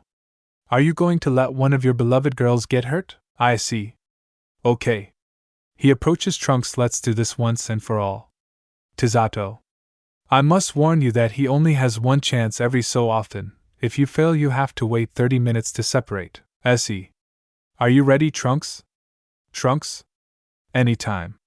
Issei and Trunks. Fusion. A flash of light appeared, and everyone was very surprised by the strange technique they had performed, but Chisato was still very serious since she knew something was wrong. When the flash of light disappeared, a being with a vest, very thin white pants, brown hair with purple highlights with a sword on his back appeared. Fusion. I don't think it worked. Chisato. Sighs. Issei-kun didn't extend his finger at the end, and the angle of inclination was uneven. Cast a spell at them. Issei. Oh, it's a spell caused the two to separate. Issei. Wasn't it supposed to last 30 minutes? Issei. Oh, I cast a spell to make them both separate, but if they fail this time, they will have to wait the mandatory 30 minutes. Trunks. Okay, Issei, let's go again. Issei. Okay. Extends his arms. Issei and Trunks. Fusion. The flash of light that appeared was much more intense than the previous one. A small smile appeared on Chisato's face, assuming that the fusion was a success. Chisato? Well? How do you feel? Fusion? Well, I would say good. Chisato? Well, now go. You know what you have to do. Fusion? Wait, we don't have a name yet, it would be much cooler to have one. Let's see. Trunks say, no? I know. I'll be Issei teleports. In the battle, all of Issei's girls worked as a team to keep Mira busy, all of them very exhausted, unable to resist the attacks or match the speed of the enemy. Until Issei appeared. Issei? You girls did very well. But I'm going to take care of him, Arzino. I see. That's what it was about. Look. Who the hell are you, Isaacs? We also did the same as you. When Issei and Trunks merge, Isaacs appears. Increases his chi, but it's time to put the talk aside. Look, I agree with you. Let's see how strong you are. Isaacs. Let's fight. They both rose up and began to fight. The difference in power had disappeared. Isaacs punched Mira, causing him to shoot towards the ground. Isaacs. Haya transforming into SSJ2 take this, pointing his hands at Mira. Haya. The large amount of bursts of Kai came out of the Scion's hands, hitting Mira squarely, causing her considerable damage. Look! I must tell you that attack was excellent. I don't know if I would survive another one like that. But he increases his chi. If you think that's all my power, you're very wrong. Isaacs. Go ahead, I'm waiting. Crosses his arms. I hope you don't turn out to be a talker. Look! Miserable. Don't make fun of me. He throws himself towards Isaacs. Mira tried to kick him at neck level, but he blocked it with his arms so that he then tried to punch him in the stomach. The Saiyan couldn't block it, so Mira took advantage of this to give him a good number of blows, so that in the end he joined his hands and with one blow sent him to the ground. Isaacs just before hitting the ground used his hand to recover and stand up. Isaacs. Wow, he wipes the blood from his mouth. I see that you are still hiding a little of your power. Isaacs began to ascend slowly to get in front of his sights. Isaacs. It's time for me to stop holding back. Look! What do you mean, damn Saiyan? Isaacs? Who knows? Going to SSJ3, or is it that? Aren't you curious? To know all my power. Look! You're just bragging. Isaacs, confident smile. Let's stop talking. I only have 20 more minutes of fusion, but I only need 5 to tear you to pieces. Look! Shut up, launching to attack him, Isaacs. Dodges it too slow. When you're going to attack, you have to do it this way. He kicks him. This X kick leaves Mira very stunned. The Saiyan takes the opportunity to attack him with blows and kicks at high speed. This X. What's happening? Punches and kicks. Where are those energies that you fought with before? Punches and kicks. Look! Stop making fun of me. Tries to hit him. X dodges it and counterattacks with a kick. This is getting boring. I'll finish this once and for all. Mira, panting. It can't be. Don't tell me that. X. Exactly, that's just what you're thinking. This isn't all my power. I'm moving to SSJ4 now, yes. This is all my power. Look, it can't be. You can't be that powerful. Sex. Of course I can be. You underestimated the Saiyans just for the simple fact of restricting the divine Kai. That was your mistake, and as you know, every mistake has its consequences. He launches him to attack him. Seeing that Issei was approaching at high speed, Mira tried to cover herself, but the Saiyan's blow was so strong that her defense was in vain. With a kick she sent him into the air. Mira tried to launch a beam of energy, but Issei hit him. He dodged as he got closer, flying around the energy.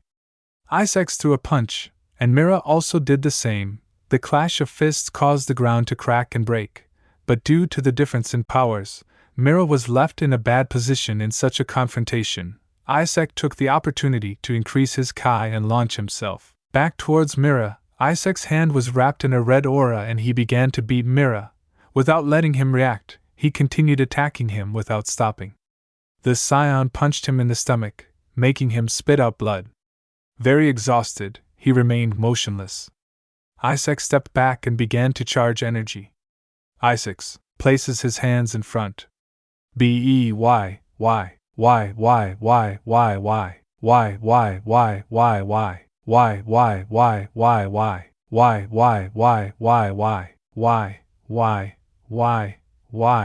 Why, towards Mira, who received it fully, leaving him on the verge of death, but he was still standing, badly injured, but standing. Issei. That wretch. He's very resistant. But it doesn't matter. He draws his sword and rushes towards Mira. Issei begins to attack Mira with his sword, filling his body with cuts, then attacks his legs, causing him to fall to his knees. Meanwhile, Sona and the others witness such a scene. Sona. Hasagawa-sensei. Chisato, tell me. Sona. Do you think the fusion time will not run out? The amount of power they have used is abysmal? Don't you think it will affect the fusion time? Chisato, even though you're right. There's no need to worry. One more move, and they will end this battle. Smiles Issei. You could have stayed in your era without causing problems after I defeated Demigra, but you decided to do your thing again. Raises his hand. When Issei raised his hand, a strange sphere formed in it. Issei. Disappear forever, throws the sphere. Upon impact with Mira, his body began to disintegrate little by little, to which the others were very amazed by such an attack. Tsubaki. What did he do? Chisato. Soul Punisher, a special metamorph fusion technique, eliminates all the enemy's negative energy. Mira and Tawa, being fused, accumulated a lot of negative energy, so they were disintegrated. Saraful. So, why don't I use it from the beginning? DeSoto. Laughs a little. Apparently, I think he just wanted to have a little fun. Bisques. Finally. It's over. For the moment the story is safe. Turns towards the sky. I hope you saw it, Goku-san. Vegeta-san. On Beerus's planet. Eris and Whis had already arrived at their planet after having enjoyed the banquet. Eris yawns. We finally arrived. Hey Whis, why are you so thoughtful? Whis. I think there were problems with Issei-san and the girls, but fortunately they already resolved it. Suddenly Whis's staff began to blink. Whis. A call. Oh, but who could it be? Answers hello. Whis-san, Beerus-sama. I am the Great Priest. The reason for my call is to make an important announcement to you. Whis. Greetings, High Priest. Beerus. And what is it about, Banshinken? Zeno-sama has summoned all the gods of destruction and angels for an important meeting. Whis. Don't worry, we will be present at that meeting. Banshinken, and one more thing. Bills. What's happening? Banshinken. Zeno-sama has found out that you have a relationship with Son Goku's great-great-grandson. He wants him to also attend the meeting. Iris and Whis. Wit. Chapter 27. Student versus Teacher. Issei's hidden power. After having defeated Mira and Toa once and for all, they approached the others, and just when they both touched the ground, they separated. Which I missed them a bit. Issei? Isn't it supposed to last 30 minutes? Trunks, I guess we shortened the fusion time by the force of the attacks. We both spent too much energy and Kai. Issei? Anyway, the important thing is that we got rid of them. And apparently transforming into SSJ Blue, I'm fine now. I can now use Divine Kai. Returning to its base state. Trunks. The timelines are as they should. Perfectly balanced. I thank you very much for your help, and well, I guess I'll have to return to Cotton City. At that moment the girls approached them, now calmer with the situation under control. To Sato, the best thing would be for you to report the situation to the Supreme Kyo of the time and stay here at least until tomorrow. We must make sure that those two did not have some kind of plan B or something like that. Sona. Besides, I guess they both must be tired. They say, Sona is right, Trunks aside. I would like to fight you before you leave. I imagine that with all these anomalies and temporal alterations, it will take a long time before we see each other again. Trunks. Well, no problem for me. And although I know I have no chance against you, a farewell fight will be very interesting. Issei? Well, then in that case, let's go back home. The girls approached Issei so they could teleport home. Trunks informed Supreme Time Kyo about the situation and that he would stay until the next day, just to confirm and assure that everything would be fine. The rest of the day passed normally. The next day, after breakfast, everyone gathered in the patio. Issei already had his black suit on. The girls were sitting on one side accompanied by Kiba, who approached so he could say goodbye to his teacher. Meanwhile, both Scions positioned themselves face to face in the middle of the courtyard, both waiting for a signal from 21. A 21. I designed this artifact in case Issei couldn't thought of overdoing it with his powers. You will fight inside this energy dome. He will withstand most of his attacks, so don't overdo it. Issei. Well, Trunks. I hope you don't hold back just because it's a friendly battle. Trunks. I say the same to you. Also moving on to SSJ2, what's happening? Aren't you going to transform into SSJ God? I say, I think I'll be fine for now. I'd like to check for a couple of things first. Both Scions began to rise into the sky, while 21 activated the device using a remote control. An energy barrier covered them. It extended for a few kilometers, protecting the house and its surroundings. Once the barrier finished unfolding, both of them launched themselves against each other. Being transformed into SSJ2, the fight was very even. Issei launched a kick that hit Trunks squarely in the stomach, causing him to be thrown backwards. When Trunks managed to recover from the blow caused by Issei, he saw how Issei began to raise his chi, so he responded by doing the same. Strong air currents could be seen from outside the barrier. Meanwhile, the girls watched the fight very attentively, trying to follow Issei and Trunks' movements. Just as Trunks finished raising his kai, he noticed that Issei was still doing it. The size of his aura increased, and rays began to emanate from his body. Issei. Her hair began to grow, going to SSJ3. Sorry for being late. Now, what were we up to? Without saying a word, Trunks lunged at him, trying to hit him, while Issei dodged the blows with a little difficulty. One of Trunks' punches grazed his face. At that moment, Issei decided it was time to respond.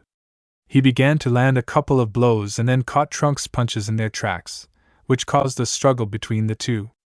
Issei. What's happening? Can't you keep up with me? He exclaimed while he looked at him arrogantly. Trunks. Don't be so confident. He draws back one of his legs and then hits a knee on Issei's stomach. But Lizzie was stunned. Trunks, without giving him time to react, punched him, causing him to shoot towards the limits of the barrier. Without letting Issei react, Trunks stretched both his arms in the direction of Issei. He began to move his hands in very fast movements. And almost imperceptible.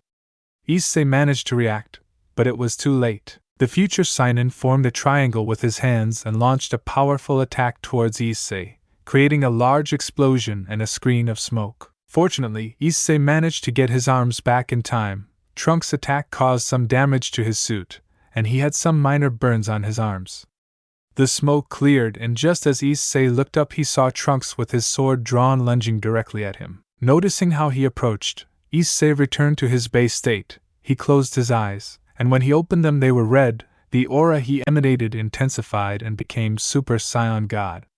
He stretched out his arms, and with his aura he stopped Trunks in his tracks, just like he had done before with 21. I say, damn. That was close. Trunks. Damn. What did you do? He says as he tries to struggle to free himself from what Issei had done. Issei released that aura of divine chi with which he had stopped Trunks, making the latter manage to move and finish the attack with his sword. At that moment Issei teleported, appearing behind him, hitting him with a kick in the face. Quickly Issei positioned himself to perform the final blow. Issei, Kyoya. Mie. Haya. Mie. Haya, Trunks. Gully. Both attacks collided, causing the barrier to begin to crack. The girls became alert in case there was any emergency. Even though Trunks' attack had tremendous power, they could not do anything against Issei's strength. The future Saiyan received the attack squarely, causing him to lose the battle. However, the impact of the attack was such that the barrier designed by the android was destroyed, causing strong wind currents to be created. But despite that, the barrier did its job quite well. Seeing that Trunks was weakened, Issei returned to his base state, descended, and woke him up to give him a hermit seed. Trunks. Damn, I lost. He says, getting up while he eats the seed. I say. Even though there is a considerable power difference, you knew how to defend yourself very well. If I had trusted myself more, I would have been defeated. Trunks. Well, I guess it's time for me to go. He wake up. Trunks launched a capsule, from which the time machine appeared. The others came up to say goodbye to the purple-haired man and then shook hands with Issei. Trunks. With the power you have, I think I can rest assured that this world will not be like mine. I am very grateful that you have helped me. Silas-sama and the Supreme Kaya-sama of time will be eternally grateful. Don't hesitate to ask us for help if you need it. I say, count on us too if you need help. We'll be alert. Trunks. Well, see you soon. Trunks rose to reach the time machine. He turned it on and programmed it to arrive back at Compton City. The machine took off, and while the purple-haired boy said goodbye, a kind of vortex opened. The device was absorbed and Trunks he disappeared, returning to his time. Bay 21. Everything is back to normal. But more importantly, I managed to get some benefit out of all this. I say, what are you talking about? Bay 21, to this. Extends his hand. The object that 21 had in his hand was a kind of box, which when opened, you could see some capsules similar to the ones Trunks possessed. Don't tell me that. A 21, yes. Take advantage of the fact that Trunks was very distracted by this mirror and Toa issue. And he managed to create my own time machine. The android threw the capsule, it exploded and transformed into a machine identical to Trunks. A 21, it is fully functional. I ran some tests and it works great. Also, if we want to keep in touch with them about any temporary anomaly. And just in case, I designed a communicator, which allows you to communicate through different eras. Sona, wow. I see that you managed to get some benefit from all this. They say. You couldn't expect less from 21. They will be very useful in the future. Well, after all this we deserve a little peace and quiet. Let's go rest. Dibba said goodbye to everyone and left, while the brunette yawned and the girls began to walk behind him. A roar was heard on the ground, and when he turned around, a flash of light was seen in the sky, which later impacted the patio of the house. As the smoke cleared from the explosion caused by the impact, some very familiar figures could be seen. They were Mr. Virus and Whis. Virus? I say, where are you? He says in a desperate and slightly upset tone. I say? Is something wrong, Mr. Bills? Eris, upon hearing the brunette's voice, runs towards him without wasting time, takes him by the arms and begins to shake him desperately. Eris. What's happening? Tell me what the hell you've been doing lately. I knew it was a bad idea to train you. You've been getting into trouble, haven't you? You better tell me even the smallest detail of what you've been doing. Because if not, I will destroy you. I will search for the Dragon Balls to revive you and then I will destroy you again. Issei, very confused, began to explain to Virus the whole situation of the temporal anomalies and how things got a little complicated after they left the underworld dinner. Meanwhile, the girls approached Whis to find out why Mr. Virus acted. Sona, Whis-san? Why is Mr. Virus so upset? Baikino? It's a little strange seeing him like this. He almost never loses his sanity. Tsubaki? And it's not like Issei-kun has done anything bad lately. Whis? I figured everyone would ask me the same question. What happens is that Zeno-sama wants to see Issei-san, and I don't think it was because of the time travel that he did with Trunks, since all of that was authorized by Silas-sama and the Supreme Kaya-sama of time. Chisato? Zeno-sama? Are you serious? Garoka? But who is Zeno-sama? I had never heard of him. Chisato? I'll explain. Just as there is a universal hierarchy, with respect to the angels and gods of destruction, there is a level that goes further. Not to make it long, Zeno-sama is the one who has power and control over all universes. He may have a very innocent appearance, but you should not trust him just because of that. What I still don't understand is why Zeno-sama wants to see a Saikin. Whis. I also tried to find a specific reason. I want to believe that it is because of the resemblance he has to his grandfather, and I am not referring to the physical appearance, but rather, because of the skills and the way of fighting that he possesses. Perhaps it will be because Issei-san reminds him of Goku.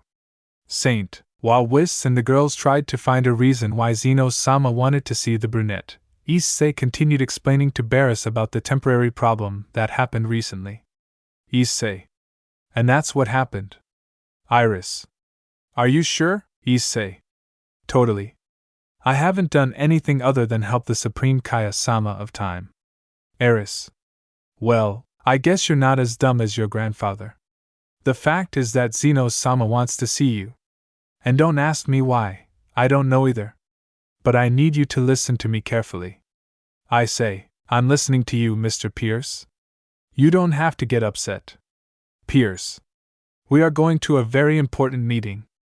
Don't even think about doing something stupid like challenging someone to a fight, and don't try to ask direct questions to Zeno-sama or any of the other gods of destruction, because they are not as flexible as me. I see. I understand. I understand. Don't get so upset, will you? He says a little worried, Whis, Mr. Barris.